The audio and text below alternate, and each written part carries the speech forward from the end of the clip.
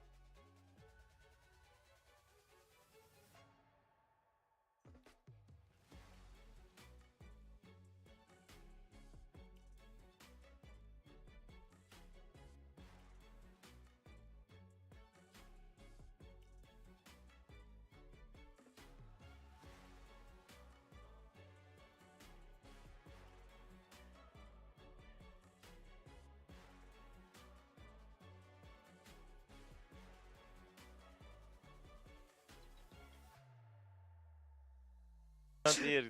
Anyway, Go. you know, you rest. No, just Spirit Wars, like it's fine. Like we're just chilling on Discord. No one hearing us. It's just fine. Number one, next. Okay, Mama. Alright, Gainer. Here. And going back, oh yeah, on you, like we're no, not this one, but like that. No, you. Just. I'm trying to say Gainer is very good, you know. Oh, so wait, this way, not this one. Do Guys, this opinion, like. let's So- talk about أنا مش Anubis. مصري. Okay. Oh yeah, Let's talk let's about- talk about Nemesis. Let's talk about Nemesis. Okay, I think the biggest impact of Anubis this season, Gainer wake up. Gainer was sleeping first season for me, and then he really wake up. He changed his table. He went home. He told me the secrets, and he started to really perform. And I think this is the most impactful thing, besides like Muffin is shooting and Anubis is working hard. Okay, I know this. But for me, the biggest impact for Anubis is that Gainer started to wake up and he became a mini famous in our league. And you know, like when he performed, most likely they are winning theirs match. And when he's sleeping, He's they are scary losing when he the match. performs. He is Yeah, scary. he's scary. I want to Feel. want to actually see him. Is like really my old friend Gainer. I believe like since 2018 or something we met each other, and I really want to see him on international tournament performing. You know, like not getting pressure and playing like he's playing at home. It will really make me happy. I totally agree with you. He's what a player to watch, to play against, and also I remember was back in the years rumors that guys actually were talking about Gainer that he's playing with some code with some equipment on his PC, and he was just like, guys, I'm just and you're bad. I remember that conversation back 3 years ago, like even 4 years ago, and now we are in a different one that he just made it to international stage, and of course. Don't want to take much time of you guys. Beck and Gainer, you need to prepare for your final, of course. So thank you for your time, and guys, see you on the field. Thank you. See you. Bye bye guys. Bye Thank you, bye for the Becca. people who is Thank you, not guys. hearing us. Bye. I love them so much, to be honest. They're old, they're just bonding, and of course, like that's bonding outside the game, but inside the game, it's a whole different story between Nemesis and between, of course, Anubis. So let the show begin, guys. Show like I love that both of them are just chill, like they have no pressure. They made to international. They're here to play for the fun of the game and for their, I would say, hopes and beliefs. Grab the title and win. Of course, we're talking about Anubis, their first title. On the other side, we have some players with a lot of experience in the final stages.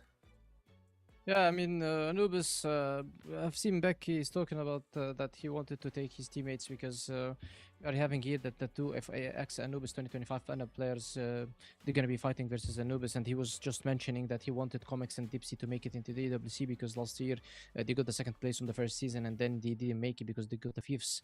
And Nemesis made it. It was them, Inner Circle back then, who took their place, so he just promised him to kind of redeem this favor for him and just the EWC, and this is exactly what happened. We are seeing now Dipsy Comics, they're going to be playing versus Gainer, they're going to be playing versus ex teammates. They play together, they play versus each other a lot, and that's what makes a low bracket final interesting, especially that we are talking about Anubis, one of the oldest orgs that's been here for a while, and they have a lot of players played with, against, and one of was Dipsy was leading this team one day, and now he's going to be facing Yusuf, the coach.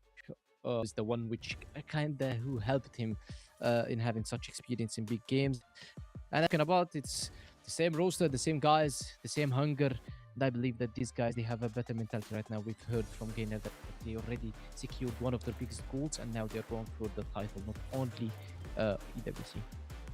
And the fact that they're playing with no pressure is the thing that's giving them the capability to play. Like when you have nothing on your shoulders, you just got your visa, you're getting ready to go to Paris, so you are enjoying your life and you're just happy. And when people are happy, they perform. Like even like casters, even players, coaches, you can see how those guys actually feel. And we're seeing gainers trying to spread out the words that we said, since we had a little bit of difficulty on the stream. But otherwise, like, you can see that Dirty is actually smiling, him and the rest of the boys, and that's something we all love to see. But let's put the smiles on the side and let's get back into the real action, which is like those two teams.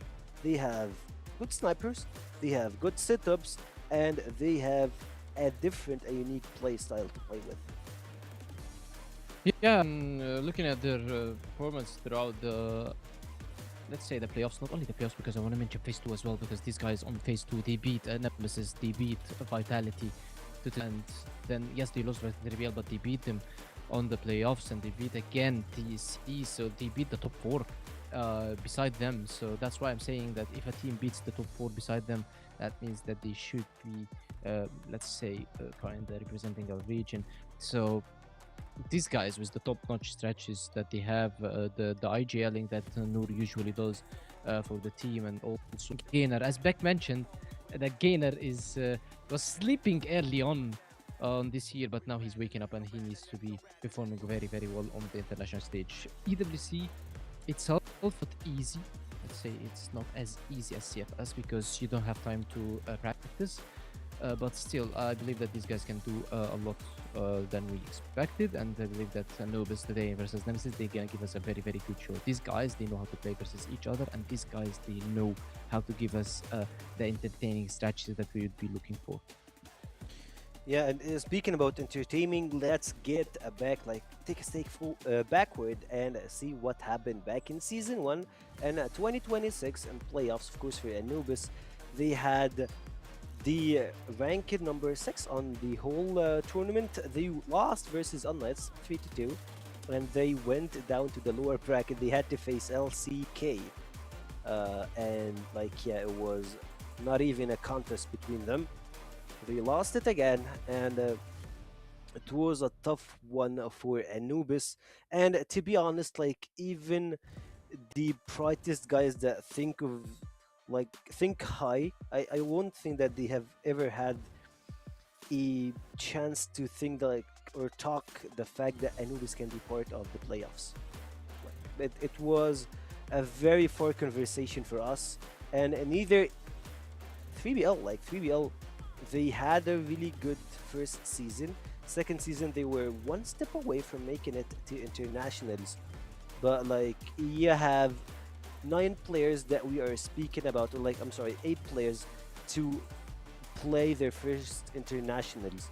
So that was something very huge that actually happened. But at least we are seeing here Anubis, a full Egyptian roster that's gonna be joining the top 3 and will be participating in the action in Paris. Exactly, and I don't think that this is only their goal, as Gainer mentioned. The guys are also looking for today's game. They want to be going back for Vitality's game, and they want to be just beating them. And if you look at the quote, it's just dirty. It said that it will come down to who sticks to their game plan, and exactly, these guys are always sticking to their game plan, their preparation that they're doing, their adaptation for in the game.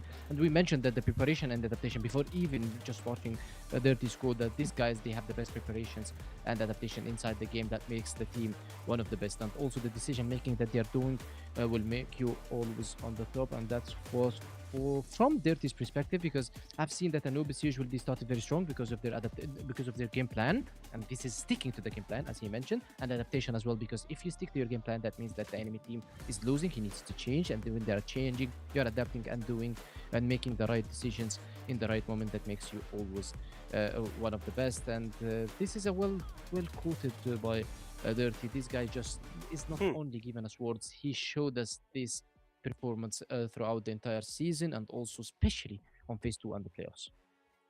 Of course, especially in the playoffs, we had a lot of really good things.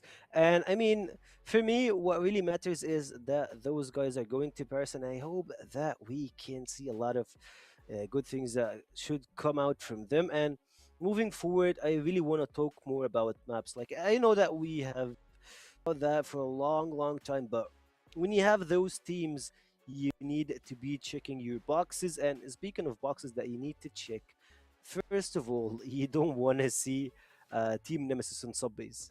That's something we all knew. Like, even though that Noob are kinda stepping up their game in subbase, but they're not on the same level as Nemesis. Like, you want to just give yourself a break and play with your things.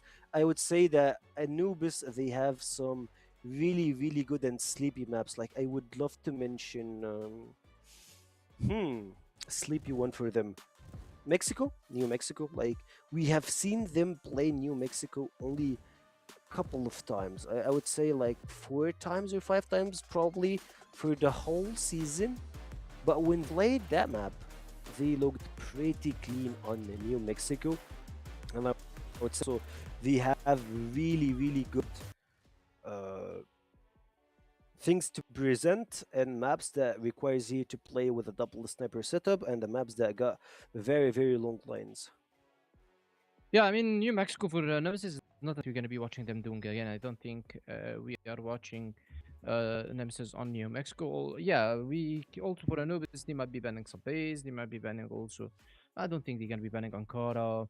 Maybe Eagle Eye if they don't, if they are not comfortable on playing on Eagle Eye. But looking at Nemesis Eagle Eye versus 3BL, it was 10-2 in favor of 3BL. It was one completely onside the game. So this gives Anubis a side of hope that they might just beat them on Eagle Eye. So I think the maps is going to be quite basic because it's a best of 5. That means that 1 ban per team. So New Mexico ban is 100% by Nemesis. Ban is like 90%, 95% by Anubis because they don't want to be playing Nemesis as you mentioned. They don't want to be fighting versus Dipsy on the vans. We've seen Nemesis doing a very, very good games on some base versus Vitality versus 3BL Galaxy lately versus all the teams that they played against. So they have a very good sub base. They have Kevin, who's one of the veterans on sub base. So yeah, avoiding sub base is going to be smart from Anubis, but banning New Mexico is going to be quite basic from Nemesis, and I don't think they need anything else. They just need to ban New Mexico, and they can play the other 5 maps against Anubis. I agree with you. And then, of course, speaking about the maps that they really know how to play, I will go to have like a little bit of talk compound. Like, New Compound is one of their favorite maps, and of course, I'm talking about Team Nemesis, since they already played like multiple times in that map, and of course, we have their record. Like, they have 80-ish win participate in that map, and of course, if we're speaking about the New Compound, they have their unique style, which is basically they defend from the second third of the map.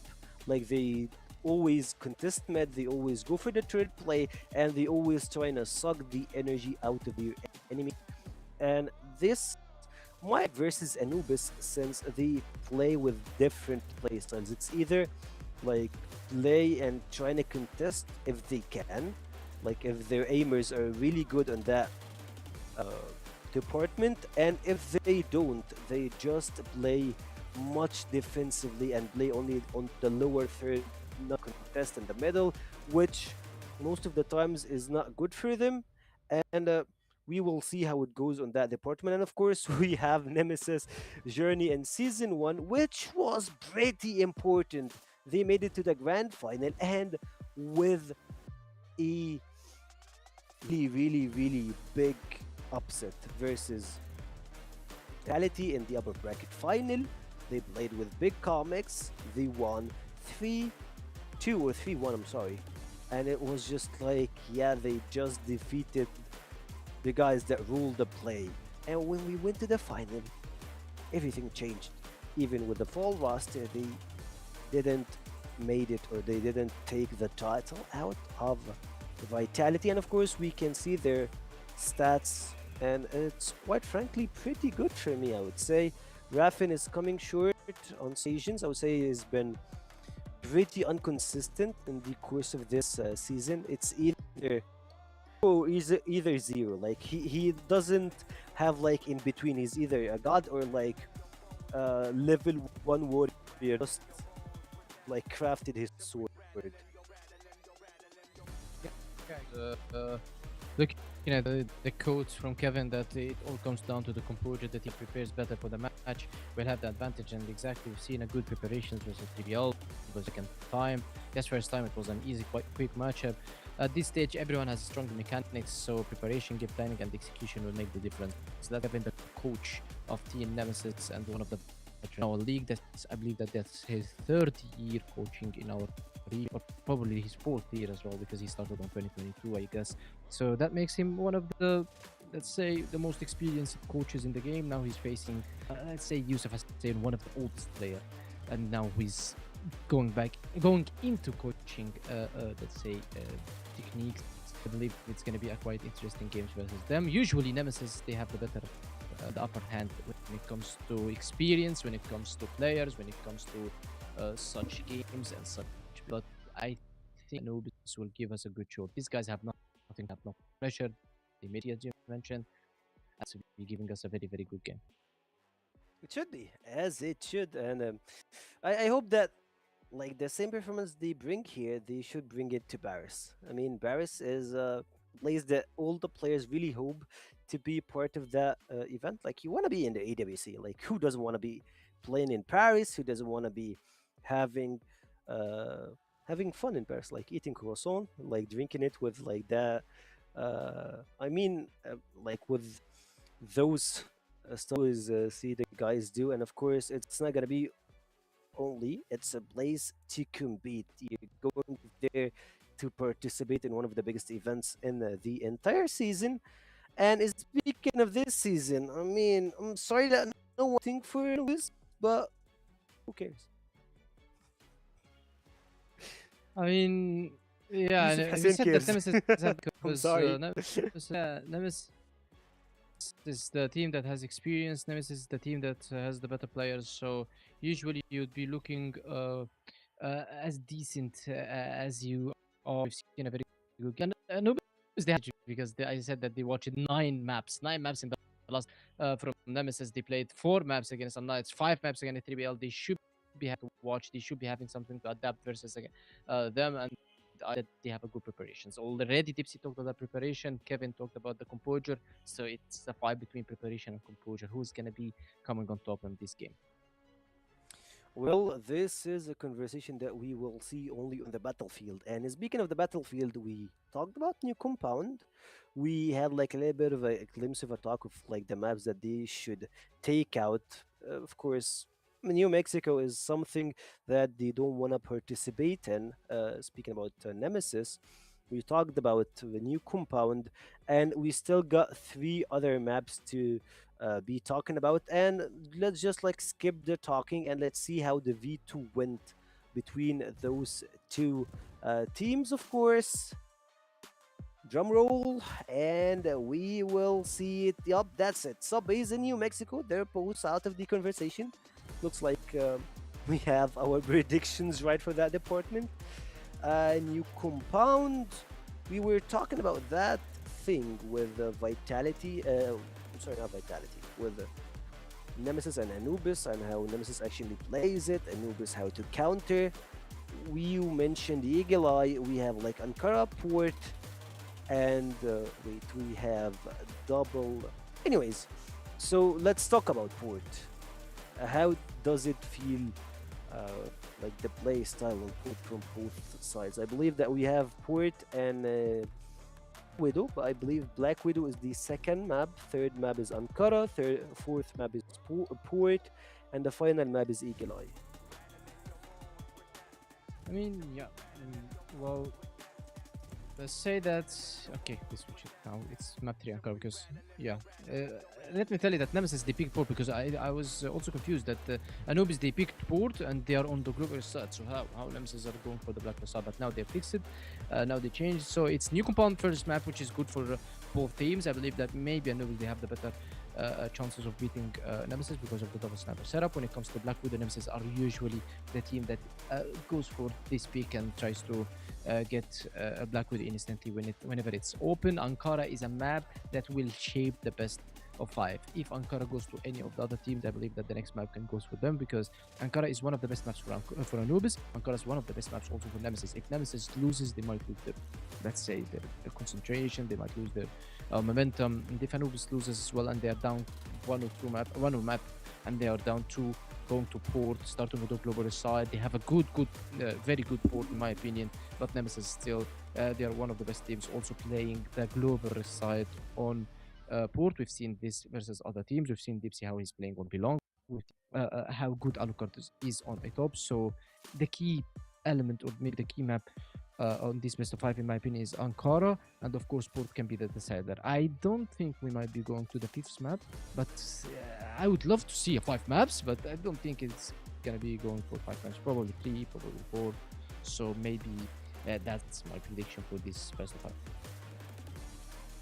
5. Bet they won't get to 5th map. I bet you that. It should be like 4 map for me also. But to be honest, it depends on the first 2 games. Let's just bring it back to this.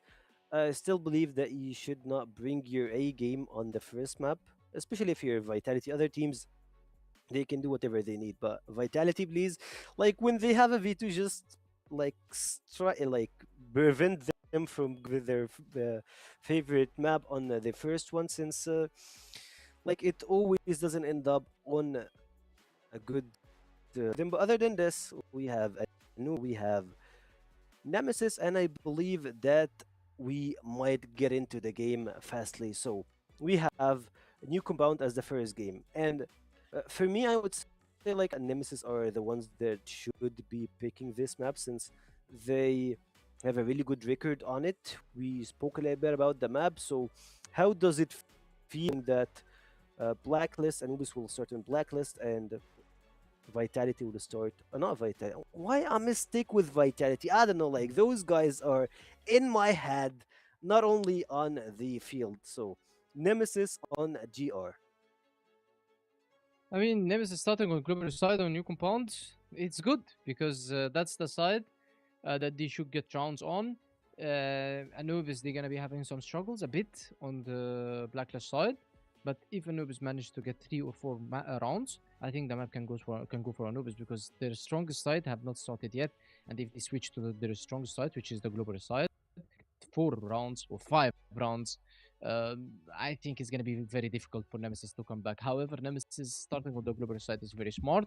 They have Tipsy as well. He's flexing the sniper. Beck as well, we've seen him doing a very good job with his sniping skills. All the focus is going to be on Alucard. Alucard needs to be locking down his side, because we've seen a very good splits from Anubis on new compound on his side, especially versus 3BL when they took the tactical pause. It was 4-2 for 3BL, and then suddenly it's 10-4. It's all came to the pushes and the executions from them onto their side. So Alucard needs to be very aware. I believe that he watched these games. He watched also the games of Anubis versus TEC, so he knows what he's going to be doing. Other than that, I believe that Nemesis, they shouldn't have any other problems on the global side, except the A side pushes that's coming out from Anubis. The B side takes, and the big and mini takes. I don't think Anubis are kind of 100% into it, but they still can do some damage. I believe that Dipsy can stop whatever Anubis is going to be doing on the big and mini. Oh, we'll see how Dipsy actually handles it. And for me, I would say that Alucard is the player that you would love to watch when it really matters. That guy actually stepped up way too big for Nemesis to make that team qualify to EWC. And for me, they have no pressure, but that doesn't gonna slack on it. I believe that this one will be one of the best games on the entire season. So I believe that we have Trav and Volt ready. So guys, take it away. Thank you to Zekio and Penguin pre-game, and now of course we're going to dive into what we've got left in this season, Volt, right? Only 3 teams remain. We've kind of whittled them all down for all this time. We've been around in CFWL in Season 2 for 2026, and we've got to see who gets a crack at Vitality. Yeah, of course. That is going to be the more intriguing part later down the line. But hey, it's great to see that those three teams are the three that are making it to EWC. Of course, maybe we didn't fully hear it on the interview, or at least the audience didn't. But that was like primarily the talk between Beck and Gainer when they were both talking in the interview.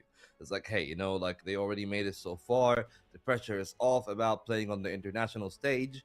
And for now, everything is about this. And I feel like, Beck has made a stellar point about like Nemesis is probably the team that is better suited for something like that. But as Beck have also said, Gainer has had a renaissance in terms of his form in the second season. And he's going to be a crucial component of this compound. Because honestly speaking, I'm not so sure why Anubis wants to go there first. I feel like it's one of the better maps for Nemesis. And like Seki was just talking about Alucard, I think that he's going to be a nightmare to deal with. Oh yeah, for sure. I mean, that dates back to my very first few games covering Crossfire, seeing Alucard fire off on not even new compound. So yeah, that is going to be interesting. I think as well, that's the most important thing kind of in a BO5. It's the ordering of the maps. You kind of always know what's going to be banned between certain teams. It's the order in which they're played, and invariably, do you want your your better maps played first? That's always the question mark. If you're maybe coming to the series a little bit cold, or you're not maybe just not really feeling it on the day, and then you need a bit of chance to play officials to warm into a BO5. There's always been a big question mark, and historically, Anubis and Nemesis, that these are two teams that can be very well matched. But when it comes to playoffs, Anubis have tried to put that to bed this season, and I think they have. But invariably, they're the ones that, when they get nearer a finish line, it's hard for them to push it over the line. And Nemesis have more experience and more slightly higher level when they get to playoffs, of course. And when we look back at previous seasons, of course, we've had the Vitality Nemesis final. So I wouldn't be surprised if we see something similar, but Anubis are here to spoil. They've been in the final before against Rock, when Vitality were Rock Esports, and they're going to want to try and get there again. Yeah, a bit of a small shakeup on this side of Anubis, but I think that they're going to still be really happy about where they are in the season. Of course, perhaps some question marks then is going to be on players like Muffin, like Noor, and whether or not they can perform here today. And especially Noor, like when it comes down to the calling, perhaps that is going to be the question mark. There's a lot of experience on this Nemesis side, and it's experience that they can definitely leverage if the conditions are right. Well, the conditions, Dipsy is also one of those smart players on the side of Nemesis, but he's going to be traded out rather quick, so only a single kill to his side, and Comics overstayed his welcome. That might be Anubis off to a solid start. We're just having some question marks about this map, but hey, if they dispel the doubt early, it's gonna be bad news for Nemesis. Yeah, those are some of the really important factors to keep an eye on for this BO5. It's who wants to push the boat out when the going gets tough, when they're up against it, whether they're down map point and it's a close game like 9-8 or 9-7 or something. Who wants to try and take that gamble to try and get a game closed in this BO5, and also some of the other factors we've seen over the course of the season, with Anubis playing very, very well as a captain, taking so much space for his team quite a lot at the time as well. So keep an eye on that. Also keep an eye on Beck. He's already on the flank. I've got no idea about it. I guess he's quiet in the end. Definitely down to Doom. Easy for Beck. He's got this one as a lock and key. Nor he's also put down to very low health. They can't with plenty of time to find a way to close this one. Nade almost done it, Nor thankfully avoids that one, but yeah, that was actually I believe Doom that was trying to play flank watch, and it was a perfect timing from Beck when it came down to that part. And then now this round is nearly over. There's a little bit of time more for sure, but with 8 points of health, this is always going to be the conclusion. Good start for Nemesis despite the early hurdles, and now the question becomes whether or not they will actually continue on in that way for the global risk slide that is off choice of Nemesis. Making sure to get early picks is nearly everything for a GR side, and of course there's a lot of belief in Alucard on the A side, but it's those pillar fights that perhaps are a little bit forced out of Nemesis, but hey, Dipsy's on some red-hot form, but he's gonna be outnumbered still. Handed it like a champ, to be honest, on that one. At least Gainer gets a trade. When you think about it, the A side still has quite some time until they can work a full-on execute. And look at the timing again. This time it's not Beck, it's actually Dipsy that is taking a flank all the way down middle. Doom should be spotted, but the timing could be opportune. If Anubis get the site clean, it might be pretty easy for them. Dipsy's on the hunt. They get the site, but good timing for Dipsy. Still Gainer. Oh, a bit fortunate, but he's going to be so happy about those double kills. He just bursted one player and got the second as well. Buy one, get one free over there for Gainer, but he is going to be down in this round now. Maybe goes in for a little bit too much when they actually pulled it back into the 2v2. He could have held back there and held an angle maybe to support Nor in the afterplant.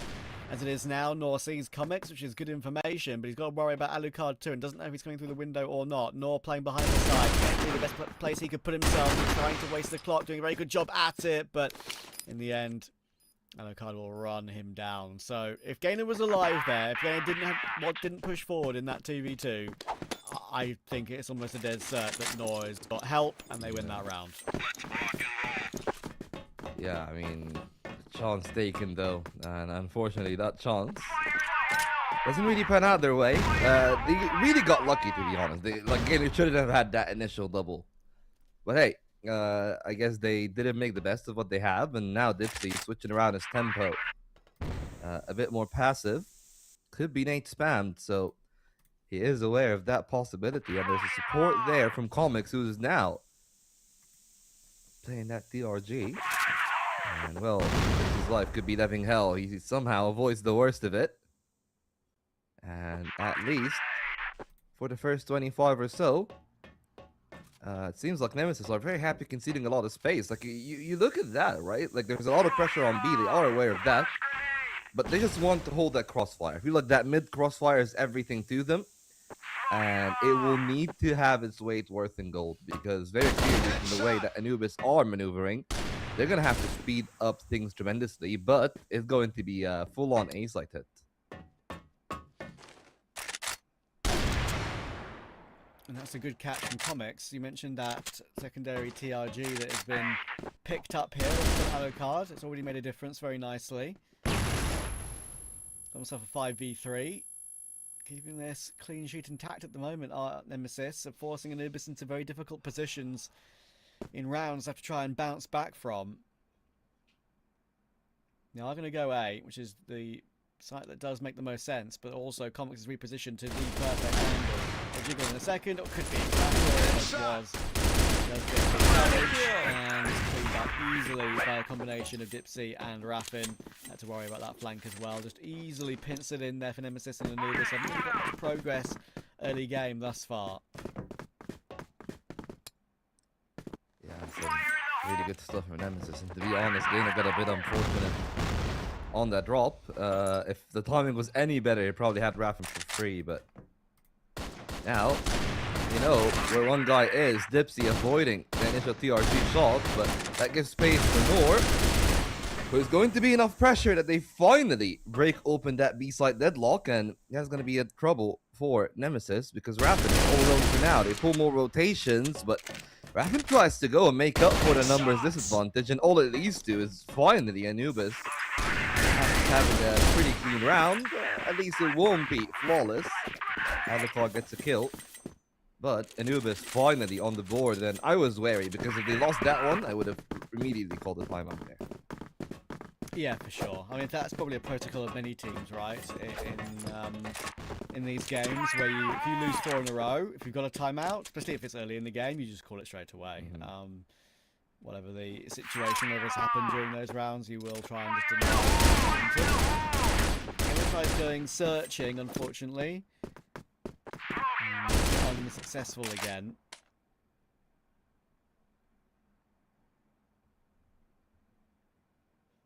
I mean, and that's such an important thing for Nemesis, right? Like, they clearly identify, hey, like, those are the strengths of Anubis. They like playing together as a team. Their trading protocols are good. And Gainer is always a nuisance on the flank. So been playing their flank watch pretty good, and that missed shot from Alucard could have spelled trouble. Thankfully, he's able to get that at once top 3, and even Dipsy finding yet another kill. A peek from servers couldn't net a score, and Muffin is going to walk into Alucard's crosshair. Already the 2 snipers leading the charts for Nemesis as expected, and unfortunately then that 4th is imminent and is going to be confirmed. It was a matter of time, and well, here's the timeout that we're talking about. Yeah, it's a position where they're already quite a way down as well, with the fact they can't even win the half now. This is a must early game. This is something we discussed as well, the possibility maybe of the Alucard form and Nemesis and all their players start well. Matt Pond's already out the window and it's Anubis' pick. We're talking about maybe Nemesis being the team that could maybe pick this one, but yeah, you can see why. And lots of animated words from Noor and Coach Yusuf, which does make sense. I think there's a lot of discussion there about what's gone wrong early, and I think by my impression, just by the way they're talking, it feels like they know they know a plan of what they've wanted to do in this game, and either 1, none of it's working, 2, they're not doing what they said they were going to do and are not sticking to the plan, 3, bit of both. I think it's probably 3, right? And again, like, you make a plan in your head, there's always going to be resistance from the other side, especially when they are as tenured as this Nemesis side, to be fair. And, from there, that's where things could get a bit interesting for this Anubis team. They got so much skill on the individual level, but if they're not going to show up here today, then everything could go wrong. And Gainer is not doing too bad, but my one question is always going to be this. Where is the support coming from, right? Like, Noor is taking a lot of space for the team. They identify where both Dipsy and Comics are playing at, but they haven't really been able to break down that position yet on pillar. And as long as they're able to just bunker down, buy a lot of time, things should be so easy for the Nemesis side. And the one time that we see Anubis finding success there over pillar, that's when everything went right for them. And then the question becomes, well, can they actually handle Dipsy long term? Because he's starting red hot so far. Indeed. Power from Nemesis at the moment.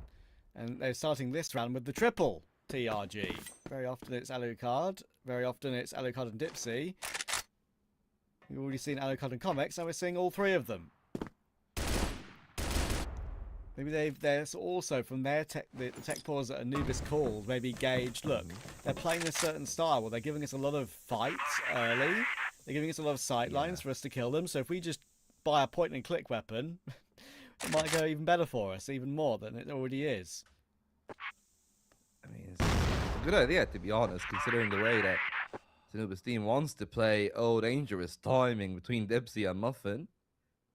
Neither of which really gets the drop on the other, but that could have gone wrong for either team, especially more so for Anubis. If they lose Muffin that early, with a triple TRG setup on the other side, things can definitely get complicated. They got 2 snipers of their own on the side of Anubis, and a lot of pressure is going to be instated on Dipsy.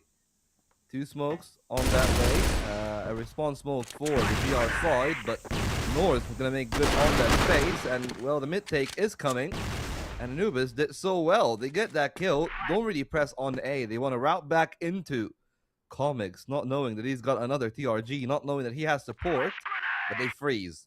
Such a smart call from their side, because now they know that there might be support on the other one. Alucard does well, too, to his name. He's got the pistol, the Colt of old, that will not be really that needed, because Comics is there for the rescue, and unfortunately for Noor, maybe he started that round in the right way, but everyone else around them collapsed too. Those triple snipers, there's a good timing here for the IGL, but he will need to at least find the one. Not seeing how close Comics is. He tries to go for the spam, works for one. Beck is on, but thankfully for Nemesis, Alucard is able to come to the rescue. That got dangerously close from there. It did. It was a real nice try. But the thing is, it shouldn't have had to have been a nice try. He shouldn't have had to be in that position to begin with. They got the starts of the round Anubis would have wanted. They got some progress. They got a couple of kills. And Nemesis, I mean, I wouldn't say it was a pure gamble stack with how they were playing on that A-bomb site, but yeah, they definitely just chose the right angles to play at the right time. And Alucard and Beck, with the peek from the window, they were just gifted opportunities. And it's not going all too well for Anubis off the back of that either. They've got an open pick in this round onto Dipsy, which is something, but now this is one they have to capitalize on. Yeah, so the timeout worked in that regard, right? Like, Dipsy was really tearing them apart on pillars. That's not going to be the case now. They get that long control towards B, and it puts a lot more pressure onto Beck and Comics. But of course, as discussed, Alucard has been the biggest benefactor already on 3 kills. That one round with the timeout. But, well, he's not going to be a part of this round early. And I'm looking at Beck and Comics. The timing on a flash or a smoke is going to be everything here for that take. Made this already, and they're going to bring out the numbers. Flashes in, Comics deleted, and Beck is not going to be much of a resistance. And Anubis finally get a side take. Now, almost the full advantage in their hands. Alucard and Raffin are probably some of the best players on the Nemesis side to be equipped in a clutch. But it's going to be a very difficult one. Alucard, yes, of course, as talented as he is, he's not going to have an easy time, especially with that wrap from middle. Muffin is there. That might be it. The round is most likely over. Alucard just trying to take his timing. Good initial kill, but there's still 3 more to handle. And at least they're giving him a one-on-one. He might not expect Noor to be outside, and he tries to go in. Only for Gainer to be the one to stop him alongside Dirty. At least Anubis find a round. But again, it's the same condition. They win pillars on B, and they get a much easier round. And this time, they didn't give Nemesis enough time, and they were much cleaner in the execution. I think Doom there very, very quickly noticed what play Nemesis were going for in this round. He's get pushed away from the middle. He's waiting, and by this time, he is. He's so far forward. We're watching the fight across all the way through on the B side of the map, but it's coming through in both sides. It's being won bit by bit by Nemesis. Double kill! Dirty will get himself another on the follow-up though, and Raffin is on the other side. The bomb is back in middle, a long way away. But all of a sudden, Dirty is brawling for this one, and this would be a huge clutch for Anubis. We speak about all the close rounds all the time, ones that can change the face of a game. It is a massive difference between 6-2 and 5-3, especially going into the final round of the half. And yeah, the fight in middle, the patience Doom had while that fight was going on in B main. Look at all the X's on the mini map down around B, and that 1X all the way back in pretty much BL spawn. It's now a mind game between Raffin and Dirty. It's going to be a long drawn out one. Yeah, but Dirty seems to have the read on him. He's expecting that push, and while Raffin have got the initial angle, he's not really pushing past that connector, and I think it's a smart play. He's in a fair bit of space. 2 concise duels. There's not really much room for the player to be in and off angle, but Dirty is going to take a sweet time, knowing that he's got it, to just run all the way to the A side and probably commit to a full pose, because Raffin, while he has moved into that B side, he still has to be very careful about where Dirty is coming from, but he's taking his time and could make it to the balcony in time. And will Dirty expect it? I mean, it's just going to be a matter of timing right now. Dirty already on site. Raffin going from underneath. There's a pawn for the C4. And it's going to confirm for Raffin where this round is coming from. And a quick and snappy headshot from the attacker here. Good work, of course, from Raffin on that one. But Nemesis are starting to get dangerously close, especially with how good it was in that pillar position. Dirty really has made them work for that one, but when all is said and done, still 6 rounds for Nemesis. And on the pace that they are going to, the map pick of Anubis is just going to be a cakewalk for Nemesis. Yeah, it feels that way at the moment. That's what I'm talking about. It's those sort of opportunities that are genuinely possible for Anubis, and if they can't find a way to grab them, then they're going to be out of the map. Especially with the quick start that Nemesis got. 7 on the first half, that really would be something to shout about. They're looking significantly superior at the moment in every given moment of certain rounds. Only 2 blips so far. Aggression from Dipsy again. Dirty caught out on his advance forward, catching him in the exact transition that I think he was ready for. When they like to move up. Beck will find Nor as well. Immediate 5v3. Rapping gainer. Everything's going well. There's a consolation recovery kill from Muffin, but Alucard knows exactly what's up. Continuing rush Muffin to push forward. Easy kill for the USP. Doom is stuck, and he's about to go into the pits of hell, I'm afraid. Maybe you'll have to play Doom to get out of this round.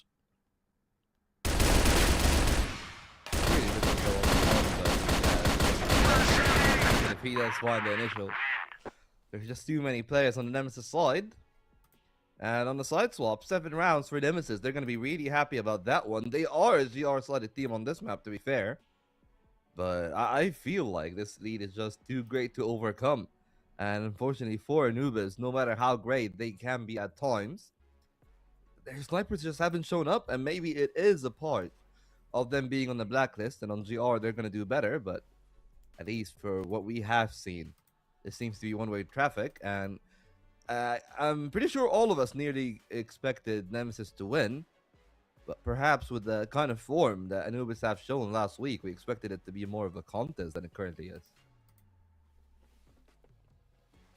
Yeah, I did too, but it's the fact that it's a slow start for Anubis really combined with the fact that Nemesis is a map that they enjoy very much, especially on the GR side. So yeah, it's putting those two things together can often lead to a scoreline like this. I'm expecting a little bit of an Anubis rebuttal, especially on this GR side. And as I always say, even if you lose the map from here, make a game of it, right? Like, make a game of it to really get yourself into the contest and make yourself feel better, rather than just the fact that you feel like you've been blown out so far. Especially when it's the best of 5, right? Like, it's all about the long game. And maybe, it will sting losing the map pick, but maybe they can actually bring it back here. Look at that risky call from Anubis. And it nearly worked out for a few. Muffin, of course, got that second kill on middle. So they got their chops there, but unfortunately they were trying to also contest B at the same time, and didn't really pan out that much for them. Nemesis then outside trying to take a timing, but Beck is called out by Nor. They're leaving no scraps open on this table. It leaves a 2-on-3. Let's try to save that one. Alucard at mid. And a late entry from Raffin towards the stairs as he tries to find a timing. Nor still stationed there with that AK-47. Early chip from Raffin, but it's not going to be enough. Eventually, they're going to outnumber him, and timing from Muffin. Deals the third for Anubis. Happy enough about that result, but more of that, please.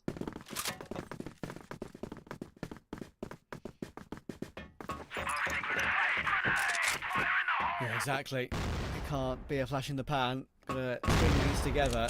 He's going to work his way forward, immediately deleting Muffin. I think he's definitely aware of the possibility that it could be that corner. They've heard him now and cleared straight away. Look how easy that is with a little bit of extra pace from Nemesis. 30 needs to replace probably a couple more kills right here, right now. But there's a utility that's about to come his way. He'll be blocked off soon. There's the blocker of the smoke.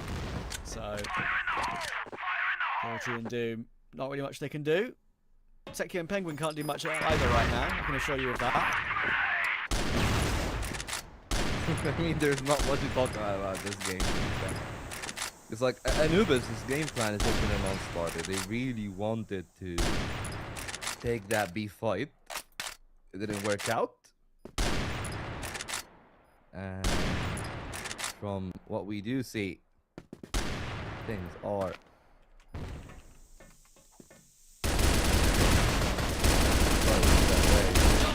Raffin and Nemesis steal it off. It's going to be 8 rounds on the board after all. And yeah, they're going to be really happy about that.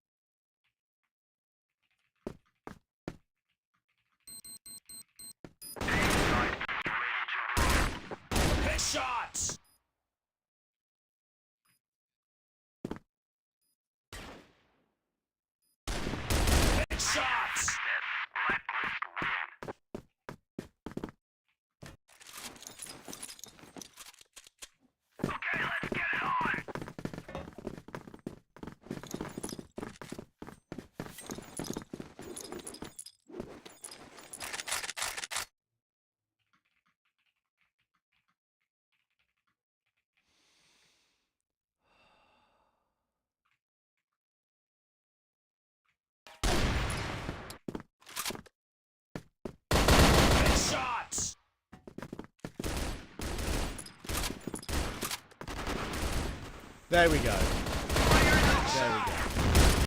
Okay, I'm going to start talking again, and hopefully we'll be going back to the desk very shortly anyway, I have a feeling, Volt, so it might not even matter. It might not even matter. Raffin is going to take more, Dirty will get another, Raffin will even find the follow-up, and guess what? That our return lasted 15 seconds, because Nemesis are going to win the map 10-3, and they're going to start the BO5 quickly, baby.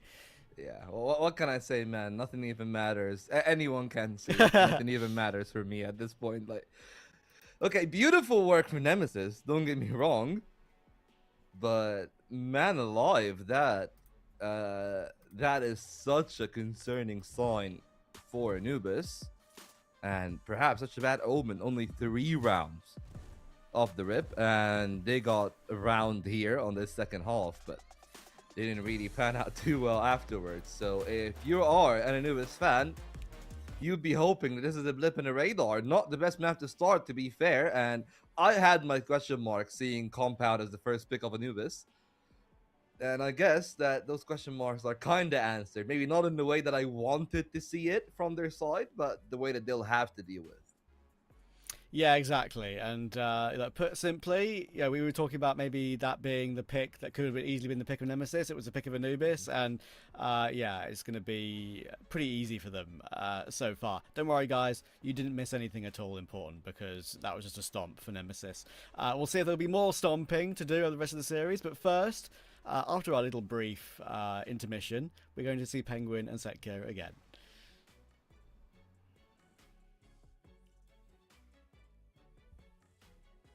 We're back again on the desk, and of course, we had a little bit of like shenanigans in the middle of the game, but of course, Yeah. we are going to watch a little bit of what happened, and it looks like that you guys were able to watch the game, especially when Nemesis smushed Anubis. It was like one-sided game. Still, yada yada. It doesn't really matter. We are going to game number 2.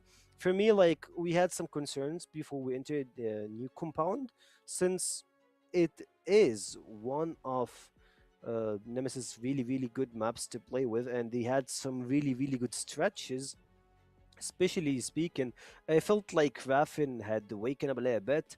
Of course, Alucard, he was feeling himself in the first half. In the second half, he came in a bit short. So, with that being said, it's just like bread and butter. First game went in, and we'll see how it goes. Like it was just a stomp.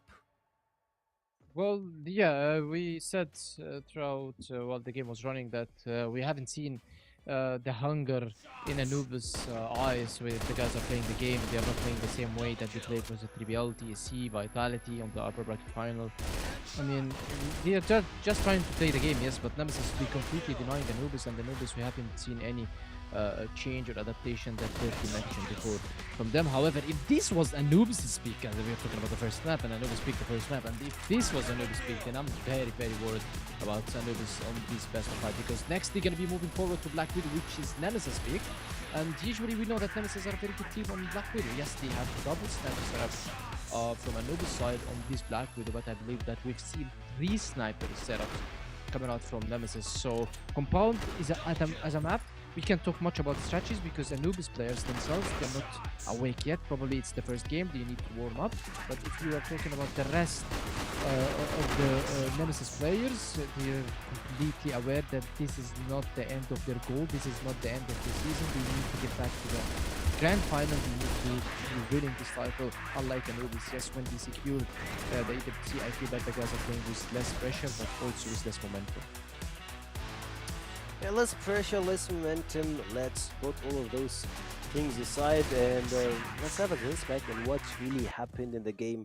A little bit of a 1v1s that went to Nemesis side, a little bit of a really total domination in the first half.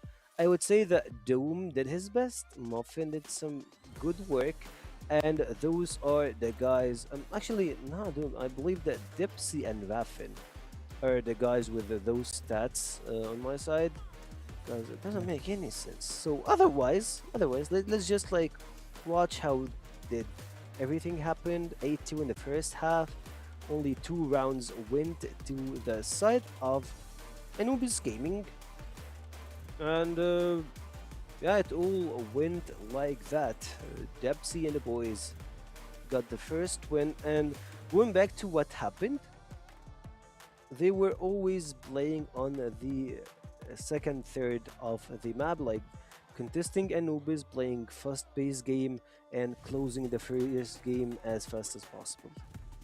Yeah, the good start from Nemesis till the end, and also the finish is just insane from them. The guys, yeah, as you mentioned, they had almost the whole map to work on with. We've seen Nemesis when they were playing on the Blacklist side, they kept contesting for controls, but when Anubis played for on the Blacklist side, and which was their weakest side because they lost 7-2 on this side, we've seen that Nemesis were denying few of these controls and trying to contest, and Dipsy was trying to play aggressive. We've seen Raffin doing very good as well. I believe that Raffin had 2.14 KD, it's not Bloom, in my opinion. So Raffin is the guy, almost I mentioned that he's the guy who's playing on the playoffs. If you're having a playoffs, if your team is just having some let's say pressured games on the playoffs, then you will call Raffin, and Raffin will be here. And I've seen 2-3 rounds from him, although he didn't get that much kills, but the spacing that he does for his teammates is the best, and also the trading from his teammates was also very good in terms of let's say roles changing, and Beck was doing a very good job on this quest. So overall, Nemesis, as I mentioned, I feel that they are a team. They are not here only to just to compete on the EWC or to go to international tournament. These guys are here to win the title. Their performance is just improving round by round, map by map, and game by game. They started very slow on phase 1. Phase 2, they started getting back on their feet.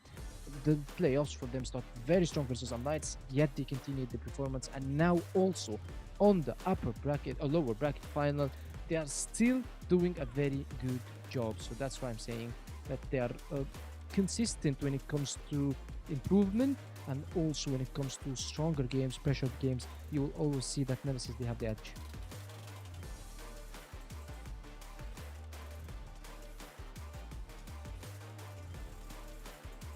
They had the edge and they had everything settled to their name. Nemesis won the first game, and we are on the edge of starting the second game. Of course, Yeah. we had the first game, New Compound. Second one is Black Widow. And speaking of Black Widow, to be fair, Anubis have a really good record in Black Widow. Like, both teams, they know what they love to play when it comes to this map. And Black Widow, for me, like, I don't know, it feels like it's vice versa. Like, Anubis picked New Compound, and Nemesis, they picked Black Widow. And for me, Black Widow, Anubis are better on Black Widow. At least if they did put in like 100% on this map, I believe they can win it easily versus Nemesis. And like, you have Muffin, you have Doom. No, I'm sorry, not Doom. Muffin Dirty. and Dirty. Both are like the core sniper for you. Muffin is the guy with the riskier playstyle, the guy that pushing the second half, trying to take some, I would say, sneaky picks to your team. Like, not a sneaky, but everything that matters is he's playing aggressive. You have the other guy who always hold you in the backside. So both are good. Both have their own unique styles. You can depend on them. And Black Widow is a good example to be participating in. Yeah, it's very good for Anubis if they want to redeem themselves and they get back to this best of 5. Yes, they lost the first map, which was their own map pick, but still they have a very good chance of beating Nemesis on the Black Widow map. A map from your own choice, that means that Nemesis is going to be preparing something, but that doesn't mean that Nemesis is going to be winning, because Anubis also, they pick New Compound and we haven't seen anything from them. It's probably because the first map, the first game, the guys are still not awake. They're It not doesn't in, count. yeah, not in 100%. And we've seen Gainer on the interview. He said that, hey guys, my goal is done. We are here done. But then here comes the coach. He reminds us, no, that our goal is not done yet. We need to be going for the final. We need to be winning the title. So I believe that this is going to be the pep talk between the players and the coach between the games. Not strategic wise. It's not, let's say, mental wise. It's all about reminding you guys what your goal is. Because I don't think we haven't seen any strategic wise from Anubis. That doesn't mean that these guys are poor on in terms of strategic wise.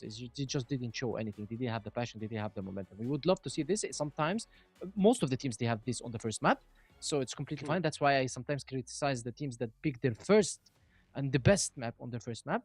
Like 3BL, what they did on the last season, where they picked their best map on the first map. Usually, your brain, your mental, your momentum is not 100% on the first map. So if this wasn't your best map, then so this is a 1000 IQ from Anubis. Of course, it's not their best map. I would say that. To be real, Black Widow is one of their good maps to depend on. And speaking of depending on someone, we should depend on Volt and Trav to bring this one home and make us watch that glory best of 5 go to a better place. So guys, take it away. Yes, sir. Let's get into map 2. And I think, put very simply here, if Anubis don't win this one, it's a long, long way back. I'm feeling like it's going to be closer. 100%. If this map 2 is not closer than map 1, I will be massively shocked. But I do think, that if they don't find a way to win it, even if it is a close one, they're having to play but catch up on a reverse sweep from 0-2 behind is going to be a bit too much for them. So, yeah, it's a must-win. Yeah, I mean, hey, he's talking about glory. I think that there's glory for one side only in this best of 5 so far. And you can even see it in the stats, right? It was already decent stats for Nemesis when it came down to that compound. Good stats for Anubis. But the problem is, whenever those two teams have played on the Black Widow, I haven't really been that convinced with Anubis, right? Like, here's the thing. They do a lot of good stuff, but just like 3BL when they also play the Black Widow, that there's such a swingy team depending on a few of those duels. And Gainer, while he's been good so far, he hasn't been world beating, and he'll need to be as such. And I was just talking about 3BL. Well, it's that exact same setup, right? Like a very heavy attention to barracks on the Blacklist side, as they always love to leave a lurker there, but weirdly enough, they're leaving the C4 out with Muffin towards barracks, and that's probably a risky play, to be honest. And as you can tell, Muffin is like, yeah, I don't want to C4 that much. I just want to be free.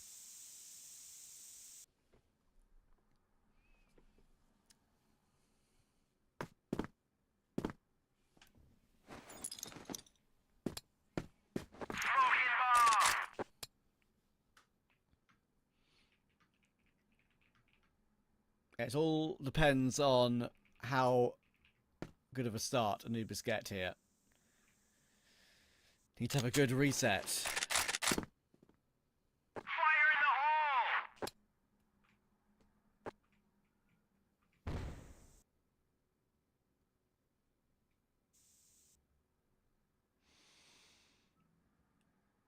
Well, they are trying to, I guess, work it. It's not going to be an easy time, though. 3 TRGs on the side of Nemesis.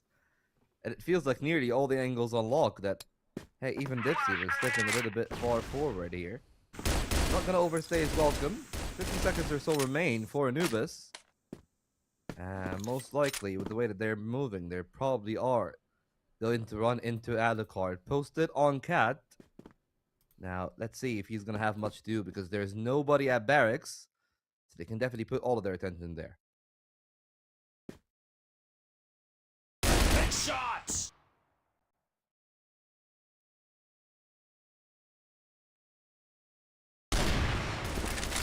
Good shooting from Muffin.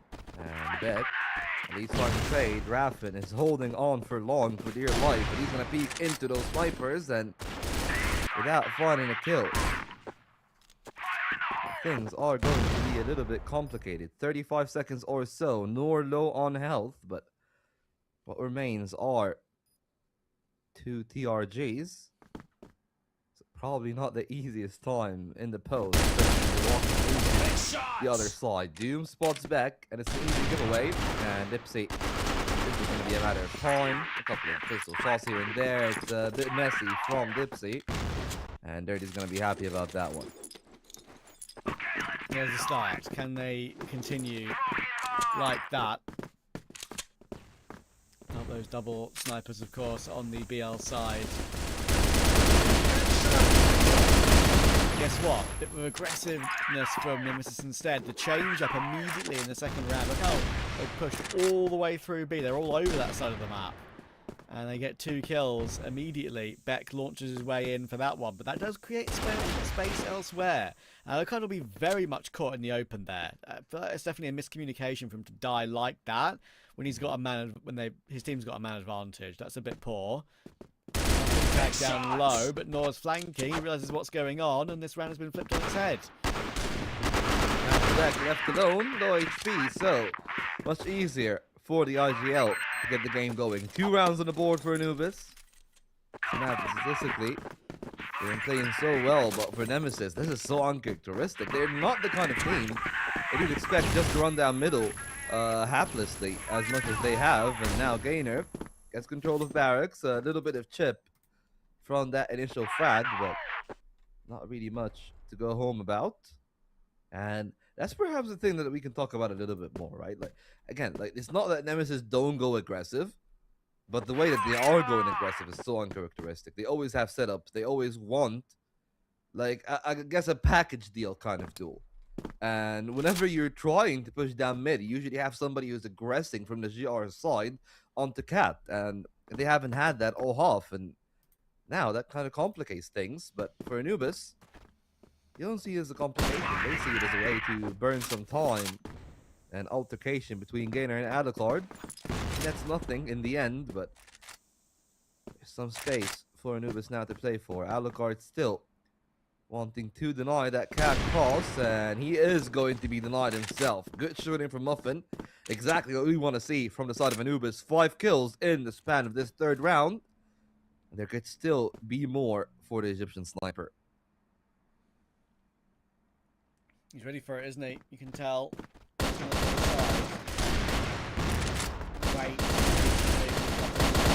For him to have a sort of peek while his riflers are moving up with him. It works to perfection. Dipsy's got nothing you can do from here.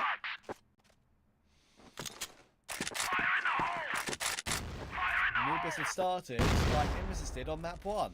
Very good sign for them.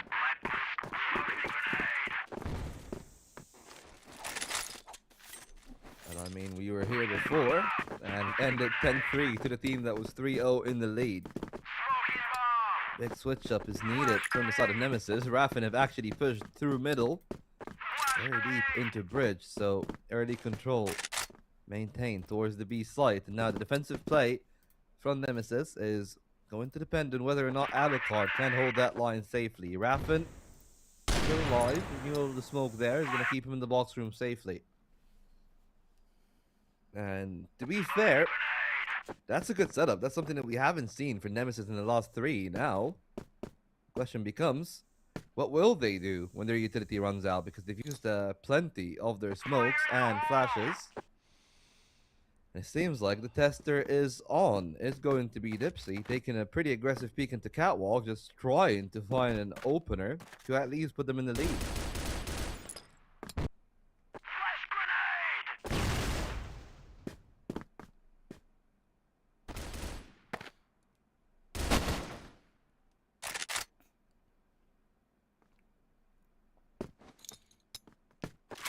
Put that across the map right now, nothing too crazy. And he's now going to go looking for his cheeky peek, as he so often does. It's on a random timing. That's what, you know, Nemesis will be very aware of throughout the entire game. That, you know, Gainer will have his moments, but he'll try and push the boat out in certain moments and try and be unpredictable when he goes for fights.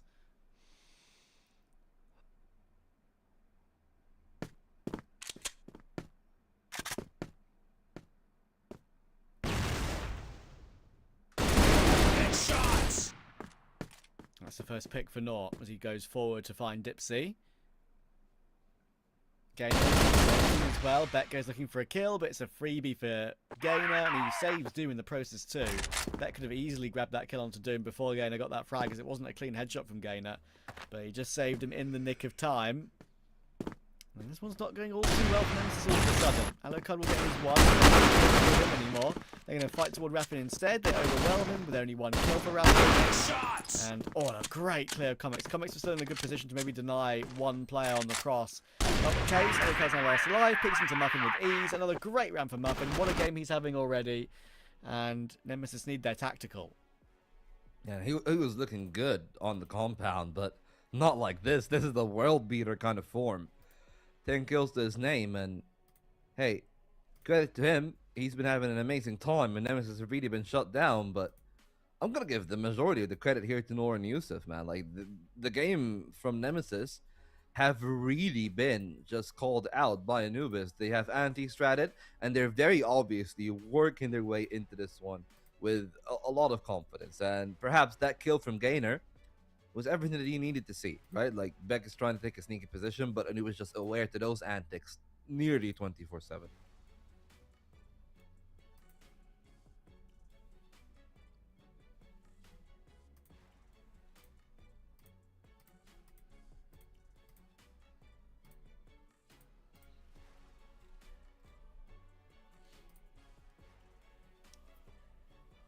Yeah, it's funny how this is a exact carbon copy of map 1, except the other way around. There's no progress really for Nemesis early here, and that is why when we talk about, you know, map pick, maybe there'll be some people watching, few and far between, maybe who have not seen a VO5 or Crossfire before, thinking to themselves, well, you pick the map and you're getting owned on it. What's going on there? It's happened twice already for both teams. It just, that can be the way BO5s go sometimes when it comes to the veto, if they want maps in a certain order. You know, thinking about what they would possibly play 4th or 5th, if it goes all the way, what is most comfortable for you. And yeah, there is an argument that you kind of want to get a map out of the way. early on. It's a long evening. Nor was still very animated there, you could tell. Even though they're winning the game pretty comfortably so far, he knows to want to keep it that way. Yeah, well, to keep it, they'll need to do more of the same. And I guess Muffin, can he do more of the same is the real question. They spotted Raffin on the aggression, and that's Nemesis just sending in the full force. 2 on Bridge, 2 on Cat. And they really want to deny as much space as possible, but it has never been a problem about those initial 30 seconds. It was always the case of what happens after that initial set of smokes go down. Because once they do, and Anubis gets that bit of clearance to start moving, their sequences have been a lot better. And perhaps a part of that is because once those smokes fade, most of the Nemesis players just back off. They're not really willing to handshake some of those sequences. And it gives confidence to the Anubis side. The Anubis side that now is thinking about working their way into Bridge. The smoke a little bit too shallow. So it gives more space for Anubis. And they could try to play out the back of this and just get a flash in. But tough times for Dipsy with all the nades raining down his face. Can he survive? Tries to go to the box room. And finds the right timing to stave away the danger for now. It forces rotations, but Muffin still shutting down nearly every single player in the server. 2 already in his name, and he's still anticipating a third. They know that Dipsy was there. They know that he is close, and now they know that there's at least one more in window. So even more patience from the side of Anubis. The flash is there. Can Dipsy find targets? He can find 2 somehow on the pistol, but is it enough? Is going to be the main question. Still a 2-on-3, still advantage for Anubis. Yeah, that was a really nice attempt from Nemesis, considering they're still down. They're very much down in that round, and they're still down now even. But the flash and push through was unfortunate for Alucard to get caught off by Gainer, and the round is not going to go their way anyway. Muffin's having a brilliant map so far. Oh, he's not missing a beat, is he? He's hitting every single player that comes his way. 5-0 at the blink of an eye. 14 kills. Exactly, that's what I was thinking, right? Just remember the 10 that he got before the tap. I think the deal could still see some more. Trying to find an opening. They softened them up for the newest players. They have not found the foils just yet. 2 from their side, and now it's Gainer's time in the limelight. 2 on the 417, and there's still a third in the midst of the action. And that's going to take Dirty down, but now Gainer is aware. Can he find that kill or not? That is going to be of the utmost importance. Now he's pressured from the other side. Gotta be very careful. Too many players on his side, and Nemesis finally put one on the board. Rise and shine. They might just grace the server, but that was a risky round, and one that I think will not really happen that much again. He got a little bit fortunate to catch a Nemesis, or to catch Anubis rather, on that very heavy Derek's aggression, but this time Anubis are a lot more methodical in terms of their approach. You're not handshaking duels, just taking advantageous angles, getting the setup for Doom, and that is how they got their 5 rounds. Yeah, you're right. The thing for Nemesis is they can take a gamble like that and play a bit more aggressive, play a bit more crazy, but you can't keep doing that. It's only a gimmick move to try and get 1 round, and of course that doesn't mean anything really when you're already 5-0 behind. So it's just a beginning, just a start. They've got to win rounds in many, many other ways and variations as well. Flash grenade! Fire in the hole! Little pokes and prods from Anubis over towards short and around middle. It's the classic take of bottom mid. Show presence there, try and force some players away. But Nemesis are taking information again. Look where Dipsy is.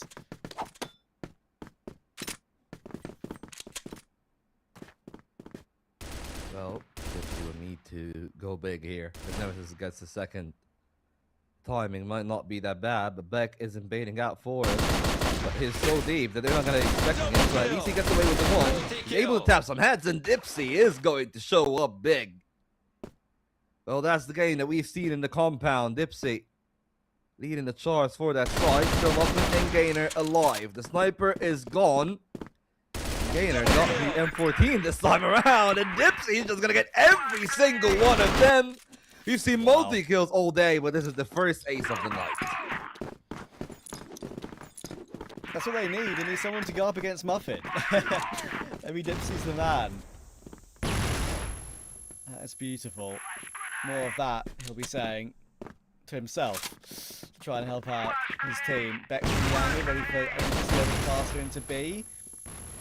When are they going to be ready for a Beck swing? That is the question. Again, he's got utility drawn. He should be a dead man walking whenever Beck has going on. Of course, how wall bangable that box can be with the M14. He gets 2. It probably could have been 3.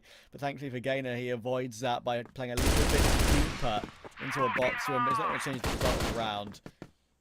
Might have lost the round immediately after the tackle. Everything else has really gone cleanly Nemesis' way since then. And they have a chance to get an even half here.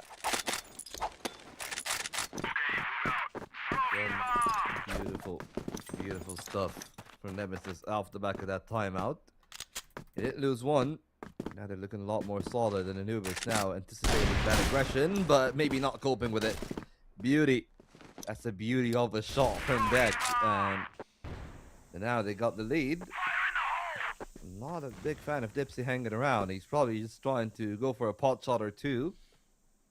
But as long as they maintain bridge control, Dipsy really needs to overstay his welcome. And when he does, that's probably like 90% of the hard work the Nemesis have done for naught.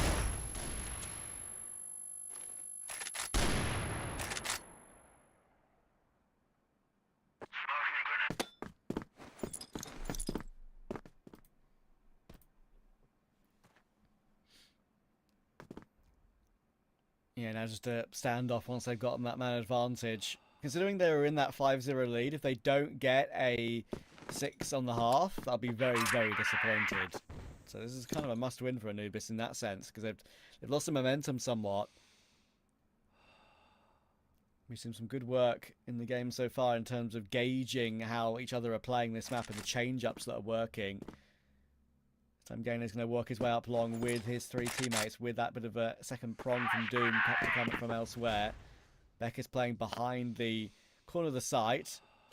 Alucard playing this really long-range angle that we've seen work out many, many a time. If there's a deep grenade in, maybe it won't be as easy for him. They do peek ahead of that, though. So Dirty will go down, recovered into the 3v3. Bomb is now in tow over toward Long, but not anywhere near that plant yet because Beck's in position, but he only gets 1. And Alucard will jump in, get a quick kill. They don't drop the C4 on the site, but the thing is he's in the open. And that's when Doom can come in and help out. So there we go for Anubis. They do get 6 on the half, which is acceptable. I think if you were asked them if they wanted that at the beginning of the map, they would have taken it. But considering they were 5-0 in front, you could argue it could have been better. Yeah, and maybe it might have been better, but still, they've basically taken away the timeout for Nemesis, so that's also another advantage to their hand. And with how good Muffin is on this Black Widow, maybe that lead is enough. I'd definitely say like Black Widow's is one of the more balanced maps. It's not like a 50-50, but it doesn't swing as heavily towards one side as maybe some of the other maps in the pool would. Like, I don't know, like you think about an Ankara, I think about a Port. I feel like those maps are very heavily decided by the one side that the map is favored on, namely GR and BL for Port and Ankara respectively. But hey, 6 rounds, still good enough, especially if they get off the woodwork, and they nearly got an initial kill there. Gainer trading blows from the other side, but he's gonna be the one to go down, and really a repeat from both sides, one that I'm a little bit baffled about, but hey, if it works out for Anubis, it does, and Nor is going to be able to find a multi-kill. That brings it back to a 3-on-3, because of course another kill has been found. Muffin is no more in that one, but a slight advantage for Nemesis since Nor is taking a lot of damage in that trade.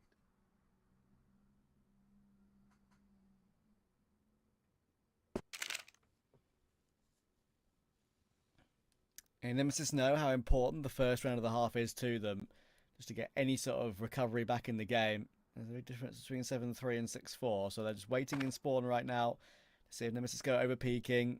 holding these long-range lines to see if one of them goes peeking for information, and they'll know that, Anubis, right? That's one of the things that we've seen previously, that maybe they'll overpeak slightly when they don't get information and they just walk into the patience of a team like Nemesis. That's why Nemesis are waiting, but they've been given nothing this time.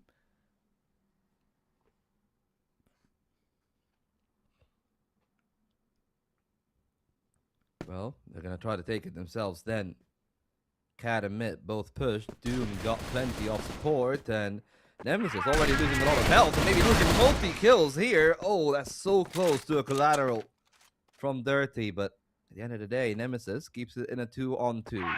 HP very much in their favor, but they are aware that Noor is close by, so that's why they slowed down for a little bit more. Now they get in the box room, and they can contest clearly. Noor trying to take a timing. He's all the way in the other window room, and that's going to give a timing for Doom himself. He might be low on health, but it will not matter if they cannot find a connection.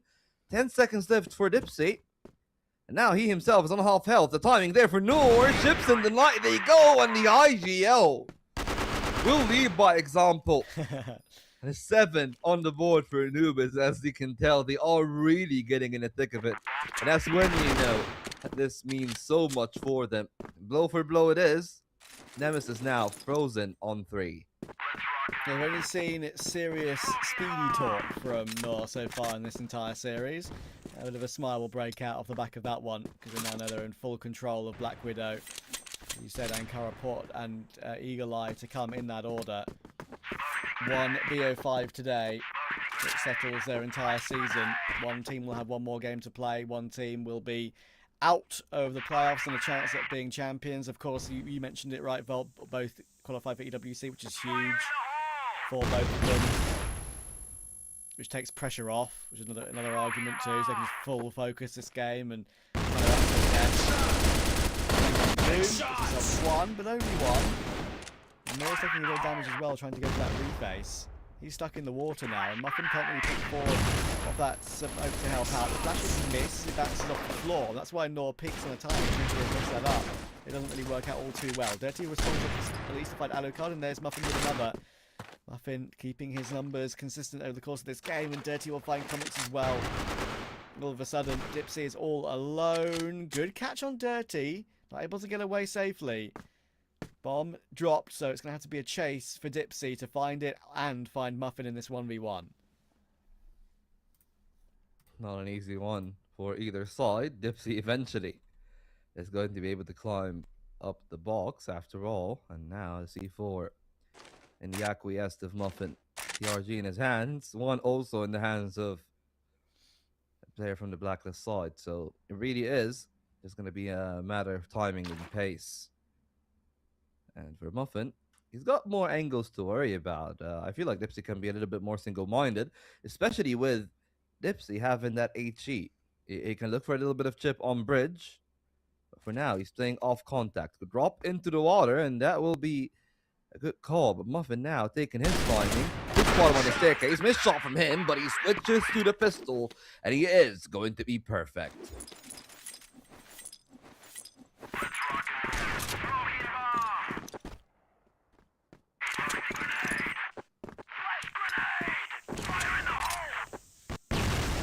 He's unbeatable so far on map 2, isn't he? He's reading everything perfectly.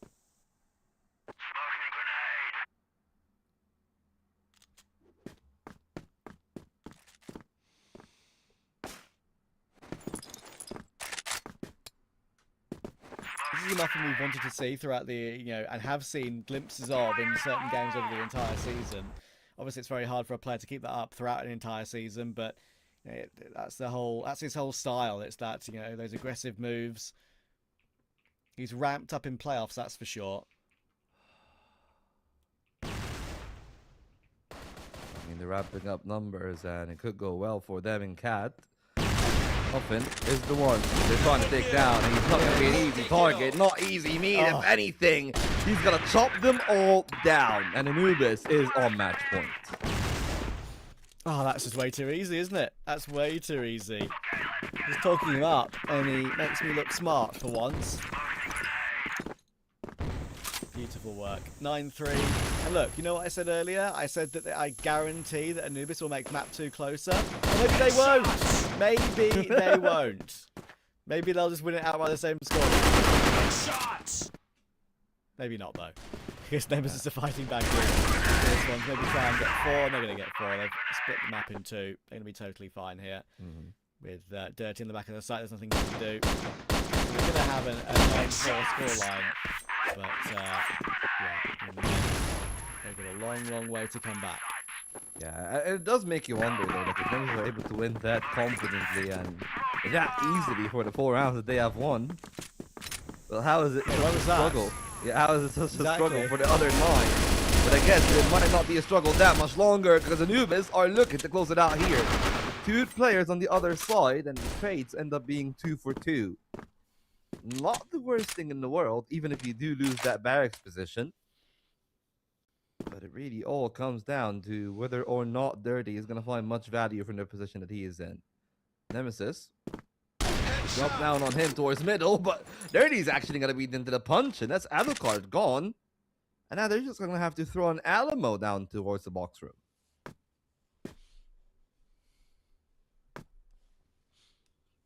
Yeah, and Gainer's doing the right thing.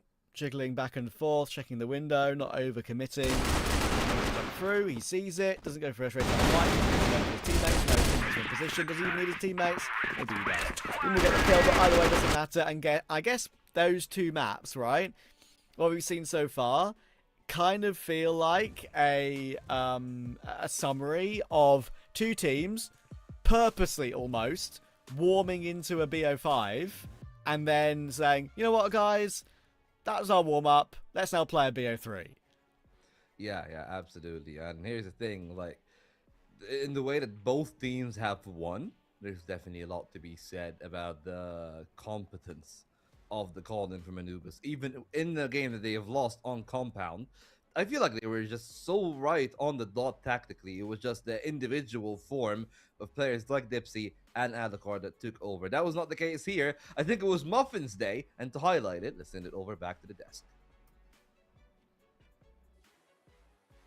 Volt, I agree with you 100%. It was Muffin's day. That guy just felt himself and he was casually dropping multiple kills everywhere. Like, speak about the bridge, speak about the A main, speak about everything. That guy was just unbeatable. And that brings us to a conversation.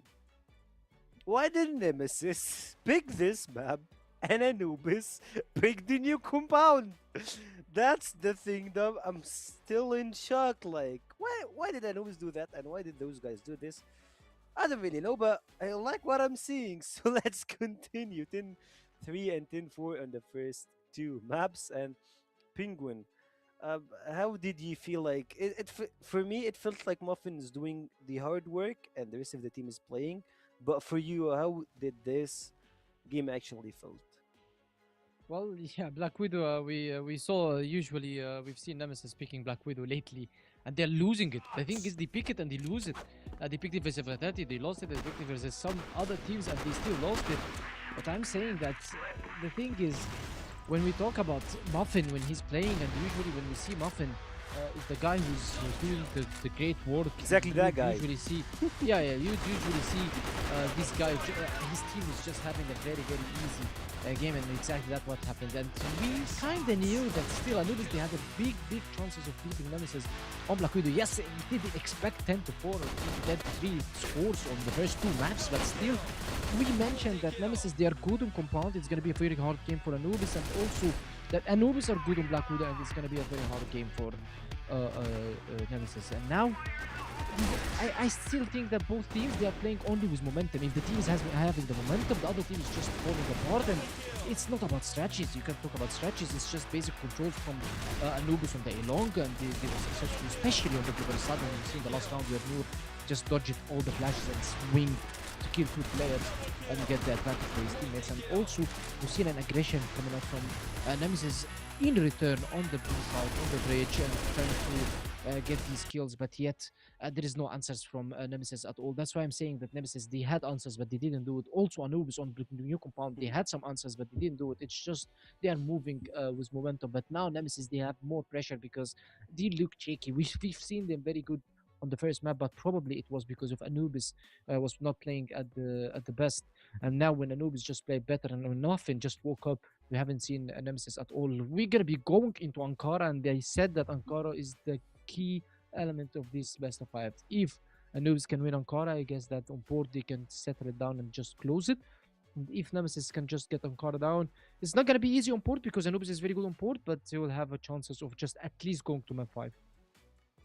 Of course, there is a lot of chances for us to get into map 5, but I believe that after the 2 games mark, like those 2 guys are actually making some really good progress for me. That feels like they're going with the fast-paced games. That's something I just love. Like, if you're going with fast-paced games, you're making it very obvious that we're enjoying the game. Like, this is how I really enjoy it. Like, sometimes, yeah, we take like some stretches. You just jump into conclusions, try and overthink some plays, do this, do that. I mean, it works since we're in competitive gameplay. Yeah. But like still for the viewer, like for the average viewer, like guys, we need some action, and this is the description. Like Yeah. if you're gonna describe action, describe fast-paced games, here you go. This is what you would love to see. And for me, it didn't have a lot of I would say strategies that they followed. It was just like fast-paced games. You do this, you do that, you close the game. And speaking of fast-paced games, you have Muffin that was pretty fast on every aspect of this game. Yeah, 2.5 KD on Black Widow is just a nightmare for Nemesis. Catch Nemesis him as if well, you they can. lost all. Yeah, Nemesis just lost all the momentum that they got from the first map because the first map was a storm for them. It was 10-3, and now they are back on 10-4 loss on their own map pick, which is one of their strongest maps. It should be. Yes, we're gonna be going on Ankara, a good map for both teams as well. But I still think that Anubis, we haven't seen the best out of Anubis on the first map. But if Muffin just wakes up, and that's Anubis when Muffin's waking up, I believe that Nemesis is going to be having a lot of troubles. And as I mentioned, Port is a map that I would bet my money on Anubis. So if Anubis just gets Ankara, we might be seeing Anubis back on finals again, and they're going to be the rematch of Season 1 2025. Otherwise, Nemesis, if they get the win, we might be, yes, Anubis might get Port as well, and we might be going into Eagle Eye. And if it went to Eagle Eye, Nemesis are a bit shaky on Eagle Eye, Anubis were way shaky. So it's going to be a very good, interesting game to watch on Eagle Eye. Oh, okay, so you're calling the bluff for both teams on Eagle Eye. For me, I won't call Anubis bluff on Eagle Eye. With that Muffin, the guy that he's feeling it today, I believe that they really can do something out of Eagle Eye, and they can just bring it to the final, bring Anubis to the final. He is a really good sniper, and not only Muffin, you seem dirty. Like, it feels like there are 2 sides of one coin. Like the main part, I would say it's Muffin, and the second part, like the head and tails. The head is Muffin, the tails is dirty. And to flip that coin, we should get into game 3. But before we head to game 3, we'll get to a short 2-minute break and get back to you with more action in Crossfire.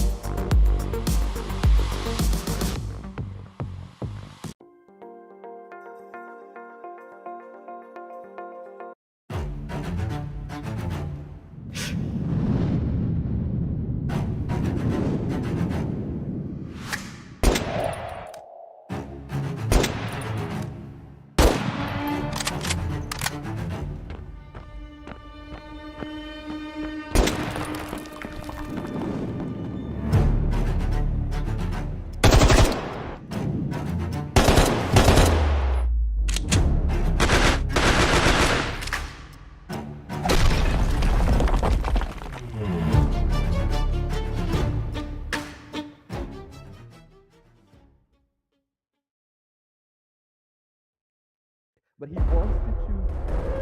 Oh, it's going to be that 50-50 here. You don't check him from up above, and he is going to rain. Now on the inside angle, should be able to find the multi-kill, and there it is. Yeah, mops and all.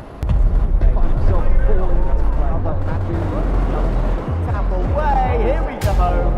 The last couple of rounds, it will be this time too. Last play, multi-kill. Able to find up some triple kill action.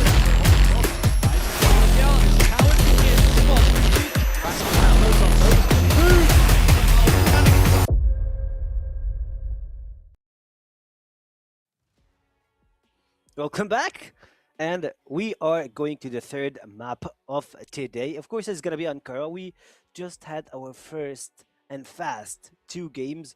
1-all is the score, and the bottom line of this best of 5 is both teams are in EWC, and both guys are trying to hunt this title. So, who's more hunger? We will see in map 3.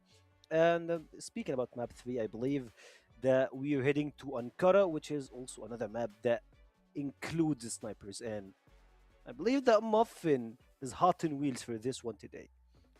Yeah, Muffin loves to play Ankara, and it's one of his best maps. I mean, if Muffin just goes in guns blazing, as we've seen from him on Black Widow, I believe that Anubis can have the edge, because we haven't seen any answers from Nemesis on Muffin when he played very good. So it's going to be very, very painful for Nemesis to beat Muffin, because if they do so, they have to fight also versus Dirty. So it's like, as Beck said before, it's either beating Anubis very easy or just losing very hard versus them, and exactly this is what happened. I totally agree with you. Anubis are just one of the teams that you either win them as a stomp or you will fall on the track. But I gotta be honest with you, if Alucard just brought the second face, like the other guy, the darkest secrets, like the man who's just bringing the all 110% of his like play style, of his shots, of his play, I believe that anything can happen, and it's gonna be a sniper battle between him and Muffin. So before we get any time further, let's just bring this one back again to Trav and Volt to see how it goes. Yeah, it's a BO3 now, so those 2 maps, you can just forget about them entirely. And honestly, other than Muffin's God Tier performance on map 2, you can kind of forget about them. They were kind of very, very quick affairs that were done in a jiffy. So for all the marbles now, to get that grand final appearance, we've got a BO3. And yeah, it's impossible to know where it will go from here, Volt, because we've both seen both teams each play very well on the first 2 maps in different ways. So if Muffin continues to play really, really well, I would favour Anubis ever so slightly. Yeah, and that's where things actually are going to, I guess, be at a knife's edge for me. That, you know, when I'm thinking about this, and I'm thinking, like, hey, who's going to be more consistent? Like, there is a wealth of experience from the side of Nemesis. We've seen those guys, and I always say this about this Nemesis team. They're like one of the floor raisers in the league. But even on a bad day, you know, like Alucard was still serviceable on that Black Widow, even when they were losing. It was just them, perhaps, not really having the best of chances here. And for now, though, Anubis start on the GR side, and that's the harder one of the two. So if I'm on the side of Nemesis, I'm going to try to see how far I can take a lead here, because they start off on the right foot on Ankara. They still have a real chance to make it 3-1. And it's not going to be Muffin. That is not going to be the first DRG if they're going to go through the underpass. It's Dirty on that line. An easy one to get a freebie. And Raffin is first facing in. And he's going to go down. That's it. No execute. Instead, it's Alucard from middle to get a trade.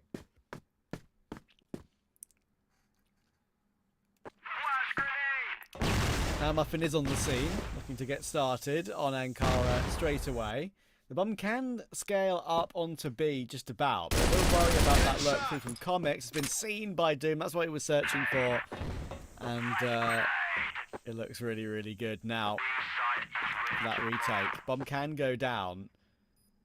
But they are 3v4, and this is what these games are all about in important moments, right? Even when we're in the first round of the game, winning retakes like these, or maybe winning it in the afterplant if you are Nemesis, is a big deal. That's what Vitality are probably the best team in the league at in general. We've seen so many rounds that they just pull back from a disadvantage when they got the bomb. Finally, flank all the way around, will catch Muffin off guard. It works to perfection. Dipsy will get 2. Doom is not on that defuse. 10 seconds to go. Very, very low HP. One bullet is all that's needed, and he'll get it done. So, good start for Nemesis, and I'll try and continue to build upon that. Yeah, but a glaring hole in the defense, and Alucard just finding the timing there through middle. Something that I have a feeling is not really going to happen so often in this half.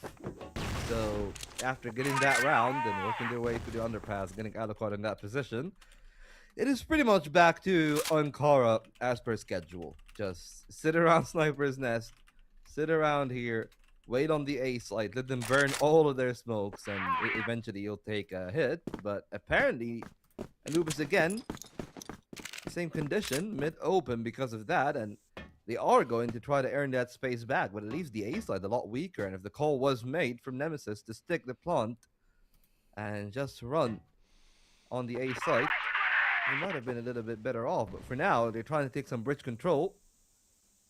And at least for what it's worth, that bridge angle seems to be theirs. Anubis are playing a very reserved game so far for the first 2.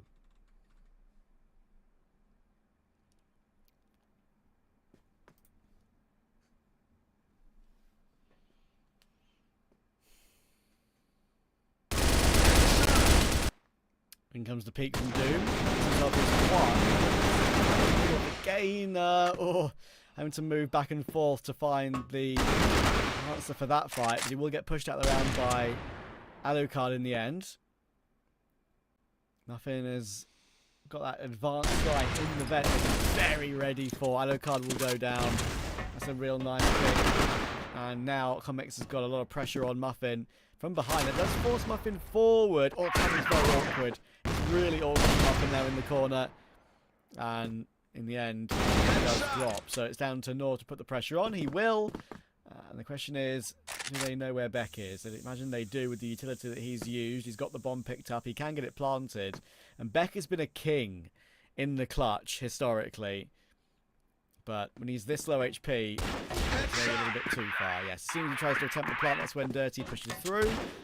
And Anubis will hit straight back. Yeah, good work for Anubis to actually hold on for this round.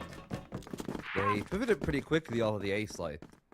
And unfortunately for Nemesis, by the time they went back to try to hit the A site, the timing was gone.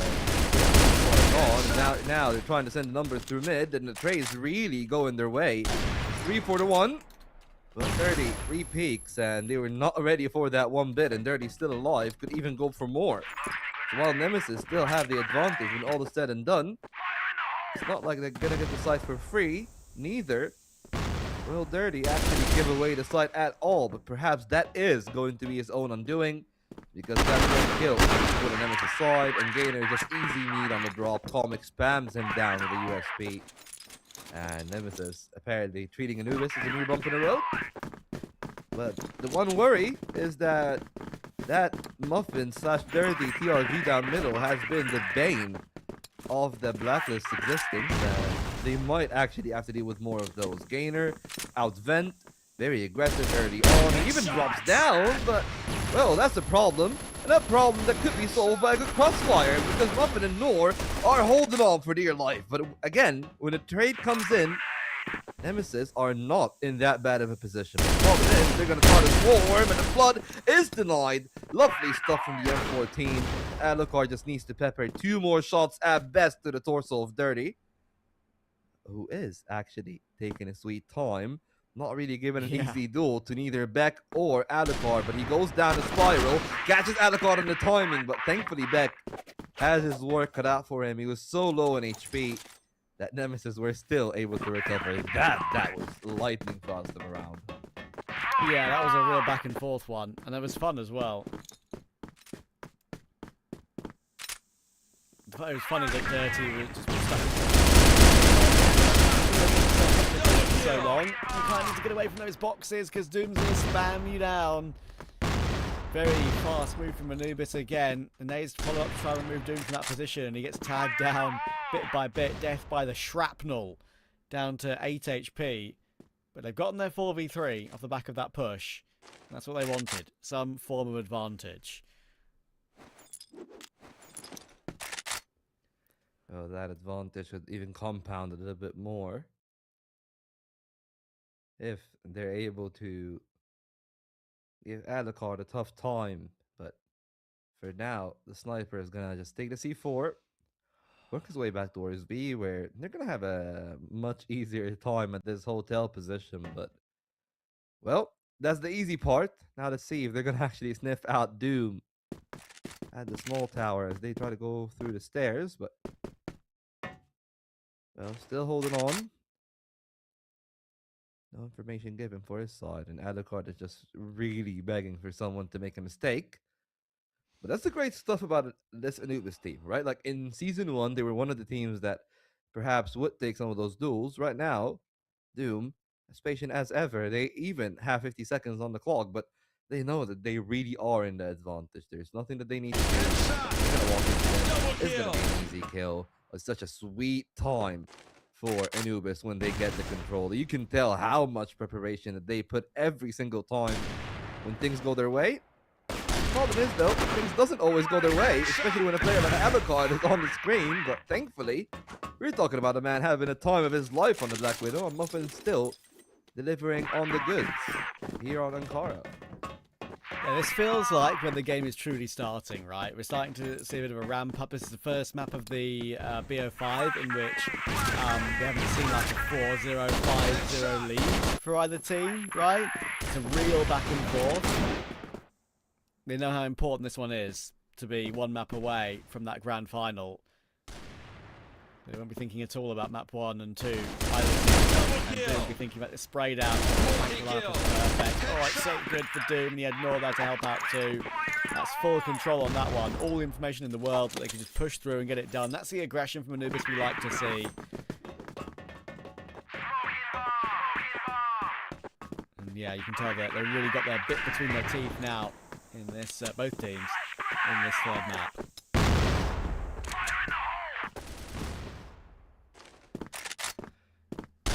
Anubis apparently still got a game to play. 3 rounds on the global risk squad of Ankara is not that bad, especially when they can get more. But what is that from Dipsy? Kind of ridiculous of a kill.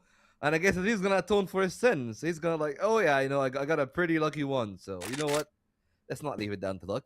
Let's just run it down. You know, like roll the dice, I guess. And unfortunately for him, he couldn't ride the tide. But the rest of Nemesis are definitely going to be punished for that.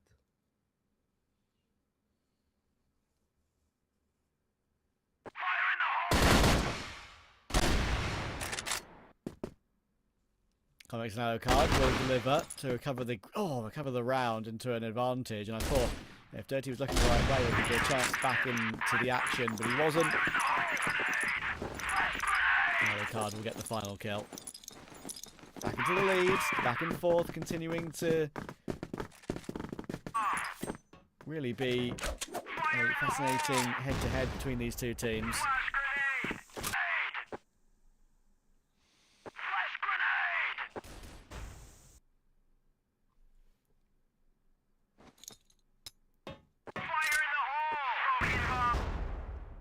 I mean, the slow pace is definitely in the favor of Anubis as they are getting information here. That Best is going to get one, and that is what he's going to get. It could have actually found more if he landed that shot from the TRG, but well, not that bad from the GR side. They got 2 players on the A site, leaving Dirty alone here. And if there was more of a press on Hotel, things could have been different, but for now, things are looking like typical Ankara. That is exactly how teams like to play it. Just put down your smoke, stack the A site when the time is right. They get that kill clean, then things are different. But Gainer knows where they're coming from, and he's usually a good shot. Not this time around, though. Good entry from Beck on the leadership. The rest of the team needs to follow in those footsteps. The TRG is good for one, and they are trying to trade from the other side, and despite Raffin's best efforts, it's all gonna go awry. Comics and Alucard left in 1-on-2 now, thanks to Comics coming in late. Dirty still on site. There's a minute to play for, but the C4 is down on Spiral, so they will need to give this one a run. They play together on Vent, and Dirty is in a position for a one and done. Can he pull out a miracle? Yeah, I don't even hate this position from Dirty, because while it is a one and done position, he can see both lines. He can see the push through main and the push through the vent. It's the question now if he starts to doubt himself and maybe look elsewhere. If he's going to miss the opening shot, that's a difficult factor, right? The whole point there is that he hits that opening shot and then follows up with the pistol and gets the immediate headshot. Unfortunately, he did it the other way around. Missed a shot, got the kill with the pistol. Too much time for the trade. Trade completed. So, Dirty tried something a bit more unconventional there. I saw the vision, but unfortunately he didn't hit the shot. Yeah, I mean, it's a good read from their side. But to be fair, Nemesis has been doing a lot better in terms of finding those openers and spaces. The mid has been one of the biggest weak points of this Anubis side, and they've been able to exploit it early this time. Nor, I think that he didn't see the barrel. He should have seen the barrel. Yeah, that's going to be the case. Good shot from him. Now, it's out in the open, though. So easy for Raffin to find an answer. And the Muffin from the bridge finds one for free. There's no trade there. Well, that's the problem. And the problems compound indeed when it rains, it does pour. And while it is a 2-on-2, those small stairs are going to be a massive concern. Nemesis have to tuck tail and try to run.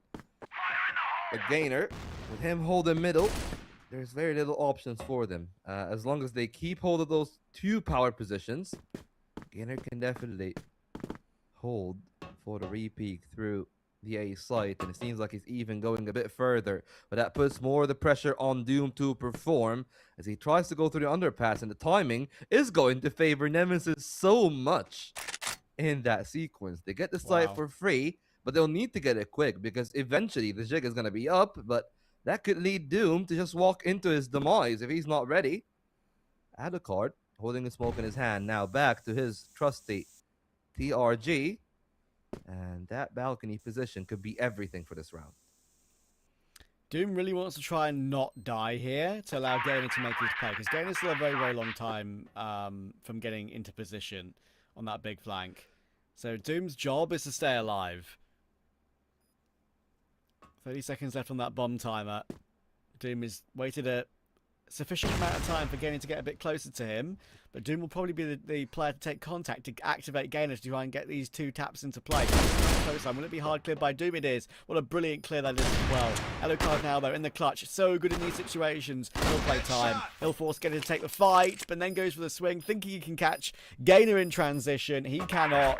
Alucard versus Gainer is a really entertaining 1v1 there, even though it didn't last long. Battle of wits, battle of timings, and Gainer will win it out. Yeah, so much experience between the two, both of which have, and I guess in the case of Alucard, is playing for a mixed international team. Well, Nemesis might not be too happy about the score on the Blacklist side, so they're starting off much better on Global Risk. An immediate, clean, and concise opening through middle. Now let's see if they're going to pan out that successful on the A-site hold.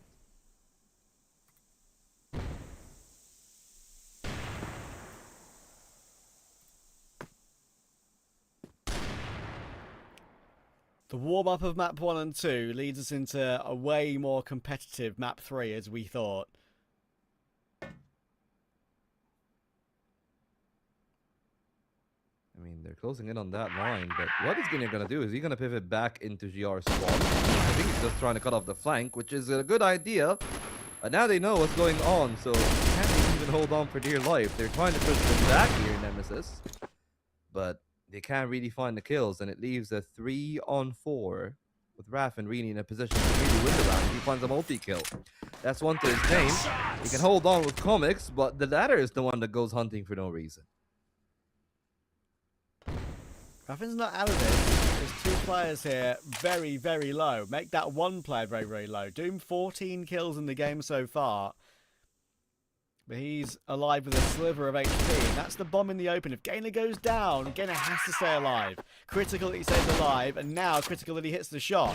Raffin did have a great chance in this 1v3. He's looking to try and close it, but again, Gainer, you know, he's so known for pushing aggressively in rounds and looking for kills and maybe dying early in those sort of plays.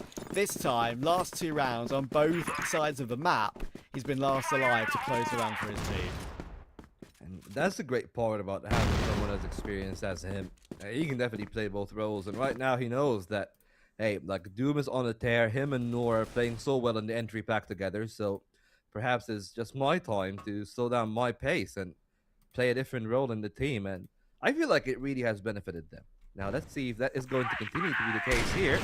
Red and Comet on top side. There's a third in Raffin underneath. He is going to be a freebie, and Beck is not going to even find an inch. Just 3 kills clean for Anubis.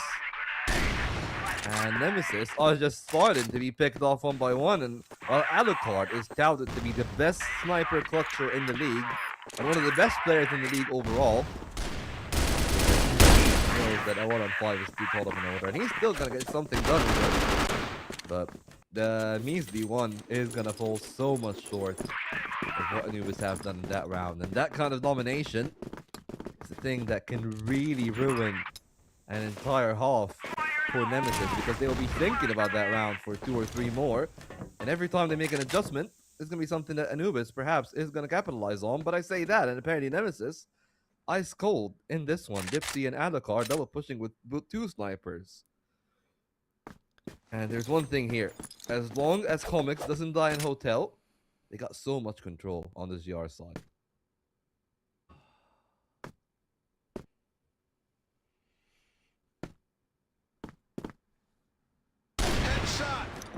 Nice pick from Alucard.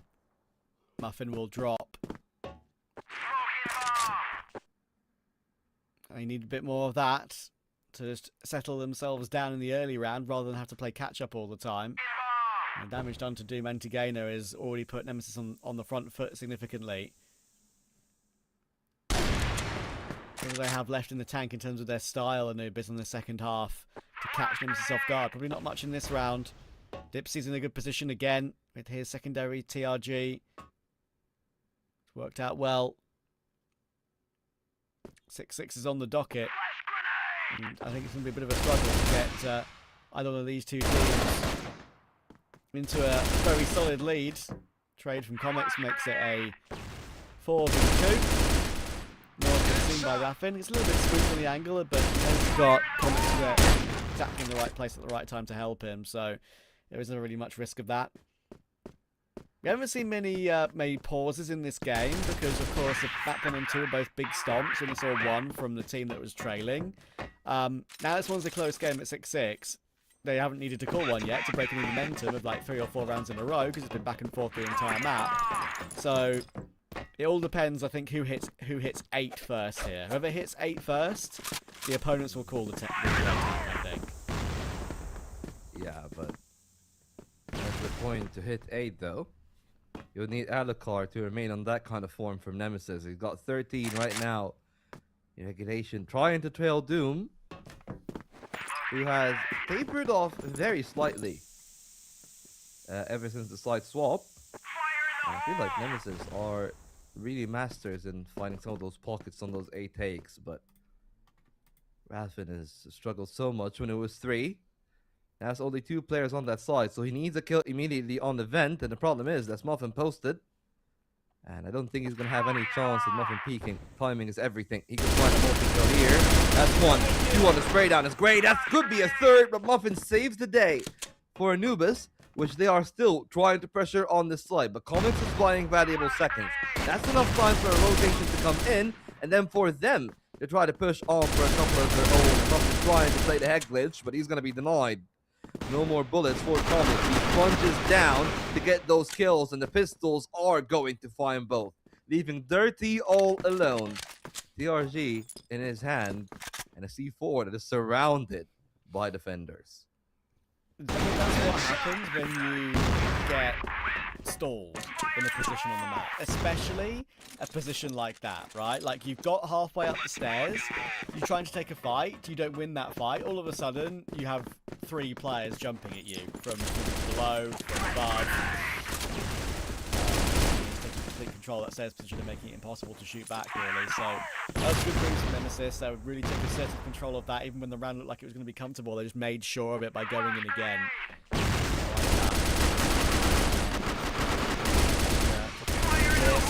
Sort of process here from Nemesis. They're really pushing the boat out the round. It's late. Look at this from Dipsy. Another kill on Muffin. That is one that Muffin won't want to look back on. He should have killed him. And Dipsy takes advantage of that fact by taking Gainer out as well. Nemesis have put their foot down, got to 8, and as I said, in comes the attack for Anubis. What a couple of rounds from Nemesis at the right time.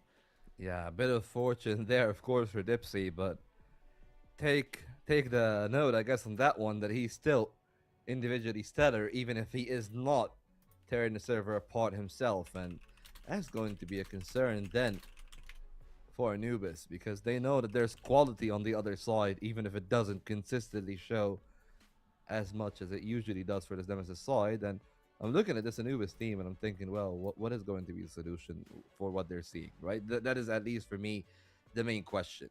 Is, hey, like, the GR side have been tearing them apart. The only success that they have had are on those 8 takes, and even then, Nemesis have adjusted enough to, just as you've seen in the round prior, they've been able to stall so well.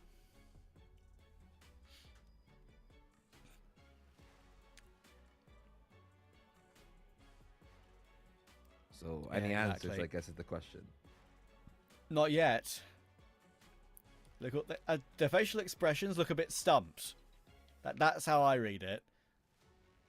Obviously, they're all listening to Yusuf right now, but still. And that's what happens when Dipsy comes at you, I'm afraid, when he looks like he's ready to go.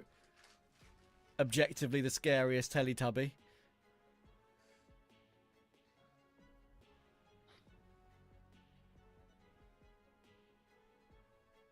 That's an important debate, Walt. We need to have it another time. Mm-hmm.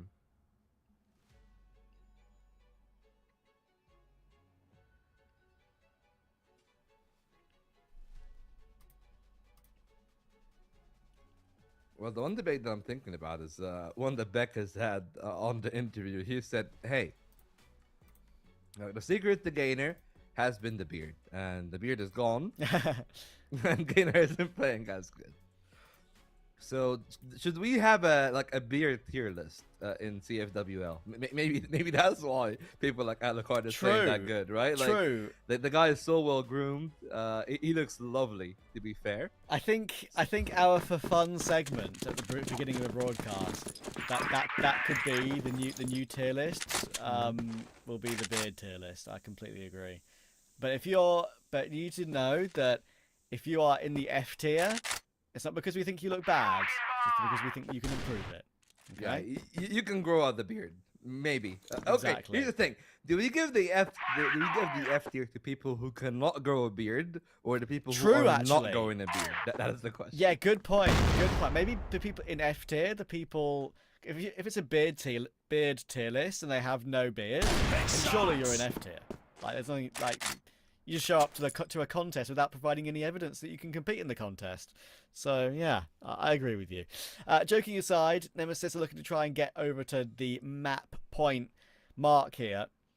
And Anubis knows this is a critical round to win. 8-7, it's very much a game on again. 9-6, they have to protect against 3 opportunities for Nemesis. Yeah, and to be fair, you're just talking about evidence to the contest. That is case in point for Muffin. Good opener onto Dipsy, the man that was the biggest nuisance in the round prior. And the way that Nemesis are stationed defensively is leaving a glaring hole down middle. That's a hole that we've seen Nemesis themselves exploit so much. And perhaps that's why Beck is playing on the bridge, right? Because he knows that's the line of sight that he'll need to be wary of. He'll need to be peeking mid later down the line, but at least from the position that we are in, 45 seconds on the timer. And that smoke not landing right could be the difference between this round being playable and not for Anubis. They are going to corral their numbers for what seems to be meant to be split, and if Gainer finds success on Hotel, then all hell breaks loose on Alucard. He needs to find kills early. That's the one. That's two. Three on the pistol. That man is nigh unstoppable. But when all is said and done, Gainer and Muffin still putting themselves in the driver's seat. Low HP on the former. The latter is healthier, and he's got the Pregnate right on the money. So difficult now for Raffin. And most likely he's going to be out of that one for good. The HE is the confirmation, but Muffin beats it to the punch himself, and it is indeed still a contest between the two sides. Ooh, okay. Alucard almost made it happen all over again. Just about getting away with it there. Anubis, they almost went into the raid boss himself.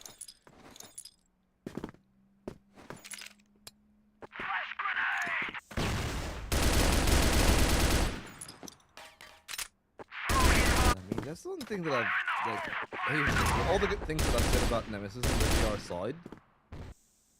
I gotta say, I've been rather underwhelmed with Dipsy. He's playing a very feast or famine playstyle. And here's the thing, he's usually such a good player in those kind of positions, but today he's been all famine. Like, sure, like, even when he was playing in the compound and they win that convincingly, I didn't really think that outside of like 2 rounds that Dipsy was like tearing the server apart. He got quickly accounted for by Anubis, and they're able to adjust pretty well. And that's something that I feel like Nemesis are going to have to solve long term. Even if it's not here, there's still a port to be played, and they'll need the best of Dipsy if they want to crack at Anubis, and especially. Yeah, exactly. Go. Here's the push again. Minute on the clock. We're over halfway through the round, and Dipsy this time will drop. However, Anubis called in the tactical pause, has started them off well in these last couple of rounds. It's about finishing them now. High pressure for both these two teams, of course. No risk of EWC on the line now. That is one thing that we figured out.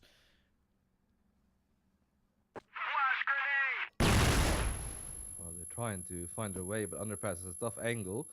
I like the defensive setup from Anubis though, or can Nemesis actually hold on? Oh, that's a good run down to Dirty. Alucard's in the corner, there's no way. And yeah, that's a perfect pincer from Anubis there. They realise the positions that are available to expose once the numbers they did, and that's going to be comfortable. And now, I mentioned that teams would probably call attack when they hit 8. Well, both teams I've hit a tactical pause when their opponents have hit 8. Anubis called it when Nemesis hit 8. Now Nemesis called it when Anubis hit 8. It is the business end of this one, of the third map. Who gets that 1 map lead going into map 4? A chance to win it in 4. And a team that has to play catch up and win it in 5.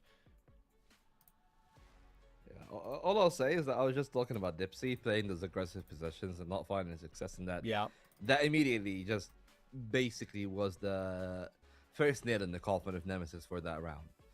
They lose Dipsy, they lose mid, and Gainer does so well with that space. And you gotta give credit to Anubis because, you know, like a couple of other teams that were close, like a team like 3BL that we were saying, hey, they could do so well in the regionals. That's the thing that differentiated them from Anubis in the playoff games, where you would see a team like Anubis being able to push through at times like these. They've been so coordinated when perhaps the 3BL will be a bit more disjointed and will have to rely on their individual skill. And for that, you got to give him credit, but you also have got to say that, like, I have a lot of faith in Kevin as much as Anubis has faith in Yusuf, but let's see if they're going to actually have a switch up to their playstyle, because even last time around, they took the timeout in Black Widow, and it didn't change structurally how they played the game. It just changed their intensity, whether it was more aggressive or defensive. That changed after the timeout, where they were a little bit more aggressive on Black Widow. Here, I want to see structural changes. I want to see the team switching up the way that they're playing in its entirety. And maybe that's a bit too drastic, but I have a feeling that At least for me, that's the only thing that's gonna get Dipsy to find more value if he's playing later in the rounds. Because I have a lot of faith in his experience. I have a lot of faith in his individual level. But when you're desperately trying to be a playmaker, you're always bound to be exposed, right? And that's the risk that at this juncture in the game, when it's 8-8 on map 3, it's not a risk that anybody should be taking. Maybe the thing to motivate Dipsy, just tell him you think Tinky Winky is better, and that will get him fired up. There's the answer from me. Let's see.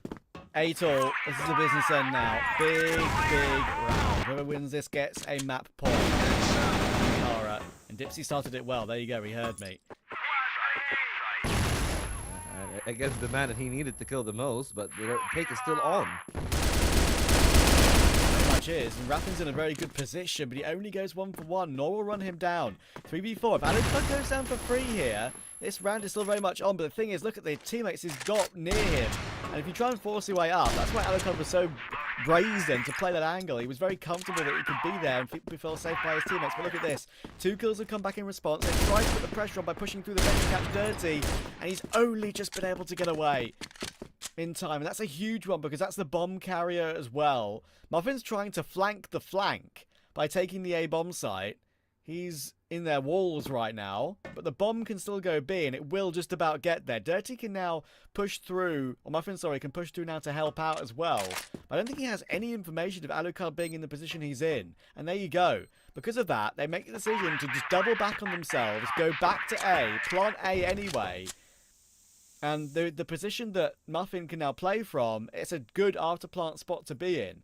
So it's down to Alucard and Comics to force their way back in. There's 1 grenade on Alucard, but that's not going to do much. Low HP. 22 seconds on that bomb. They're going to have to force their way forward. Muffin, easy angle against Comics. Lovely kill. Alucard is tickleable. But, of course, doesn't matter because Dirty is exactly the same way.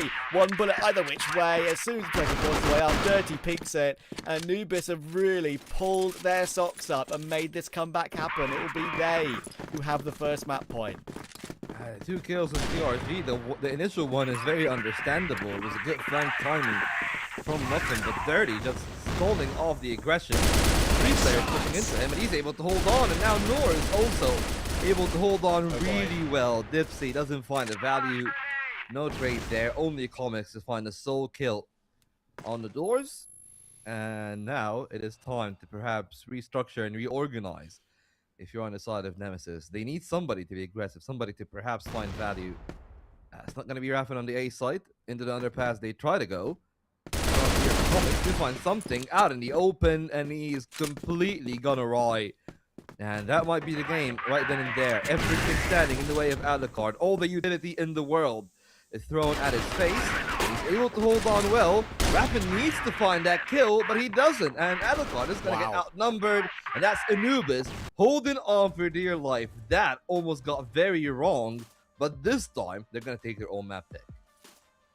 Incredibly impressive. And that tactical pause they called when they were 8-6 down, don't forget, that has changed absolutely everything, right? I mean, I'm so impressed. I'm so impressed with how they've looked there because this is what we've talked about with Anubis for years. We've spoken about in various separate seasons. Close games, they sometimes don't have what it takes, they sometimes fall off. This is a different type of team, I think. I think Noor as a captain, with again how we started that final round of the game, with how he was leading the troops in such a way that he has been over the course of the series.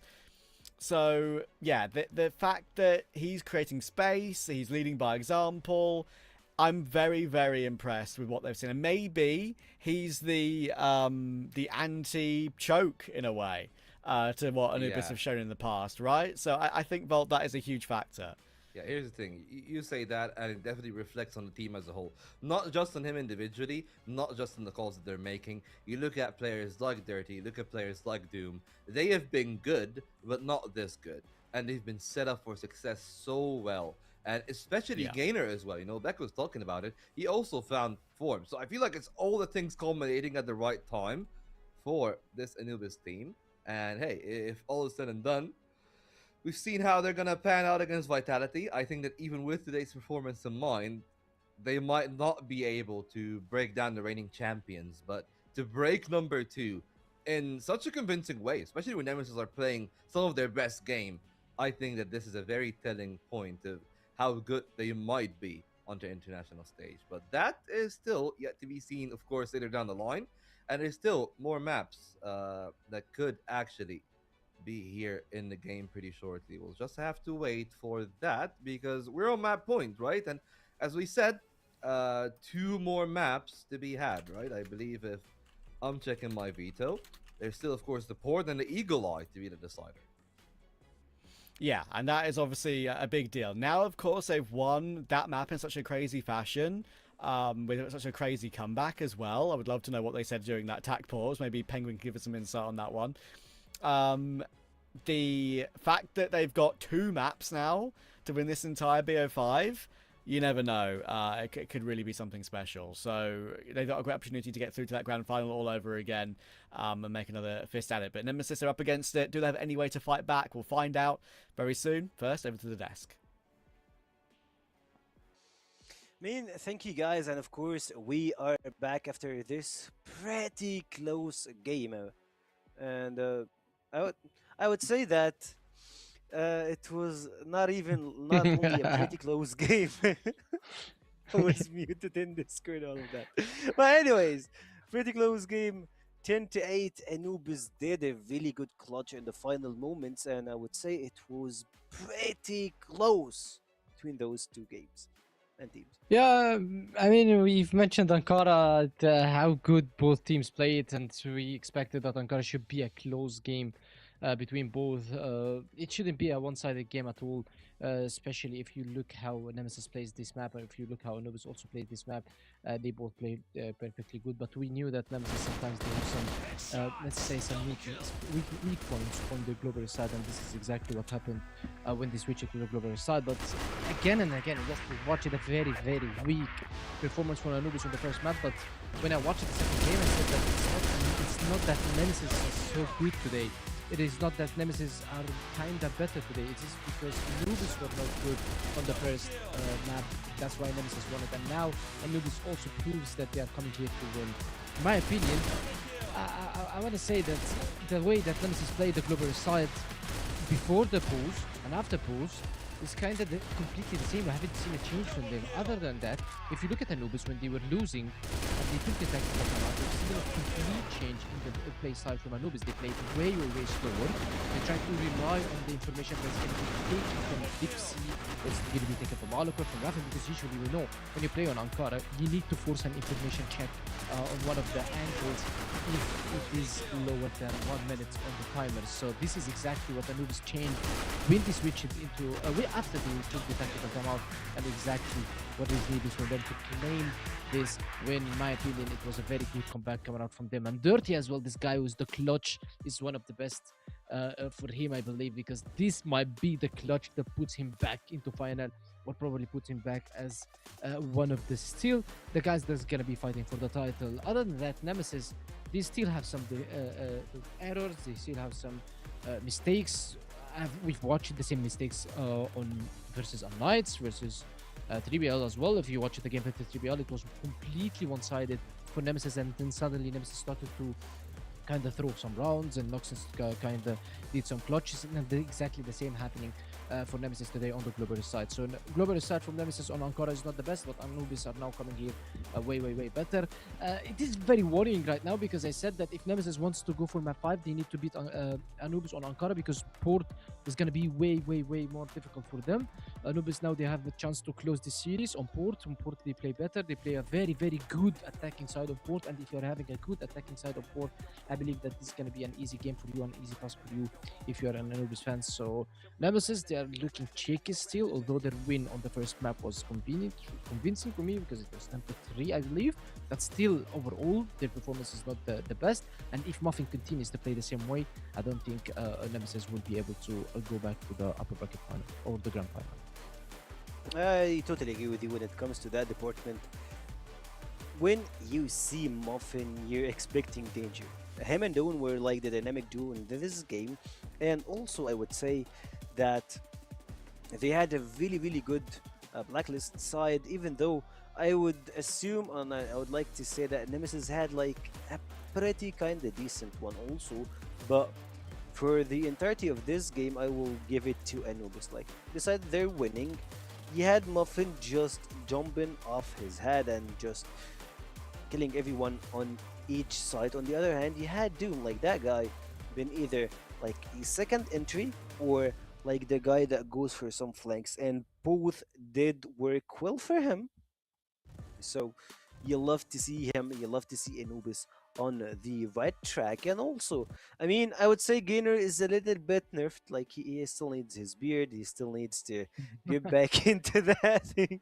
But other than this, I mean, he's doing fine. But that's not Gainer that you probably be scared of to face or just see through what those guys are really doing. I would say that we were talking about like the beer list. I believe if we have a one for our broadcast for today, we'll just bring that one. I believe we have only one guy with no beard in the broadcast. You have a goat beard. I have like almost a full one. My mustache is pretty light, but other than this, it's fine. Who? Volt's one is pretty okay. I would say like he got like a little bit of this here, and he got like a small mustache. Oh, also. okay, so it's Trav. But yeah, I believe that Trav, you need to grow a beard, man. Like I believe like at some day you will. But actually, I'm not sure if Trav grow the beard. Will it really appear or not? Because like sometimes like he can grow it at as light brown, and it will just faint in with his natural colors. So we'll figure it out. But to bring this mystery to life, we'll give it back to Trav to, I mean, figure out that thing. Look, man, I'm not taking anything from those guys. Look, Trav, you look so posh yourself, okay? So don't let them get to What's you. this? Yeah, What's exactly. this? You can What- go what on a is damn it? good goatee. Why are they going on you, mate?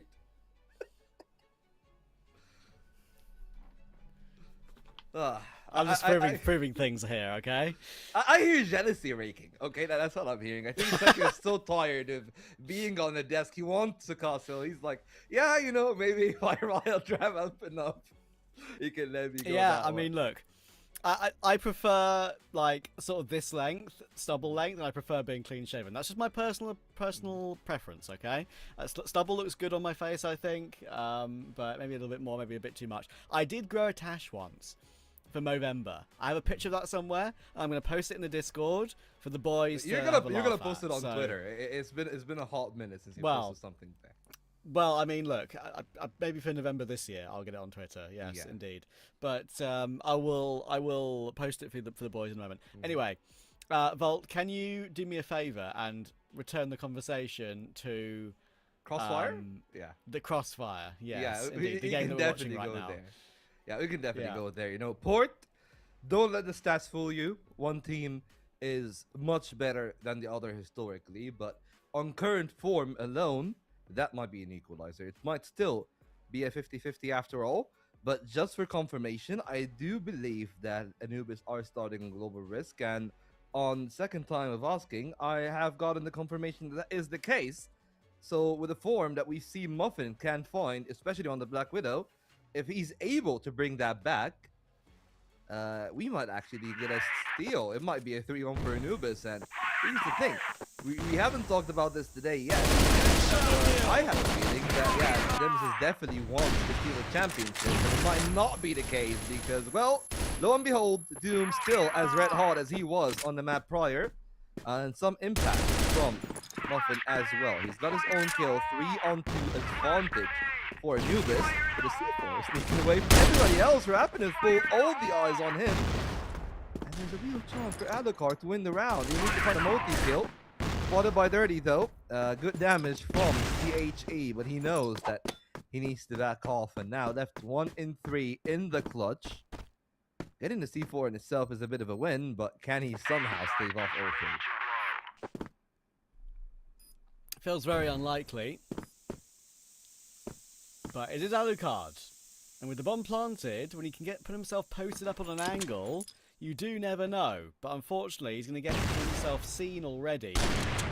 caught off guard. Angle held by Dirty, seeing the gap through the corner of the railing there. I'll just be patient enough to wait for him to move into the open. So Anubis will start cleanly, and that's what we're talking about, them starting on this port GR side. They're already fired up and will stay that way, I'm sure, throughout the entire game. Yeah, some absolutely ridiculous stuff done from Anubis. That double kill was everything, and he closed it out for the hat trick. And I think that's probably the case that we haven't talked about, because Port usually is just so sniper dominated, but if Nemesis are gonna try to contest some of those moves on bridge, that's how it's gonna go, and perhaps that's how, funnily enough, Vitality was able to win against Anubis on this board. It just was a very good day from Horus on the day of, and that's how the upper final went. Now, in the lower side, apparently Anubis are the ones finding the lead.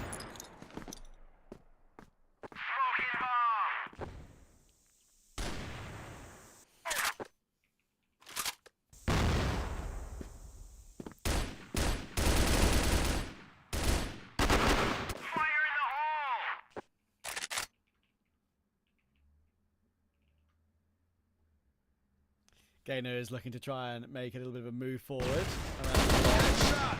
It's Raffin on the angle. Raffin will go down immediately. Alucard on the other side too, doesn't want to go back in straight away.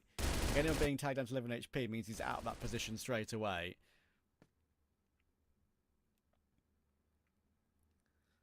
Yeah, well, 5-4 it is for Anubis. Time running low on the side of Nemesis. They go down the staircase, or they go down the drop, and that's a commitment that they might be making. For now, though, Dipsy will find something for the Nemesis side, so it's a 4-on-4 after all. The drop is confirmed. Oh, Dirty and Noor. Oh, that was a labored duel between the two.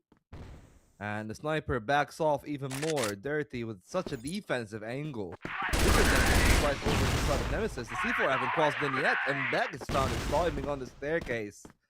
Oh, this has gone so wrong for Anubis in terms of timing for the majority of this one, but that's the best timing ever. 15 seconds on the clock, and the C4 is down. As long as they try to stall, there might still be some life. Muffin needs to find that kill.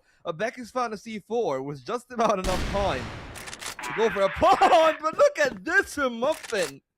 His second kill was lightning fast, and now he's left in a one-on-one. Muffin is based. He's different. And now it puts Beck under some pressure all of a sudden. Of sure, you'd maybe think Muffin is a player under a bit more pressure in this moment, because he's the one with the clock above his head. It's a very big off angle from Beck. Look how aggressive and assertive he's playing it. Yeah, that's the main thing that's going to win it for him. Beck just doesn't budge and plays in the open the entire round. Then I think it's back to a 1v1. It's a great attempt from Muffin, but this will get a very, very important BL round.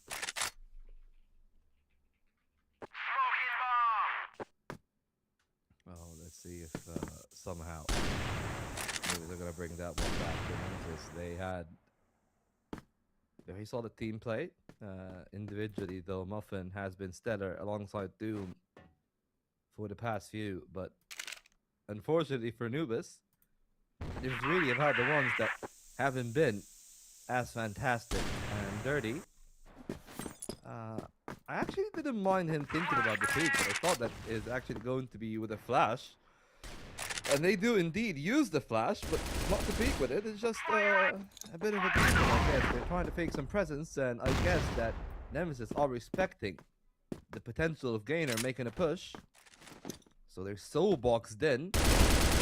Even it gone, without really any progression for the Blacklist.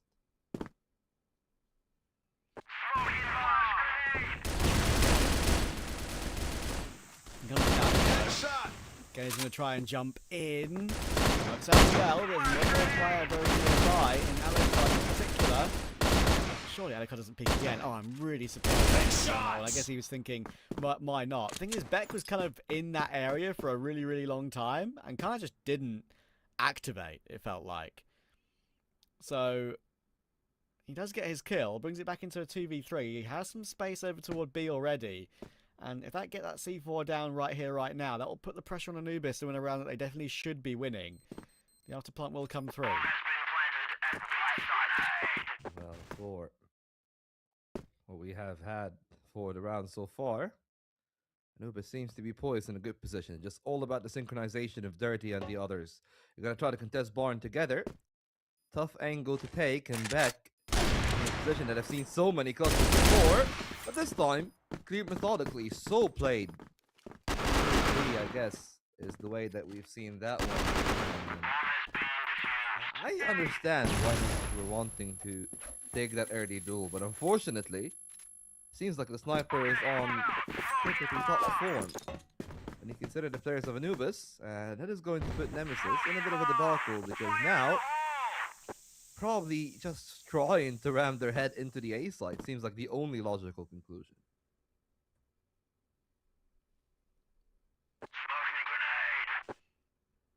Yeah, Becca's going to charge his way in. He's already on the ladder. Yeah, he's got no good there so quickly. And that is what Beck can do sometimes. Pounce. Look at the speed. There is no way that Anubis is going to hold on to it, I think, at any point in that round. As soon as Beck gets up that far, it's over.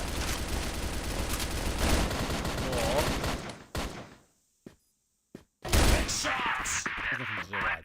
Beck's going to hold on to the angle. 2-2 it is. And look, we saw map 1 and 2 be a bit of a walkover. We knew map 3 was a guarantee to be close. It was an amazing recovery win for Anubis. I think this one's going to be close as well, but I refuse to believe we don't have map 5 from this one coming somewhere, because I just think Nemesis have that within them still. Comics to find Muffin. They're going to really force the issue around over toward B main. Doom has got a big hole to come if they go his way. And Doom is in a position where he will need to find a lot of value if they actually did decide to commit on the B side, but not to be the case for now.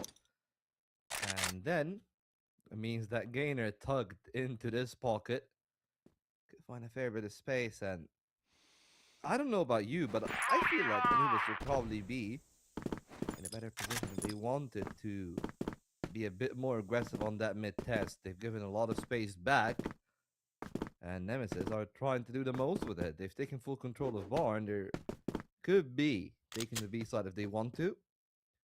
They're keeping their options open after all. Beck, after finding a multi-kill in the round prior, now left on entry duties. And the corner could have spot Gainer, but that's going to be a freebie for him. And, well, Gainer, if he holds the same angle, he might have a chance, but he even goes deeper. Oh, that's so unexpected. I think that if they ever go back towards the A site, Anubis are going to win the round, and just how much information Gainer is relaying, their B defenses are bolstered. But is it going to be enough? Unfortunately, not to be the case. 2 kills, clean.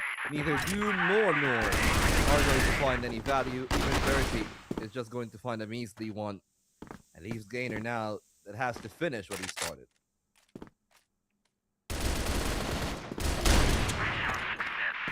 And once again, same situation, right? It's really only ever the case you get one when you're trying to retake like that. You get one, you're instantly traded. There's never usually a clutch possibility there.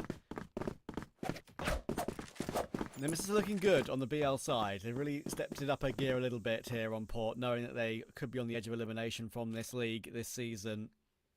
We're into the big 10. We've got 2 matches of the entire season left to go. And Nemesis want to be able to play one more. Beck and Dipsy will manage to grab those entries off the rip, and Anubis wouldn't surprise me if they might call an early attack here, because you might as well streaked clear, and they're exploiting gaps very well. Doom needs to be timing. He does get one and knows where that is, but he's going to need more help. Nothing does get that kill as well, to be fair. And now, even though that does come through, the issue for Doom is that he's 1v2 and that flank now isn't anything anymore. We'll do the movement to get up on the rotation, but it's already being gathered and guessed by Comics. And Doom will be pushing into his demise. There we go. As I said, it was even before I saw the message in the Discord, so I'm not cheating. It will be attack pause from Anubis. Yeah, it is to be expected, to be honest. They're bleeding severely on a global risk slide that should find a lot more value. And there are 2 pain points right now. Dirty is just suffering on that A site. Maybe it's time to move Muffin over there. And the second point is that those barn fights are just not really going their way at all every single time. A lot of space is given to Nemesis, and they're not winning anywhere. They're not winning in Connector. They're not winning in the spam fights. Gainer have barely found success on the A side playing aggressive, but even that, how far can it really go in a round? And as you can tell, like, Nemesis are aware that the world is their oyster in a way, and the main advantage that Anubis had over Nemesis seems to be evaporating on this first half. Just playing a step behind the whole time now.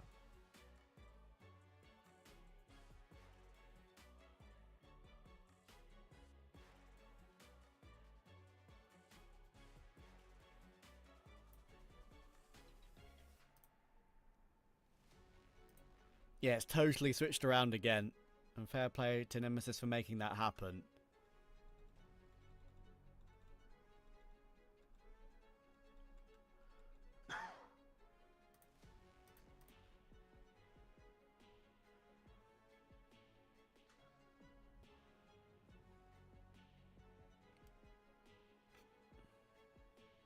Look, Noor again, emphatic as ever. But some signs of frustration perhaps seeping in that Anubis side. And they'll need to perform at their best individually. Now, to see that is going to be the case or not for what remains of that half. 4 rounds already on the Nemesis side. I mean, that in itself is a win. Anything that they get from here is surplus to requirement.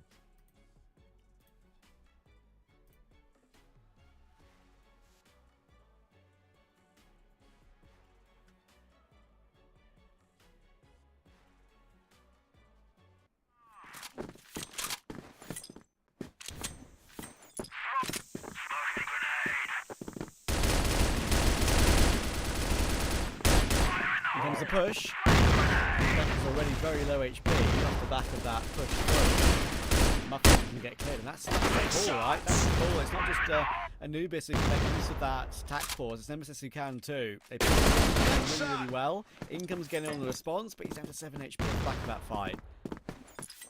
Still, at least Gainer brought it back to parity. Problem is, again, you just look at it, they know that they cannot really leave Dirty alone on that A side, but by the time he rotates and lets Gainer play his position, already corralled on that line of sight. C4 is down though. 32 is low in HP, so it's such an easy work for Anubis to snap on that one. And then Gainer is left all alone. Needs 3 points of health. The M14 is good enough for that one. Even in the wallbang is never really going to be a concern. And I guess we are indeed now in the surplus to requirement point. 2 rounds only on a global risk and port. That is some nightmare fuel. If this half ends 7-9, but at the current rate that is going on, that might be the case. If there's any difference, you'll need to see a massive round from Muffin and Dirty, both of which on the line. That's a kill found, but of course there were plenty more. Still, that's good enough. They are able to hold down that line. Severe damage to Alucard too. But those bridge fights has been some of their biggest growing pains so far. I think as well, there's not just a factor for Anubis of maybe just Nemesis being plainly better on this map. It's also a fact of they've just put in so much effort and exerted themselves to win the previous map from 8-6 behind that there can be sometimes a little bit of a tail off, right? A little bit of a hangover from that. So we've heard from Penguin even the other day that, you know, sometimes this could just happen and a map could go out of your hands in the blink of an eye because of Shots! Thomas, as you can see, just having a whale of a time, just running down everyone. Gainer will get caught as well, but they at least do have forward. That is the one, but doesn't get away, or does get away in the end. I thought he was going to get caught from that position, but no. What he can't do is find Raffin. So Muffin will move forward. Get taken out. He will be. Time back by Dirty, and there's the completion of the kill. So There's something to shout about, but they're still in a pretty tough position.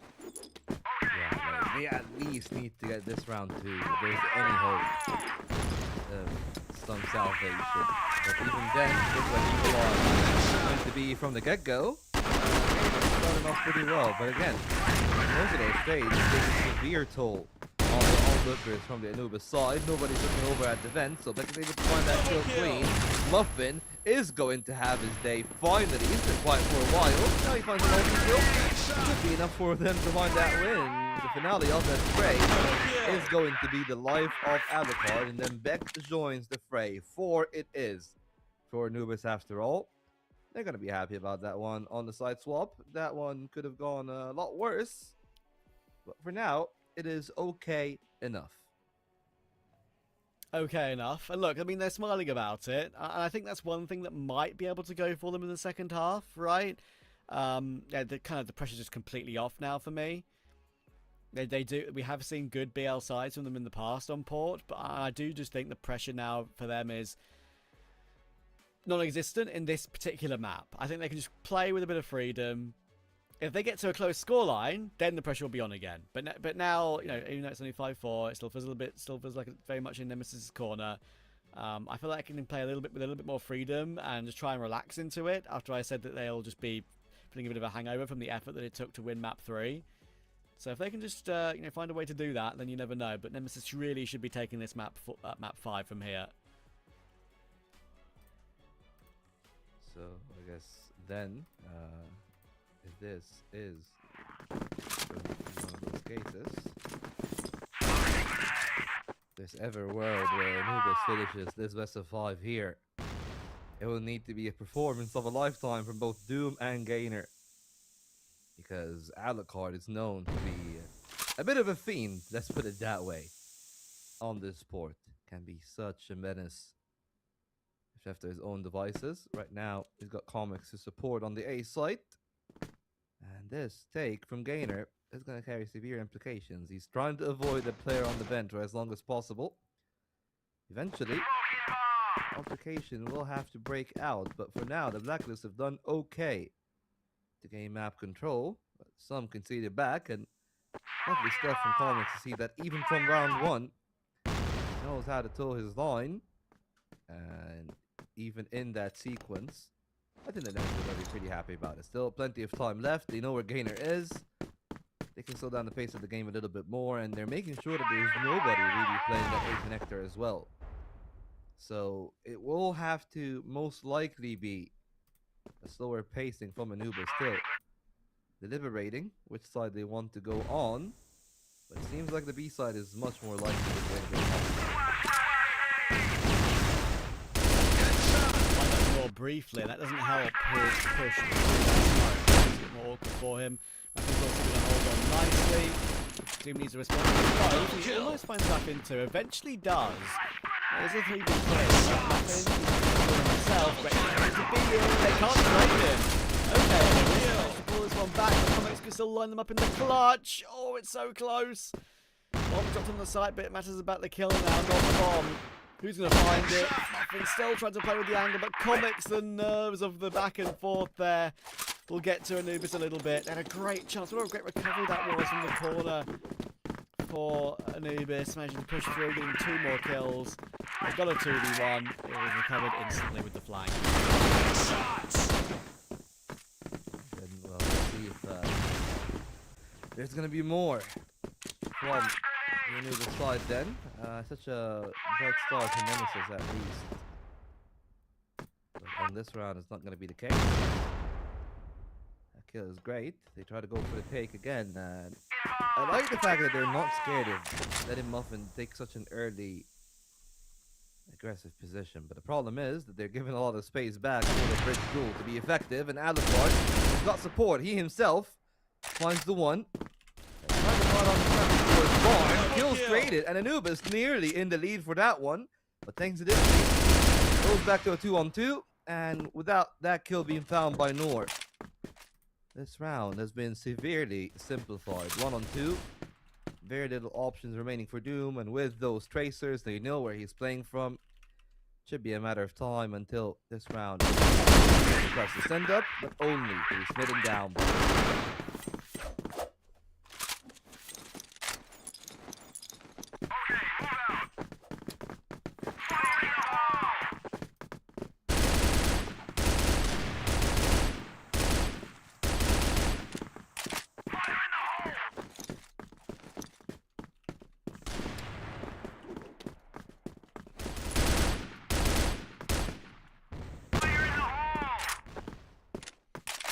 Beck's going to have to fall back a little bit.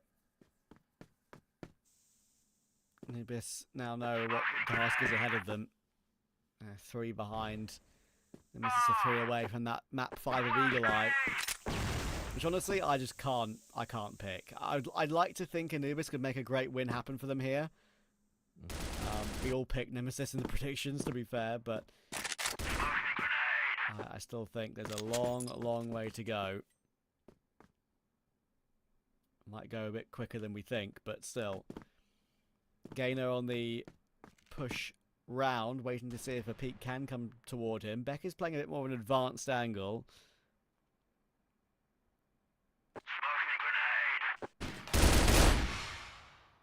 Well, he finds success, but the rest of the take is really going to be going towards B. There's a position in the world where Raffin can win the entire round just from being in such an unexpected angle.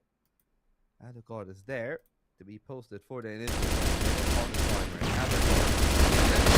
only kill opportunity here. 2 only for Raffin, but I say only just might have won in the round here because there are only 2 more remaining on the other side. Alucard and Dipsy playing back to back, but they will need to find those trades, so which 30 is doing pretty well to make sure to find the utmost damage. Beck is calling to slow down the pace of that one, and that is the IGL coming in with experience to clutch around. That could have been a bit more hectic, but for Nemesis, it's another day in the office. Yeah, so there's a few of those little glimmer of hope chances for Anubis, haven't there? I mean, that one I feel like could have maybe gone the other way, and it was slightly different timings, and then don't forget the comic here as well. Those, it could be 6-6 instead. It made a big difference. Because we'll be talking about a very close map here. Beck tries to force the issue this time again, but he feels a bit more safety in making a play like that when his team's 8-4 in front. But they've done so much damage in that play as well, and even with Alucard missing that shot, I think that they're not going to grab that. Thomas in a good play. Double kill. Will find Dude to get a little bit of a chance back, but then Nor peeks forward pretty aggressively to handle that issue. Oh, okay. Wait, is that just a... I think he's left... You can tell his reaction in the player cam. He looked at his teammates and said, "Bro, I'm just jumping flick one-tapped him." That's a good knife flick if I've ever seen one, to be honest. But it's beautiful. Hey, still a long way away from home for this Anubis team. And I think it's very fair for this one to end in all 5, right? Like, the 2 teams have had their moments. Dominance is there. Even this port, even with an 8-5 scoreline, I think that Anubis is still making it very competitive. Nemesis might just be on the timing after all. Raffin nearly finding a multi-kill. Then being shut down. In a world where the Anubis can find more success. Those 8 takes have been so majestically handled by them all the time until that comes through. And then when the IGL calls, that's when all obey. And that's when nobody is able to match up to Nemesis. There we go. This is more like it from them. Map 5 is imminent. We had a feeling it would happen. We had a feeling we'd go all the way. I think Anubis haven't played terribly on this port, I think it's fair to say. But the main thing for me is just the very clear hangover from the effort it took to win map 3 10-8 from 8-6 behind. Especially when you need a good start. Exactly. We've spoken about that many a time, right? On the desk as well, talking about possibly the issue of maybe a little bit maintaining the energy, right? I guess maintaining the energy and having to have a breather map. Yeah. So a bit disappointing for them, obviously, to not get it done here, but they will have map 5 to compete in if they can close this. It's not done just yet. There's an opening pick in this round 2 for Anubis, 5v4. I mean, in all cases, Alucard is pissed. He always says, I like to, like, a quick 3-mapper, 4-mapper. That's it, man. Like, I'm not as young as I used to be. I guess when you put him on map 5, though, he's always going to shine brightest. For Anubis, unfortunately, the lights are dimming. One by one they go, and it might be the entire game. That's an important recovery for Muffin, because if he hasn't found that kill, this game might have actually been over. Still, man advantage for Anubis. There's a world where Alucard can. Just a quick one on Dirty, and Nor needs to find his footing. Alucard on lower HP, so he leaves it to IVL, finds the best timing to his counterpart, and this might be over right here. Muffin and Zoom, what have they got? They can get the bomb planted in this 2v3, and they had multiple chances on this site to give something a go, but this one might be beyond them right here, right now, especially at 9-5 down. Peek forward a little bit. For information, they've got Muffin in that close corner, worried about that main flank, and he might get some attention there in a moment. They've delayed the time a little bit here, Nemesis, and when they actually pounce for the retake, Beck and Alucard are going to work their way together on that flank. That leaves Muffin very exposed. Has to hit his shot. He will hit the shot. There's a second thing where that came from. That is the issue. Alucard will get killed. He's out in the open, having to spin round and round. He's doing a great job at it. It's all down to Alucard, but he just can't find him in time, and Doom will get it done. He'll go on a little bit further, and the bomb will explode to confirm Anubis stay alive in the map. Well, 3 more is what they need to find. They find 1 off 4. And they're really perhaps put in a tough spot, but they're able to wrangle their way out of it. Gainer has been having a sleeper so far. So I assume if V2 steps up to the limelight, maybe there's a world where Anubis can indeed force that OT.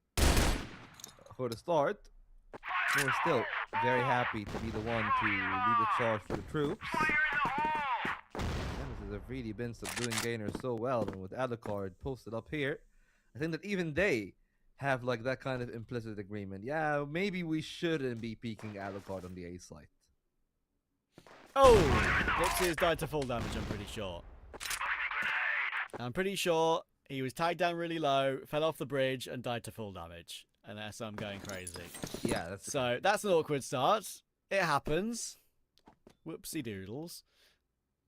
Gives Anubis another bit of a glimmer of hope to get around cleanly here. But in comes Comet to confirm recover things, and Rafa is right next to him below. Might be something that Anubis are not ready for, and here we go. The S word on purpose. Maybe that was the plan. So Anubis is trying to fight with Dirty. He's 1 HP. He's 1 HP in this 1v2 it would be. And please the don't thing fall. Is he's got sight. Please don't fall. Yeah, please don't also fall to his death. The thing is, he had sight control, but he didn't have the bomb. So that is, if he had sight control and was able to continue to play there with the sniper, I'd feel like that was a lot more comfortable for him. Now he's also missed the bomb on his push back toward long, so he can't go back B. I mean, he can, but it'll take even longer for him. So he's got to pick it up. He's got to get on site somehow. He's got to make a decision somehow anyway. Right now, Beck is playing in between both bomb sites.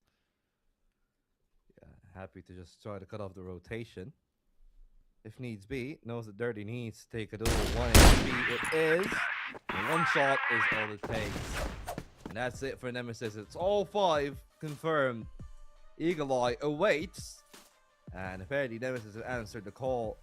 This time, unlike the only competitive map that we've had in the affair, I guess most of the maps have been one-sided today, and it's good news for both sides, but this is probably bad news for Nemesis a little bit, or not Nemesis, sorry, for Anubis a little bit, because this was supposed to be the one that they were putting up a fight. But again, we talked about the start, but my eyes are really on that GR side, and I'm excited to know what Penguin and Sekio are going to say, because there's definitely a lot to talk about and how that GR side went wrong. Because it's not for the lack of trying, and it's not even for the lack of good attempts from their side. But hey, attempts are one thing, success is another. And we'll have those definitions mapped out by our desk. Thank you, Volt, and of course another one goes to Nemesis, and now we are down to the final game. But before we get into that conversation, I believe that We have a lot to talk, especially after what happened on the second half between Nemesis and Anubis. Well, yeah, in my opinion, Anubis lost it since half one. If you're playing on a global side and you're playing versus Nemesis, Nemesis is not the strongest team in the world on this map, and they usually struggle on the blacklist side on port, and we've seen them struggling versus a lot of other teams such as TC, Vitality when they used to play on the blacklist side, and now if you're playing versus them, you're starting to have a better chances of getting this. But in my opinion, Nemesis they picked port, so definitely they of course they improved something. They maybe fixed a few things. They maybe changed their play style. But yes, that's what we've seen from them. Other than that, Anubis on the global side, they started very shaky. First round went for them, then suddenly we've seen a very fast round, very fast DC control coming out from the guys from Nemesis. The first round we've seen a triple peak mid from Anubis, and suddenly Doom just getting 2 kills, and I said, okay, finally Anubis maybe probably they're gonna be getting this an easy win versus Nemesis because they're playing aggressive, they are denying some information, also they are denying some space in the map.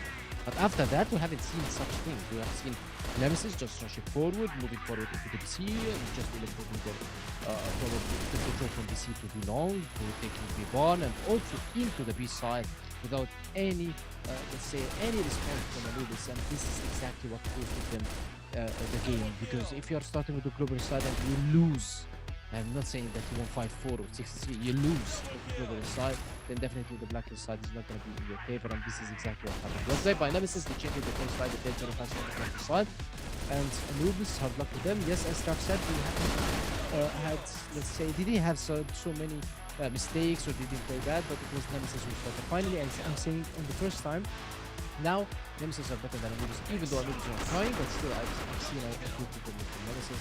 And now we're going to map 5, which is Eagle Eye, one of the worst maps for Nemesis lately. For me, I have something on Anubis, like sending Muffin to play with a rifler was not the best option that you would love to put that man on. Like, yeah, he is 1.0 KD, but in the meantime, I believe that that guy was raining kills with a sniper, so just leave him on the things that he is comfort on to just trying to carry the pace with you. I love that Dome is actually being way too consistent for the entire best of 5, and of course Gainer is doing the same thing, but Gainer is being consistent on the downside. Like, he's not bringing his A game in this game versus Nemesis, but other than this, that's it for Anubis for me. Like, if Muffin had a different approach in this game, I believe it might have been a different story for Anubis. And for Nemesis, like, I loved how Alucard been stepping up with a sniper. Not much though, but him and Beck, they found a way to break the cycle and bring it back to game number 5.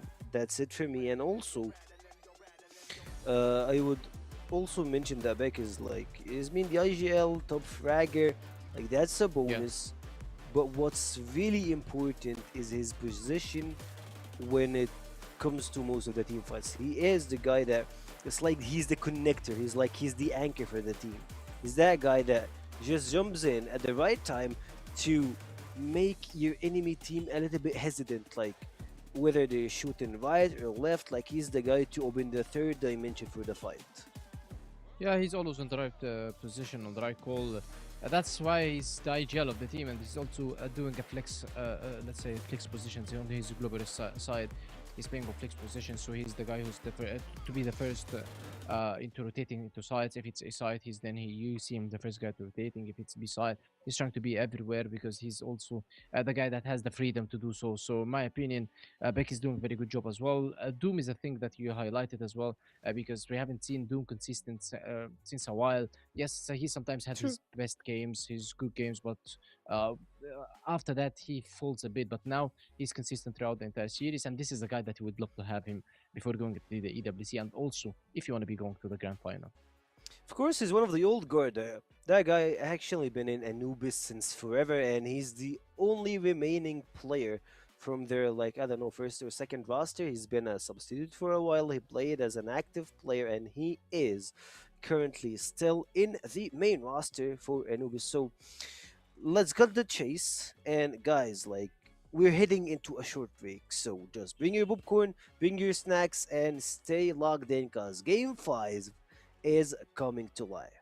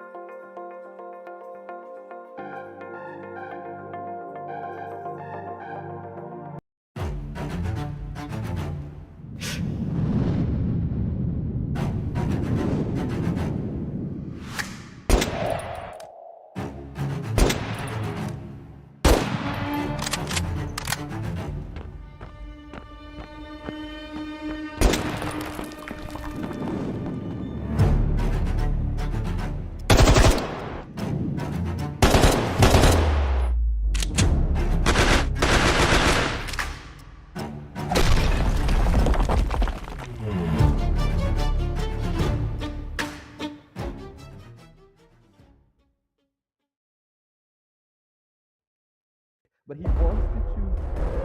Fine, it's going to be that 50-50 here. You don't check him from up above, and he is gonna rain. Now, right angle, should be able to find the multi-kill, and there it is. Yeah, Mops and all. Find himself falling. Another happy tap away. Here we go. The last couple of rounds will be this time too. Last play, the multi-kill. Able to find up some triple kill action.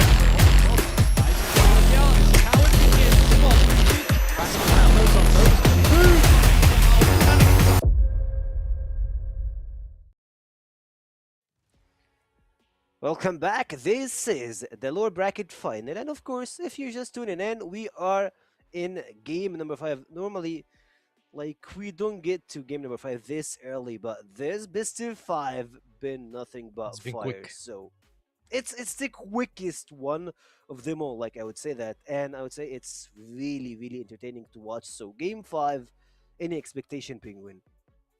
Well, CrossFire without technical issues is just very interesting because that's what exactly happened. We've seen a very quick first 2 maps, 10-3, 10-4, instantly, just one by one. Anubis just fires, Nemesis fires as well. And then Ankara was a very good map, in my opinion. It was close, it was kind of the map that we're talking about. You're looking to see good fights. Sport was kind of in favor of Nemesis. Nemesis throughout the entire season, throughout the entire series, I felt that they had some shaky rounds, but now they're going to be going on Eagle Eye. And if you remember when they played versus 3BL in Eagle Eye, it went 10-2 in favor of 3BL. So I'm very worried that, let's say that Nemesis might face the same, I don't want to say the same tough situation because they're having Anubis with 2 snipers, so probably they will have less aggression when it comes to pushes, but they will get sometimes picked off. If Anubis continues to play the same way that they played on the first 3 maps, I would say, I think Anubis might make it. You're like afraid of they went into the same fate that they had before. And also, I will still bring something into the conversation that when Anubis play with 2 snipers, they're more scarier to play with 4. Like, I would say, once Muffin just stepped down from the sniper and prod the HK, like the EBR, it didn't feel right. It felt like they're missing something, which is the picks that he makes, especially since Dirty is more passive a sniper than him. But other than this, map 5, Eagle Eye, anything can happen. And if you mention that, if you put that guy on the B side alone, once you are, of course, in the GR side, you know that he can hold it without, like, any sort of an help. Like, yeah, you can, like, bring the backup, like a guy to step under the bridge, not the bridge, like under that upper thing to just cover him if anyone is coming from the other side. But all of those are from our imagination. But the game itself is ready, and I believe our guys in the casting desk are waiting, so let's bring it back to them. Yes, one more map in this BO5 to find who makes the grand final. I think it's right that we're here. It's right that we've reached this point. I think, on balance, the way the maps have gone, one very easy map for both teams to start. Then it really got serious. Map 3 was very exciting, and Anubis pulled that one off brilliantly. Then the slight hangover means that map 4 is recovered for Nemesis on a map which I think they look good on. Now you have Eagle Eye Vault, which is going to be very interesting. I cannot pick a winner here. We all pick Nemesis, but I have a feeling this is just going to be totally unpredictable. Here's the thing. On board, you kind of did predict that Nemesis is going to win. And perhaps most of us expected Nemesis to win in a 3-1 fashion. But unfortunately, I guess the way that this game have kind of defied some of the expectations. And credits to Anubis for being so competitive throughout on the maps that they've won. But here's the thing. Don't let those stats fool you. I think that Penguin have kind of hit the nail on the head, right? Is that even though like Nemesis have won the map a lot, against tougher opposition, they seem to stumble a little bit. 3BL, perhaps. I always say this. It's like feast or famine for Nemesis and 3BL. Like, the team that wins in such domineering fashion. I think that this one is going to be closer, but it will really all depend on whether or not Muffin is going to be having a good start on the GR side, and it seems like he's on for one for now. Tasted on the spiral stairs, and he's able to find a multi-kill. Rapid is even the third on the chop and block, but he's taking his sweet time, waiting to see if he can spot Alucard. Now, Locked between the two angles. Lost player on the side. Is able to find a third. Looking for the 4K Alucard finally. Shutting down Muffin, but it might be too little too late. Nor left in a 1-on-2. Raffin is really a consideration. Look at how low he is on HP. Nor needs to be most wary of Alucard and that sniper, and he's not going to be. So Nemesis start off on the right foot on the blacklist. Yeah, well recovered. That's not one of those rounds that could have gone either way. There's one to maybe think of later on. There's one that frustrates you, keeps you up at night. Comics will go down to Dirty with a very aggressive peek out B. Again, holding down Max 1 for the second. Doesn't get that second, even though he does so much damage. Now Doom is trying to fight for it, but Alucard will find him. Dirty will now put the pressure on. And unfortunately, I think that'll be a little bit too much of a rapid the C4 get from the edge as well. I think we'll find Alucard with these. Very, very AC. Back to one quickly. Well, now 1-1. Still kind of put a conclusion into a 2-4 Anubis 5. That is straight out of the 3BL playbook. And well, for 3BL, it's usually a lot more successful. What is that from Alucard? Oh, it's good night. Sweet dreams for Anubis. They tried to save the day, and Dirty is going to do so. Man alive, Alucard is on that kind of form. This is going to be such a scary game, no matter which way it goes. That is again just an absolute cluster fight all around up toward the tower push. And guess what? It's happening again. It's happening all over again. Sneak his way through. He's found himself three. Anubis try and run it back, and unpredictable. I can tell you right now, they won't be doing that again anytime soon because they've had too many of those already after 2 in a row. Man, the soul of 3BL lives on, no matter what happens. I guess is the name of the game in this playoffs. So far, so good for the side of Nemesis. Traded 2 for 2. Found an opener even, but he's trying to recoup, and he's going to be able to do so. Dipsy is gone. I think that in a total of what, like 1.5 minutes of playtime, we've had like 14 kills now. Something crazy.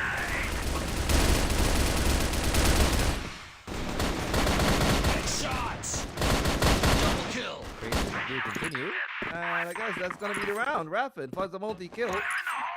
And another one here for the side of Alucard. So it is going to be 3 on the board for Nemesis.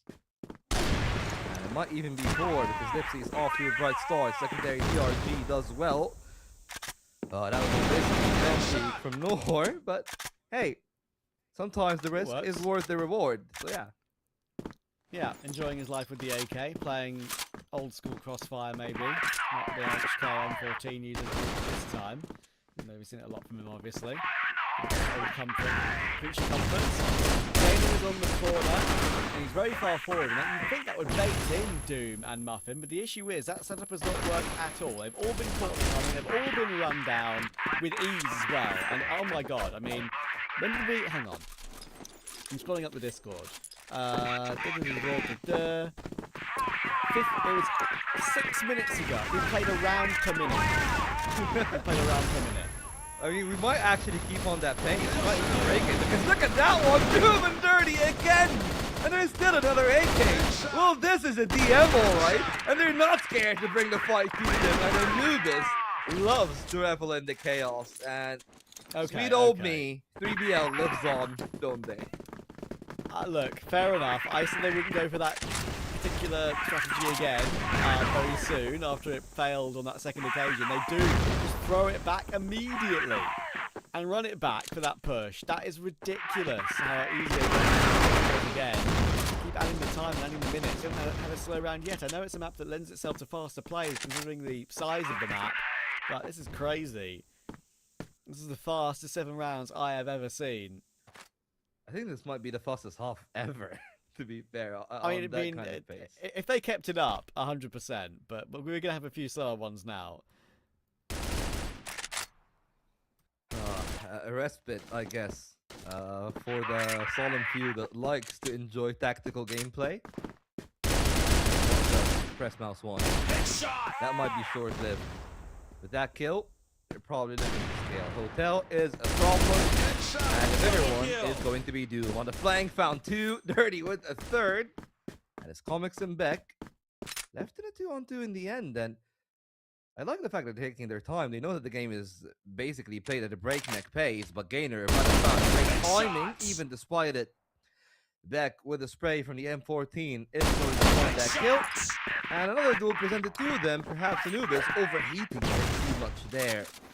2 1v1s, mistimed, and Nemesis, at the very least, will be winning on the Blacklist half.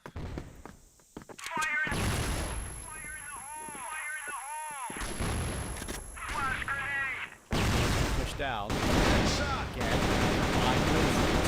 Works very well to find Comics. He's trying to pre-fire back out of the round as well. So damn aggressive. I'm going to be seeing our lovely producers typing switching sides in our Discord in a matter of moments. This is insane. Dipsy will find Gainer. It's back into a 3v4. And Beck will run down Doom as well, but Dipsy finding Muffin makes this one still a little bit hard to predict, because they might have forced it into a 3v2 and an advantage. But Dirty and Noor have still got a say in this one. They are a little bit further away than I think they would have wanted, however, and they're blocked off by utility too. So I think it's going to be pretty difficult to recover now.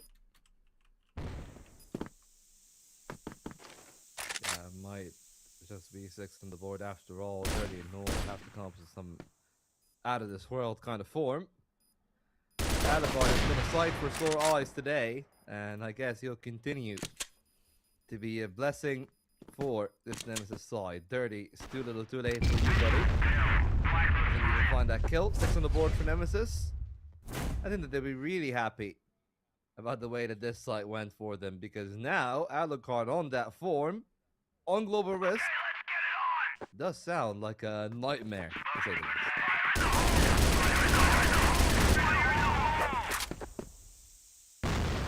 Yeah, and I think the issue is for Anubis is I feel like they've kind of been just completely blown out of the water. Like, the rounds they've won, sure, have also been really fast. But in such an important game, it being the 5th map of a BO5, I'm shocked that it's gotten out of hand this quickly. I mean, I'm not sure, maybe, you know, the desk will have a differing opinion, but I think it's just a surprise, and they'll be surprised that suddenly it feels like they've played a game for 10 minutes, which they pretty much have, and they're 3 rounds away already from losing. Yeah, I mean, here's the thing. Like, this truly does feel like you hopped into an S&D pug. It doesn't even feel like a scrim at this point. But, well, things could definitely escalate. Rapid. Still playing so fast. And that's a kill to be found. Quickly traded by Gainer on that side. Of course, Alucard is still there. So they know that the A side is never going to be an easy one to take. And they have to be a bit more methodical about that. But you see that a couple of those perhaps go a little bit awry. But this time around, I'm actually happy to report that, yes, initial shenanigans, of course, but apparently we're going to be playing a normal round of Crossfire after all. Yeah, I mean, as I said, this is a very fast-paced map, but this is still crazy. This is the slowest round we've kind of seen so far. 1 minute 18. They're just playing regular defaults in the 4v4. I think that's Anubis realizing, we're actually about to lose this game. And we've had a relatively long BO5. Oh, the maps have been quick, sure, but a relatively long BO5, and it might just all end in vain, and also in a bit of a whimper, unfortunately. Comics will find Doom. That makes it another advantage for Nemesis. It's not looking too good. I mean, there's a really decent timing here for Beck. Dirty's really has his work cut out for him.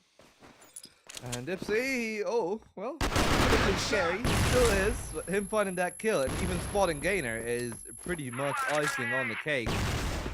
Even if they got the B slide, they know the Gainer got the C4. Pretty much stuck there, dead to rights, 15 seconds remains for a 1-on-4 clutch. And we know that those really are probably one in a generation. Or is not gonna even find those one, let alone a generational clutch. So 8 rounds on the board, and Anubis decided that, hey, this is starting to get very, very off the track. So let's try to bring it back in.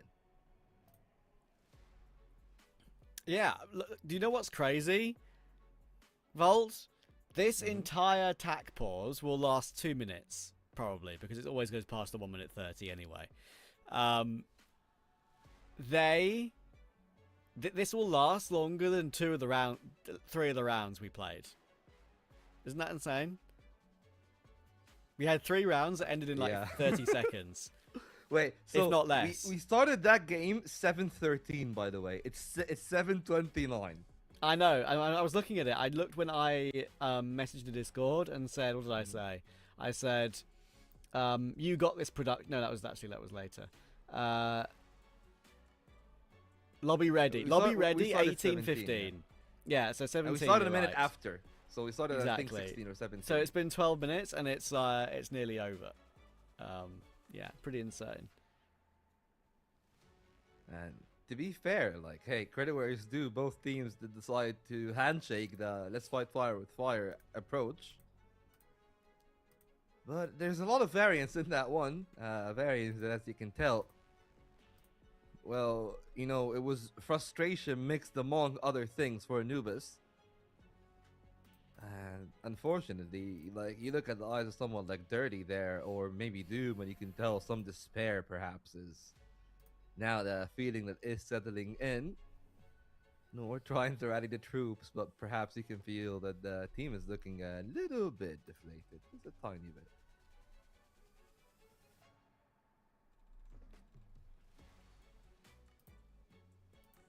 Can we get a quick look at the Nemesis slide before we go to the game? Like, how are they looking over there at that camp?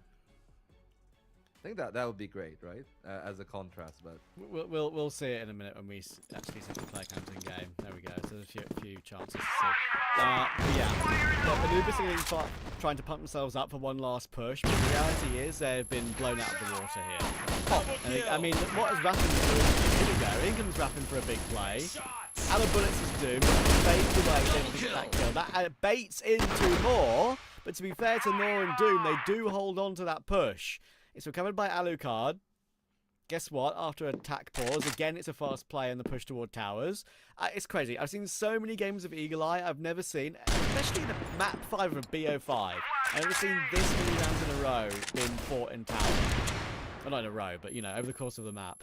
Dipsy will find Doom nicely. Fall down to Nor, the captain. What can he do to keep his team alive? This is the moment. The bomb is all the way back in spawn. It's a trek and a half. He's going to need a new pair of shoes to get there to pick this bomb up. But Alucard's already in a very good position. I don't think Nor has any idea of responsibility. Easy for Alucard. 9 it is, and he's having a whale of a time. Look at that cheeky grin. yeah, poor Alucard, bro. He had to run a marathon to get to that hotel, by the way. Yeah. Literally ran all the way nearly from your spawn through middle to hotel, and well, apparently the running is not gonna stop. You are in a sprint. After all, they take the player down the lane. Hotel is theirs. Lovely stuff for Nemesis on the adjustment, right? They completely forsake the A site. Very much so. They want to take care of Hotel. That's not gonna be a problem, but well, that's a gambit that they took, and it failed. So 4th for Anubis seems to be the most likely conclusion. It's Alucard and Comics and they found a second kill. Maybe there would have been a conversation, but that's just an ugly miss from Comics, unfortunately. Good catch from Alucard, but if he was to clutch this out and win it in a 1v4, That would truly be something. And maybe it's a little bit too far even for him. He's going to push through. Dirty's already on the close line on the left. We've got Nor holding a bit further back. Muffin's got the push through. There should be no problem. There's a bit of a respite here for Anubis, and there will be. They need 5 more in a row.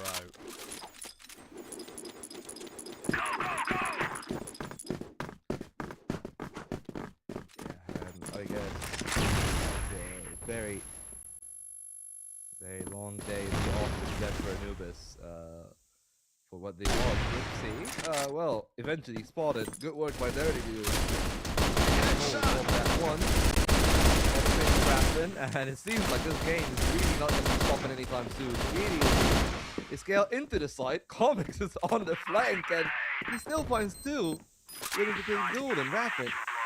Ready to take that one. C4 is down. This time, Alucard got a 417 in his hand, and maybe that could be enough for the round. He needs to check his corners, though.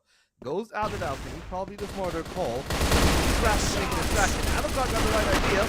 Rapid is good for 1, but just that. And it is going to be 5 rounds for Anubis. Okay. Step by step. You never know.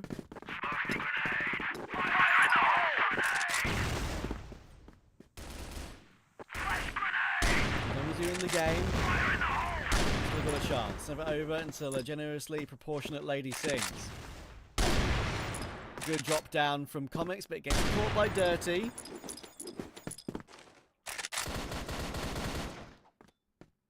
Another chance to get a round in their favour early.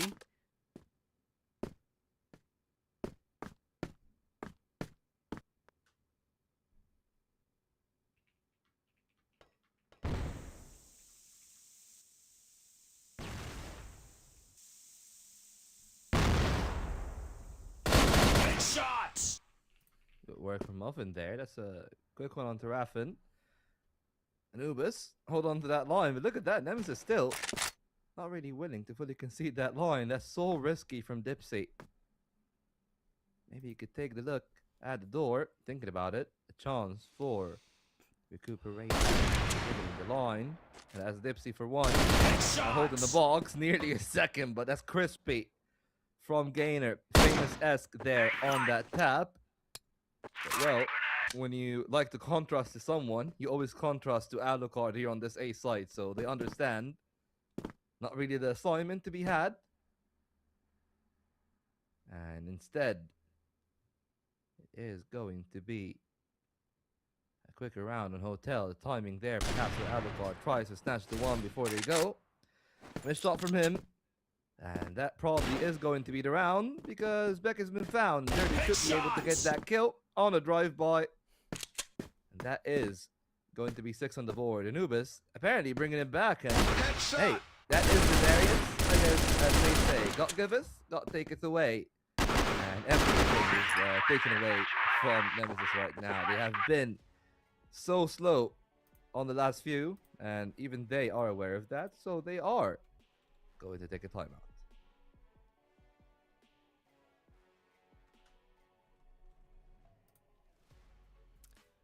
Deep breath for Nemesis now at this point, right? I mean, they're still in easy control of the game, but yeah, as I said, you just never know. A little bit of a wander around the room for Alucard and Dipsy to kind of compose themselves a bit here to try and close it here. Now you can see on Comics' camera them walking behind him in the team house.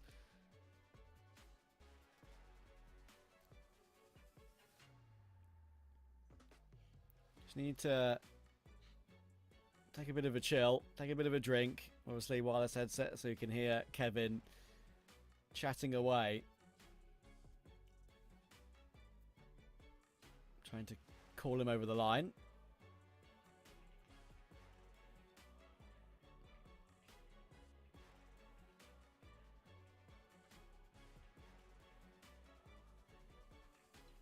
And now here we go.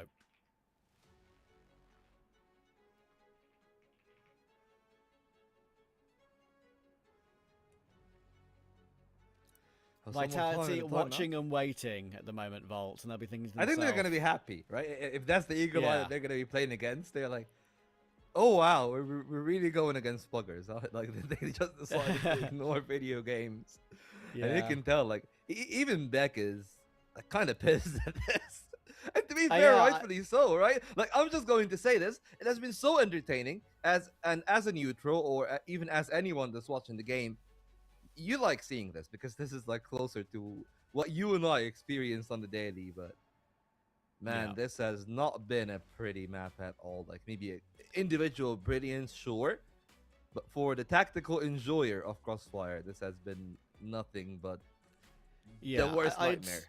I'm looking forward to hearing what the desk has to say about the fact that this game has been so ridiculous, especially in those first 7 to 8 rounds. Like, I can't believe that Anubis tried a tower push. 3 out of 4 rounds they played in a row. Actually kind of crazy, and just completely throwing caution to the wind, it feels like, in many situations. Anyway, the pause when this comes in to try and get them the one round they need to close. They're on the GR side. They're on a side where they could just try and lock it down, play their positions, anchor their team to victory.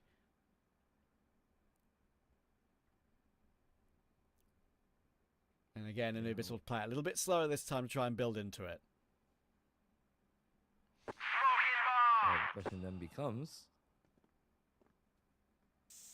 can Anubis hold on? They've been doing pretty well for a couple. And I guess I'm so happy to say that whatever simulation that we were in, Trav, we apparently are out of it.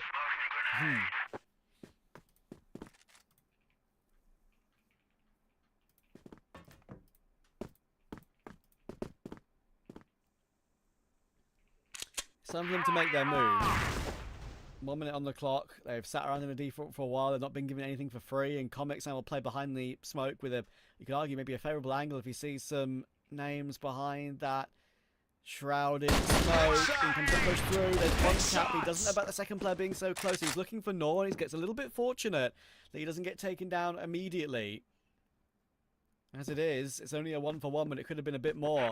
Nor maybe shouldn't be in this round anymore, but he gets a little bit fortunate, and now they're trying to push the issue toward B. They're still pretty split across the map, though, are Anubis, which could be a problem. Dixie's going to pick them off one by one. He sees information, doesn't want to commit to the fight straight away. He's happy to let them have the corner of the side, get his teammates. That could be the factor that closes them into the grand final. Beck is going to find 2. Alucard with 1. It's all down to Beck in 13 seconds, and he will make it a 1v1. Beck is so very low. You never know. This could still happen. He's got time for the plant. Beck had fallen all the way back. You have to give him space, and there's the information from Muffin. It's so nervy. He needs 1 bullet, and he'll find that 1 bullet, and we'll go on perhaps 1 round more. Locked in still. They are. 2 more it is. Nemesis decide that, hey, still have to ride for a little bit more. Perhaps back in offense if they had enough time. Now Gainer and Muffin, both in the A side. The default hits. It's another repeat off that hotel stairs. Being a nuisance. Snore deleted there. Courtesy of Dipsy. And luckily enough for Dipsy, the smoke doesn't really display that much on the other side. So, with the smoke renewed, he's able to play the hotel stairs.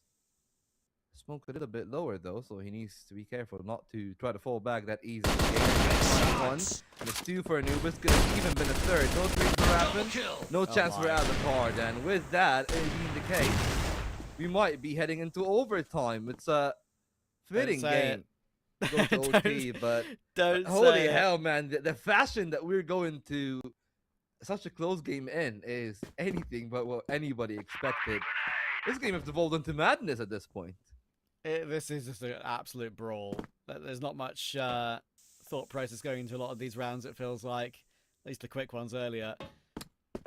This is all down to the shots. Alucard, you never know. Can he get 3? Comics is on the side with him. It would be a 2v4 to make the victory happen. It's still not done. All 5 players are on one side of the map. Comics needs to hold on though. Half track boom. Alucard will be in the open. And Anubis have somehow brought this back to within touching distance. They need 1 to take us more rounds.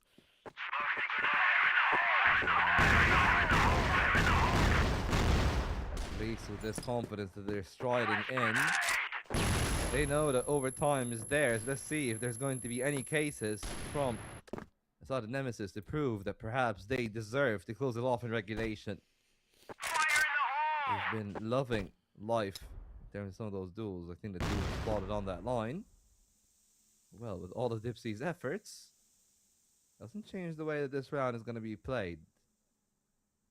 Nemesis are heavily entrenched on the A side, and so smart really from the side of Anubis to know, hey, like, yeah, we never really contest Alucard when it's easy. They always make his life a living hell, and Alucard has been so quiet in today's games because of that. Again, they've come in with a good plan. They know how good Alucard can be on the A side, and they're maneuvering the game well. They are going to be successful for one, and it seems like OT might be looming after all. I can't believe Beck goes searching on this round of all rounds. Dipsy's gonna hold on to bargain. They're gonna need more where that came from, and Comics lets Nor get a little bit too close. Awkward angle for Comics. He's been successful with this already. It's a bit whiffy, but he gets away with it, but he takes so long. It's laboured against Muffin that Gainer will trade him very quickly. The two TRG players are left in a 2v3. The bomb is still all the way back at the very corner of BL spawn, but they got plenty of time to make their decision. They'll be picked up by Doom. And is it really happening again? Don't forget, Nemesis were up 8-6 on map 3. And Anubis pulled it back to win 10-8. Now they were 9-4 in front, and they could be getting pegged back all the way to overtime. Dipsy 1v3, wrong side of the map. Anubis are pulling off some crazy work here. Fair play. They used to be the ones that will choke. Now they're playing the chokers. Dipsy will get one, but he's going to get taken down. Gainer's brought it all the way back, right on the brink. But they're still alive. They will still survive after all. A sigh of relief breathed by Anubis, but the job is not done. At least for now, you know, for a team that seems to be so animated whenever they play, I'm sure that they're going to be in such a great position. But Nor's trying to be commanding, trying to be assertive. They know that what is coming up is not going to be any easier than what has concluded. And there's a very real chance then Nemesis collapses. And if that is the case, I don't think that there's going to be any more disappointing result for the side of Nemesis. As you said, 9-4 up, 5 rounds where between even the chaos and order, neither of which seems to have worked out for them. And now they'll just need to switch their game, because really, like, Anubis has them beat. Again, tactically, again, they just seem to walk in having the perfect anti-strat for what this side is trying to pull.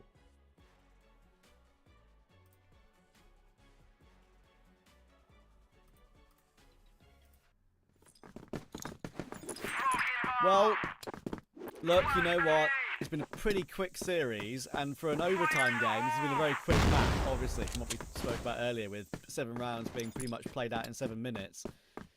But I am very happy it's gone back to overtime, and that's no word of a lie, because it just feels like it's deserved. Nemesis, if you're going to lose that many rounds in a row, you don't deserve to win it in regulation. Fair play to Anubis. Again, they've managed to pull it back. Of course, we do go for the side switch in OT straight away, so that moves the momentum back to their GR side and maybe switches things up again. It's anyone's game at this point now. Can Nemesis put the choke out of their mind? So much to talk about this map as well in general. And now the nerves will really start to set in, because out of nowhere, Anubis have a chance to make the grand final of CFWL all over again.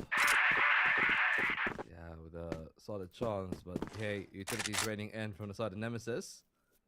That's a wall of smoke. They really are suffocating 3 on the A side, but they haven't pulled the trigger just yet. Those flashes seems to be so effective, but Raffin needs to find an opener. Gainer pulls up in the smoke, and the pistol could have a beat.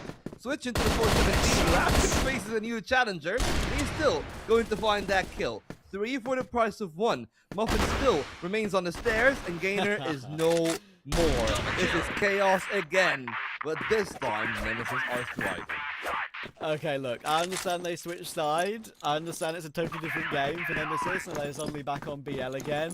But it is very funny that they've come back from 9-4. They've lost 5 rounds in a row. Of course, the classic thing, Volt, we see it in other games as well. Of course, they're going to try and run down the other side as well. Very quickly, Alucard's clear. The trades are favouring the BL side. Dirty needs a play from the corner of the rotation doors, as you can see from his angle.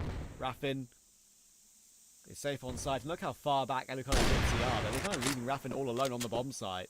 That should move them forward a bit, even with that smoke up. Especially with that smoke up, to be fair. I'm going to try and elevate the angle now for Dirty. See the stairs angle. It's a lovely flick down for Dipsy. Alucard now. Maybe out of bullets on that USP. He's got 5 left. And Nor's going to hold it. Nor is going to hold this defuse. There's no way he does anything else. Balls of steel. And Anubis. Look at the reaction from Alucard. 10-10 it is. Oh, to win against the Clutch Master himself in that position tells you all you need to know about Anubis in the game that they're bringing here. Double digits on both sides. Gainer trying to bring the heat back to the other side. Alucard might be beat. Gainer gets the one. Quick trade for a double for Nemesis. Both Alucard and Comics. And you know that there's Noor on the other side. They could try to press on, but they don't concede hotel to him. That means that they've lost both sides, and well, now they have to start a round over. They have mid. Courtyard is a pretty dandy position to play from. But honestly speaking, they've maybe taken a good chance there. Nor taking a plunge, nearly losing his life, is going to get away safely. So no harm, no foul for Anubis. Just trying to play the war of attrition, keeping 2 players on the A side. Plenty of utility still for the players on the Nemesis side. So maybe they can try to repeat what they've done in the 20th round. But, well, in the 11th hour, it's going to be Noor taking a massive risk here. Needs to at least find one before going down. And he might actually find them both. Dipsy doesn't find a trade. And now, the pressure is on. Alucard and Raffin will need to try to find round 11, but Anubis seems so likely to close it off with a victory. Alucard, against 3, needs to find 3 more in his first half of the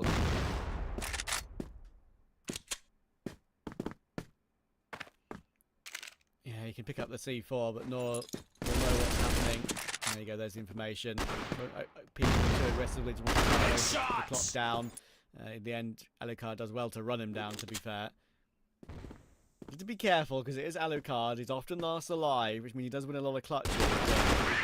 More often than not, he does get picked up in. There you go, they pick it together. So, here's the side switch, and this is a big deal. This is a really big deal here, because Anubis, their BL side, was what got them back into the game. And they were all over Nemesis. I'm sure Noor, in this little mini break they've got, is trying to instill some kind of belief and reminder of what went so right for them on their BL side. Because getting a 2-1 in overtime on the side that they didn't look too good on is a godsend. Well, absolutely. And even the fashion that they've gotten those, right? Like, a lot of frustration might be on the side of Nemesis, losing 2v1s. Positions where they need to trade, but they don't. Executes being a little bit messy. But hey, when they do better, I guess they actually do better. And I guess, well, in that case, life is not over for Nemesis just yet. It is not 13. But they know that they are on very thin ice. So, if there's any hope for them, it will need to be a turnaround of what we've seen on regular. Risk. Oh my god, look at that nade spam. Unfortunately for Anubis, not gonna find any kills. Courtyard is open. It's 3 stacked on the A side. Nothing. Give him the time of day. He'll be so happy if he's peaked, but Alucard should know those spaces like the back of his hand, so very simple then. Nemesis to be entrenched, and the question becomes, will it take someone from Nemesis to, I guess, be proactive, or will they just wait and the inevitable execute come in? Because at the pace that things are going, it seems like that they're so defensive because they're expecting Nemesis to be proactive, but not going to be the case. A full-on switch up. Minute 20 remain on the timer. And if I am Anubis at this point, I think that, yeah, I would want to test Dipsy. I would want to test Hotel, see if there is any openings on that side. And look what Nemesis have done in this round as well, early round, right? They're set up on A, having 3 players in a very similar position. That shows you, like, they feel the need to have to go with kind of a gimmicky setup like this. You don't often see 3 crowded into the corner to try and bait each other in to get the kill easily. It might very well work. But still, it shows you just how nervous they are on this GR side. Nothing was working for them at all from that 9-4 lead. Anubis kept pegging them back bit by bit, and it could still happen again here. Comics getting to a peek forward. He knows he's there. Easy jiggle tap, baiting out Comics' position. Now, they can just all go together in one portion of the map. They know they've got space to work with up to 4. It's a good catch from Beck to make it interesting. 4v4. Oh, damn, the kill. Deck unable to hold off the entry, and they get the space and the kill. Match point might be on. Alucard needs to save the day, and he's only going to be good for 1. And it's Raffin left in a 1-on-3. Tries to go up to GR spawn, but it feels inevitable. He is going to go down. Might find 1. This shot from TRG does not matter much, because there was still a very healthy Dirty in that round. And it's match point and serious point for Anubis. Vitality might actually know their opponent is any second now, and they are not going for the gimmick. I say that, but Nemesis actually strengthening that A defense. They think that it might be a quicker peak, and uncharacteristically so again. Alucard is playing such a passive hold.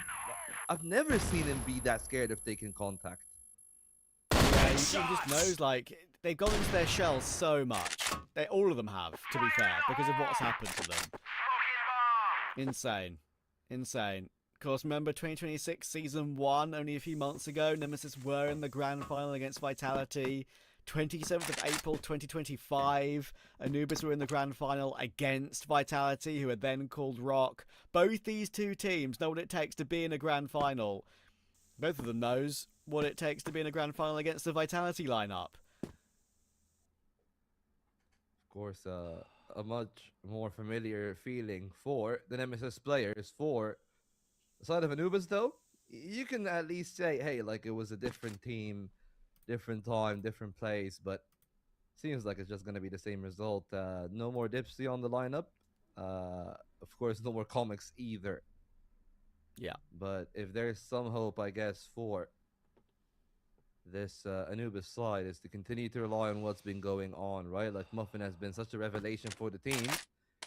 And you know what? You're saying that this Nemesis side is definitely turtling. And they are. Raffin has gone early. There's very little time remaining. But this take really feels inevitable. Like, I think the Comics will need to have a miracle. And yeah. I don't know why. I'm not really feeling too much trust in Comics right now. And the issue is that's kind of how we felt about him all season. Like, he's okay, he does fine, but he's not really had these big pop-off moments that maybe some other riflers have in the league. To swing him, and there we go. Exactly when he was required, he finds 2. That is huge. And then Alucard will hold up his end of the bargain at the opposite bomb site. Dirty finds 1 back, but it's going to be very hard for him to get a second. They need Muffin. They now know he's there. And I think he knows that Beck is in the corner. He definitely does now. He's all alone. He got jumped at. Tries to make it 1v1 with 2 very low HP players, but not to be. And Nemesis will drag it over the line. They're 1 away from a golden round. Well, that would be the most cinematic way to end the game. All 25 rounds required, perhaps. Still on 24 we are. Chance maybe for Anubis. He scaled up so tremendously. Comic spotter on the other side of the bridge. That HE is going to soften them up a little bit. Nothing too significant. If anything, I feel like Nemesis have really emerged victorious out of that sequence. Nor with the entry, the captain. But the troops are falling to the wayside, and Comics again! Oh! this guy have found the best time in the year to step into the limelight, and he will need to do so now. Muffin is still alive. He is always a danger, but he will not be too much of that. 2 kills to his name is all it takes, and 5 kills from Comics to secure a golden round for Nemesis. Unbelievable. When we call his name, he steps up and delivers. I never could predict that in a million years. Just after I said about how his season's not really had any big special moments. Well, here he is. They've gone toward him and he's delivered. But hang on. Golden round. And already there's an opening kill onto Dipsy. All of a sudden again, Nemesis are playing catch up.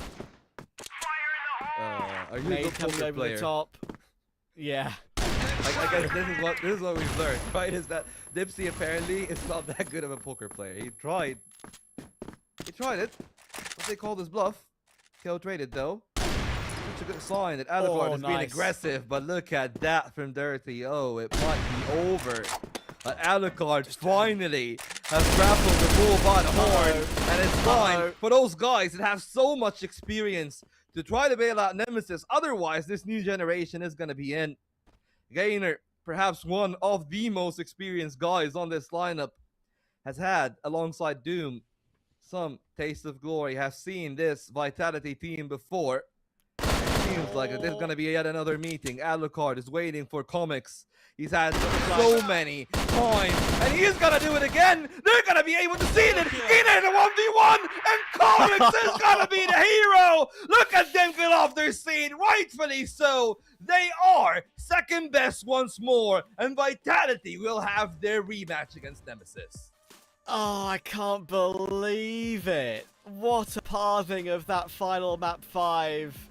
9-4 in front, they bring it all the way back, then they get the match points at 12-10 and they can't close it. Some of the old Anubis comes back to haunt them. They had the chance, they had multiple opportunities, they maybe gave a bit too much to Alucard in that final round there, they gave a little bit too many opportunities for him to pop off. And in the end, when just the delayed of time, Gainer, you could tell how nervous he was on his push-up. He almost fragged Alucard, he couldn't connect with it, and because of that, that allowed the Comics flank to come through. And look, so many factors of that game, how ridiculously quick it was at the beginning, how ridiculously insane that comeback was. But also, I think the main point of conversation will be Comics looking like a god at the right time, out of absolutely nowhere, it has to be said. Unbelievable. Nemesis are in the final against Vitality tomorrow. We'll hand it over to the desk to close out today. Hey, no way. This is a best of 5 that, I don't know, it didn't take no time, but 5 games, and a final game is a golden round, and what a cinematic way to close this series. I mean, like, yeah, as Trav said, say his name and he appears. That's that guy. Like, we were just saying, like, yeah, I didn't have a lot of big moments, he didn't have a lot of this, I didn't have a lot of that, and he was like, yeah, guys, say no more. Yeah, I mean, Comics, like, this guy got 7 kills in the last 3 rounds. 3 back-to-back and got 2, I mean, 2, 3, and then got 2 as well, and clutched the game. What a way to end this series, honestly. I mean, we're not here to talk about Comics, we're not here to talk about a certain player, we're here to talk about one of the best series that we've ever watched. Nemesis, they played, like, 14 map in the last 3 games. 2 of them went to golden round. Compound versus CFWL was the same chaotic way. Also now, Eagle Eye is very chaotic versus Anubis. In my opinion, I think that Nemesis, which made themselves in such hard situation because they had a very favorable lead. It was 93 in favor of them. And Anubis kept pushing mid. These guys were pushing mid multiple rounds. They tried to take aggressive controls, as you can see right now. It failed one time. They pushed again. It failed again. They pushed again. They kept just rushing and rushing. They wanted to set the tone on the map against Nemesis, but Nemesis just destroyed them.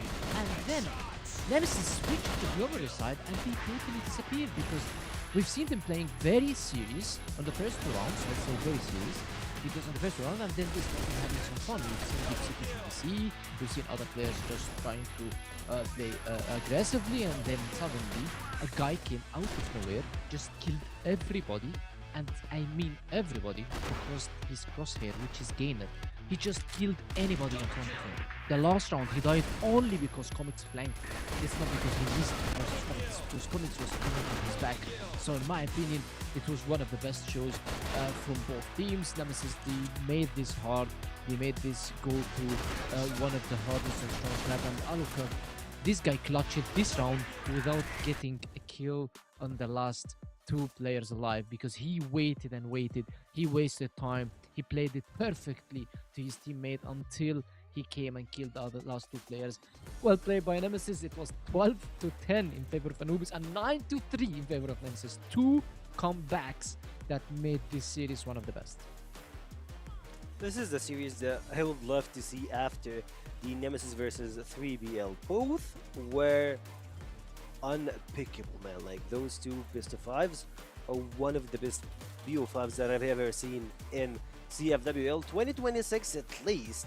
Because I would say, for me, if I'm gonna rank 3 games or maybe 4 games, one, it would be Nemesis versus Vitality, the one that finished in the playoffs upper bracket season 1 that Nemesis won 3-1. The other one would be the one from yesterday, or like not yesterday, like last week. And of course, this one, those 3 best of 5s are absolute peak for the entire region. I would say that Anubis came a long road. They were this close, a pixel close to closing everything, and like a guy that disappeared for a long time, he just came back and he's like, yup, this is my time to appear. And speaking of that, also Alucard did the same. Alucard was not at his peak for the entire best of 5, but he woke up at the final game. At least, like, look at his KD, 2.23 is not something to just ignore. Yet again, like on the other side, Muffin been doing the same thing. He's 1.41, which is pretty huge. I would say that he did his best. Anubis actually brought to us one of the best BO5s that we would ever see. And to be honest, me, I would love to say, I wish that I can bring back time and vote for Anubis. I wish that I can do it. Like, even though that they lost, they gave us a really good show. Yeah, I mean, they played better. They played very, very good, in my opinion. Probably they deserve to win because if you have some kind of good mental resilience. But I don't want to say. I don't like this word, Yeah, to I be don't wanna honest. I don't want to say that It's they not had like some that. They had they had a very strong mental resilience in this game because when you're down and the tactical pause, I remember also the tactical pause came very, very late, so everything was wrong from Anubis, tactical wise, managerial wise, mistake from a coach, mistake from the players were down, they were all down, and then suddenly you're just coming back after all of this. This is a thing that we need to highlight. But other than that, Nemesis also went through all of this and yet they came on top, so they deserve the win, of course, and they won in a fashion because I think that Nemesis win. I mean, if you look at Nemesis and you check on how they usually win or lose versus Anubis, it is always very close. It is always that close in such games. And Beck himself said it. It's either an easy win or a very, very hard loss for us. But now this time, it's a very, very tough win for them, closing out the last map. Comics, he came on the right time. Gainer, this guy just...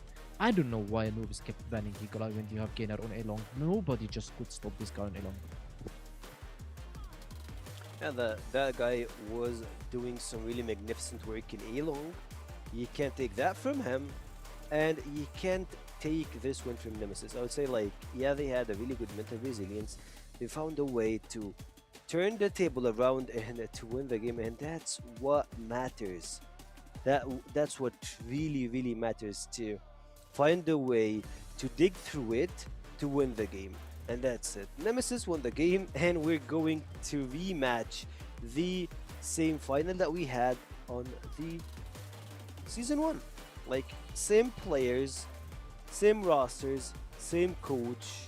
Big Comics is not involved in the grand finale, but I mean, if he got a chance to pop in, like you won't hate it. We would love to see it again. Yeah. But other than this, you love to see a rematch again for Nemesis, and this time they are running for the title. Yeah, I mean, They need it. this time maybe they look a bit better in terms of, I'm not gonna say in terms of strategic wise, because they are exactly the same. We've seen Nemesis on the past two games, which is versus 3BL versus Anubis, they're playing the same way. We haven't seen the change that we would say that, okay, Nemesis, this time they're gonna go for the title, but at least they have a change in their heads, in their mental, that they will fight for every chance, and they came back from the lower brackets. Their backs were against the wall, and they had everything on the line for them. And playing versus 3BL when they were kind of actually about to lose the map on new compound, and if they lost it, they go versus them Eagle Eye, so it was completely done for them, and they come back and they win the golden round. And then yes, they lose Eagle Eye, but they still have some momentum for Black Widow. And then Anubis, they had a lot of good momentum in this series, because we know that they secured EWC and they were happy to be there on the international stage, so they were playing just freely without any pressure.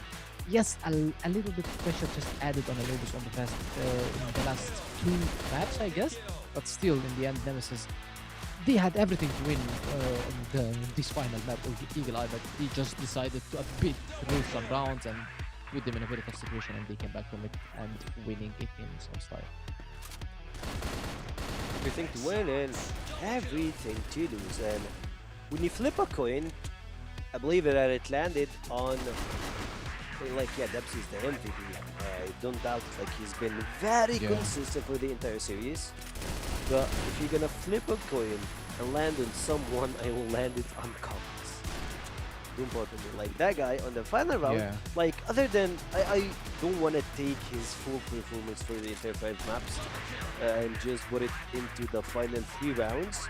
But the final 3 rounds were so critical. The turnaround. Yeah, you need him. That guy is just exactly. You need that type of performance when it really matters. Like landing 3 kills at the final round and landing another 3 kills in the round before, landing 2 kills at the round before that is just like, yeah, like, I'm gonna take over.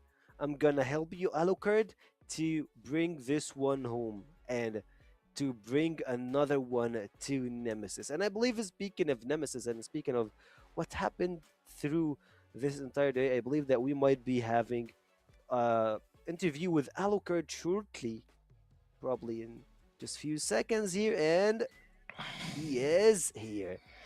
Hello, Alucard. Assalamu alaikum. How you doing, Habib? Alaikum salam. Hello. I mean, back-to-back grand finalist. Congratulations, of course, on your win versus Anubis. You brought the fight 5 games. This one, and man, like, you promised me that before, that whenever you win, you're gonna make it quick. And like, even though it's 5 maps, you did double down on your promise. It was quick, it was good, and we all enjoyed it. So, I mean, how does it feel to be back at the same situation you had in season 1, and to go after the fact, like, you had to play versus Vitality for another rematch? Like, it feels like the same path, but with a different approach. You played versus Vitality, you lost 3-1, you went back from the lower bracket, and you're now in the grand final. How does it feel, and what would be the message that you would love to send it to Vitality? Well, it feels really nice. We're back to the same situation like season 1. I mean, at least if we lose now, we're still second place. Our level didn't really drop. So for us, it's like kind of our goal to be there. We're still gonna fight for the first place, but at least for me, our level didn't drop. So yeah, we'll show everyone tomorrow what we're made of. If it goes our way, we'll win. If not, at least we didn't drop from season 1. So yeah, that's it. Of course, I love it. Yeah. Bingo?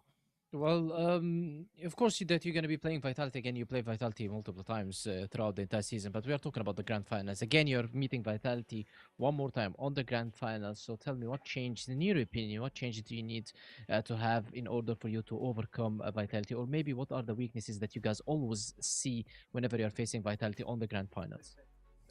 Well, to be honest, about my team, it's like I can say like okay, we can play. Our map pool is good. We can play basically like the 5 maps good. But the thing is, Yeah. sometimes one map goes our way, sometimes not. It depends on the situation, our reactions. Playing against Vitality, they've been the same team for like 3 years. They have more chemistry, they have Yeah. more situation awareness, they have More experience as well. way better decisions than us. So for us, like every time we lose, for me, we make shit decisions every time. So tomorrow we're gonna do our best not to repeat the same mistakes, do the same bad decisions, and that's what will decide the game for us. You know. Of course.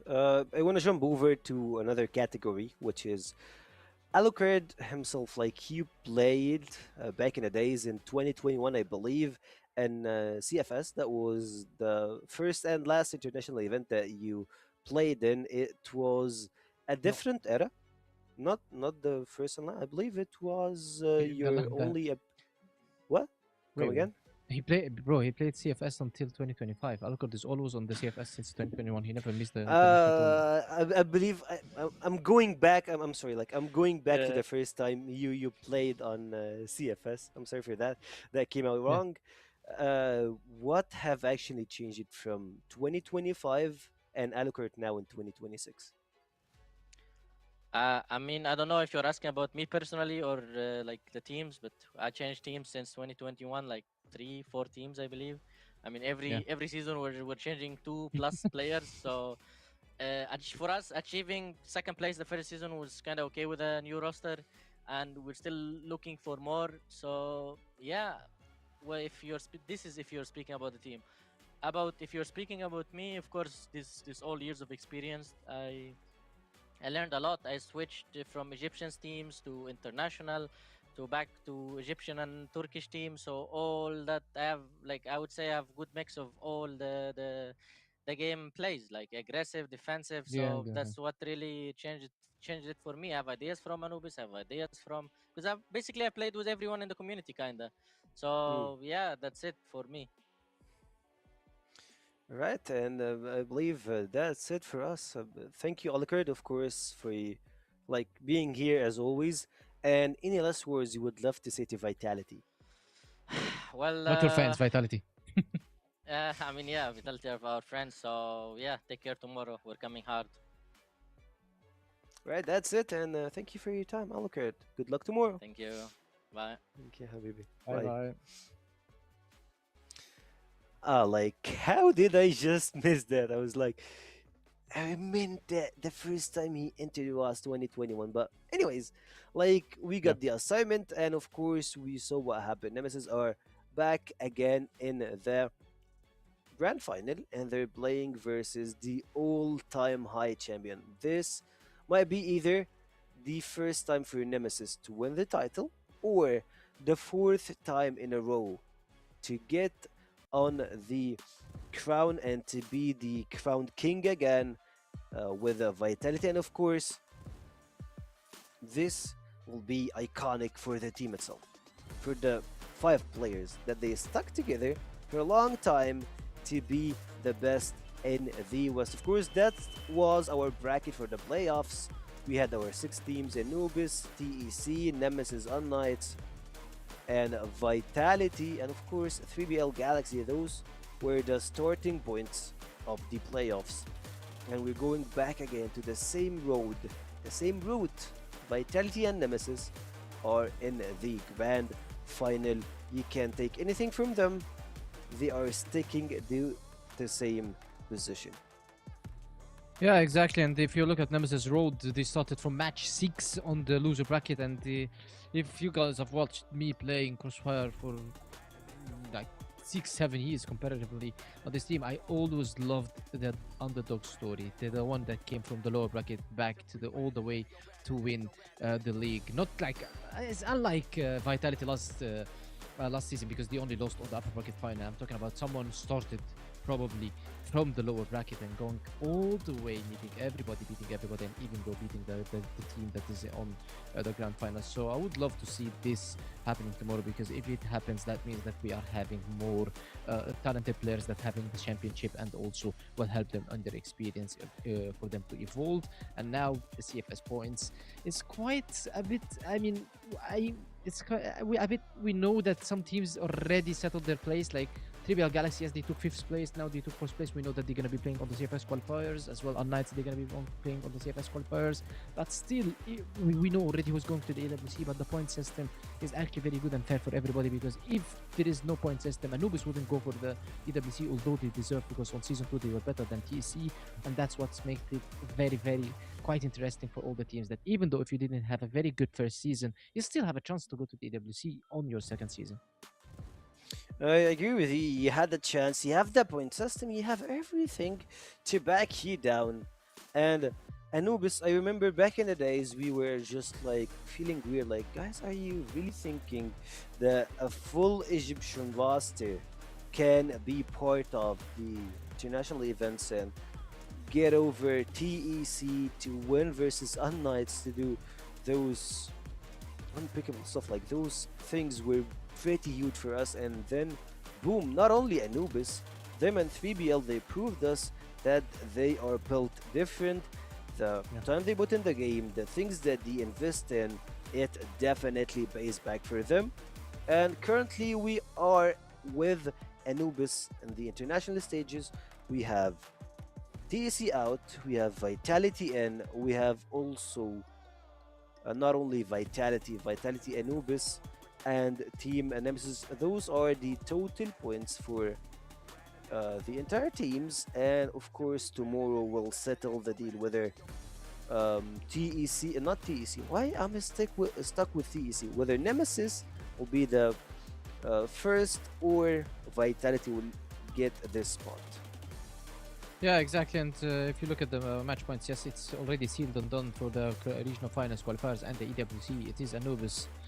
Also with Nemesis and Vitality, they're going to the AWC and the regional finals alongside with Titan Esports. And 3BL Galaxy, they will have to start from the CFS qualifier. Them and Unnights, Imperium, of course, and Swarm Gaming going to be going to the North American qualifiers. It's quite interesting season, I would say. Yes, the placements, by the way, if Nemesis wins tomorrow, they will get the first place, because it is based on the second season placement. So second season placement for them is going to be first. That means that they will overcome Team Vitality if they face them tomorrow and beat them. So it's quite interesting, but yet, in my opinion, everything is settled, everything is done. I'm not waiting for tomorrow results that much. We're going to be enjoying it. We already know that Vitality and Nemesis, they are the best two teams that we have on our region. We're going to be supporting them alongside with the underdogs, Anubis, going into the AWC. Probably these guys will make a history, or will make a story that we will always remember and we will always talk about. So best of luck for the three teams that's going to be going for the AWC, and as well for the teams that will be going directly to the regional finals. And I guess these guys are having a long road still. We are not done yet. We're not done yet. We are just crossing the roads to international events. It's gonna be pretty huge to watch, of course. All of our teams step in, new adventure, new culture to be playing in, new things, new stuff to face. Paris, it's always about Coruscant and that latte like that drink that I would love to see, and of course those very kind and good people to like interact with. Of course, the EWC is a huge event that you would see a lot of pioneers from entire the world, of course, in the esports industry. And of course, thank you guys for tuning in. Thank you, Penguin. I believe this is your last This day. is my last. Any last words? Yeah, this is. Yeah, I mean, this is my last appearance for the CFS League this year. Probably it was a very good run. I just enjoyed it. I loved working with everybody. I mean, I'm not gonna be here tomorrow for the desk, but I'll definitely be tuning in, listening to you guys, watching the games, and I guess I'll see you guys around. Yes. Yeah, man, like it's been a long road between me and you. We're like friend even before we get into casting together and we're working together. It's always a pleasure having you by my side, and of course, Penguin. Same, man. Thank you for your time and good luck in EWC. I gotta bring that here. You're gonna be. This is gonna be a huge step in your career. Hopefully, I believe in you. You're gonna do fine, man. Like you don't need our praise. Of course, we all do, but we all believe in you. Thank you for your It's time always here. a pleasure, man. It's always a pleasure. Love you, and of course, I really would love to thank our production team to just bring the ones and twos and make us always look fantastic on the screen. That was it for today. We still got another day, the final, the last chapter of CF West League 2026 starts tomorrow. So, guys, if you love our stream, I hope that you tune in, and that's it for our today. So, see you tomorrow.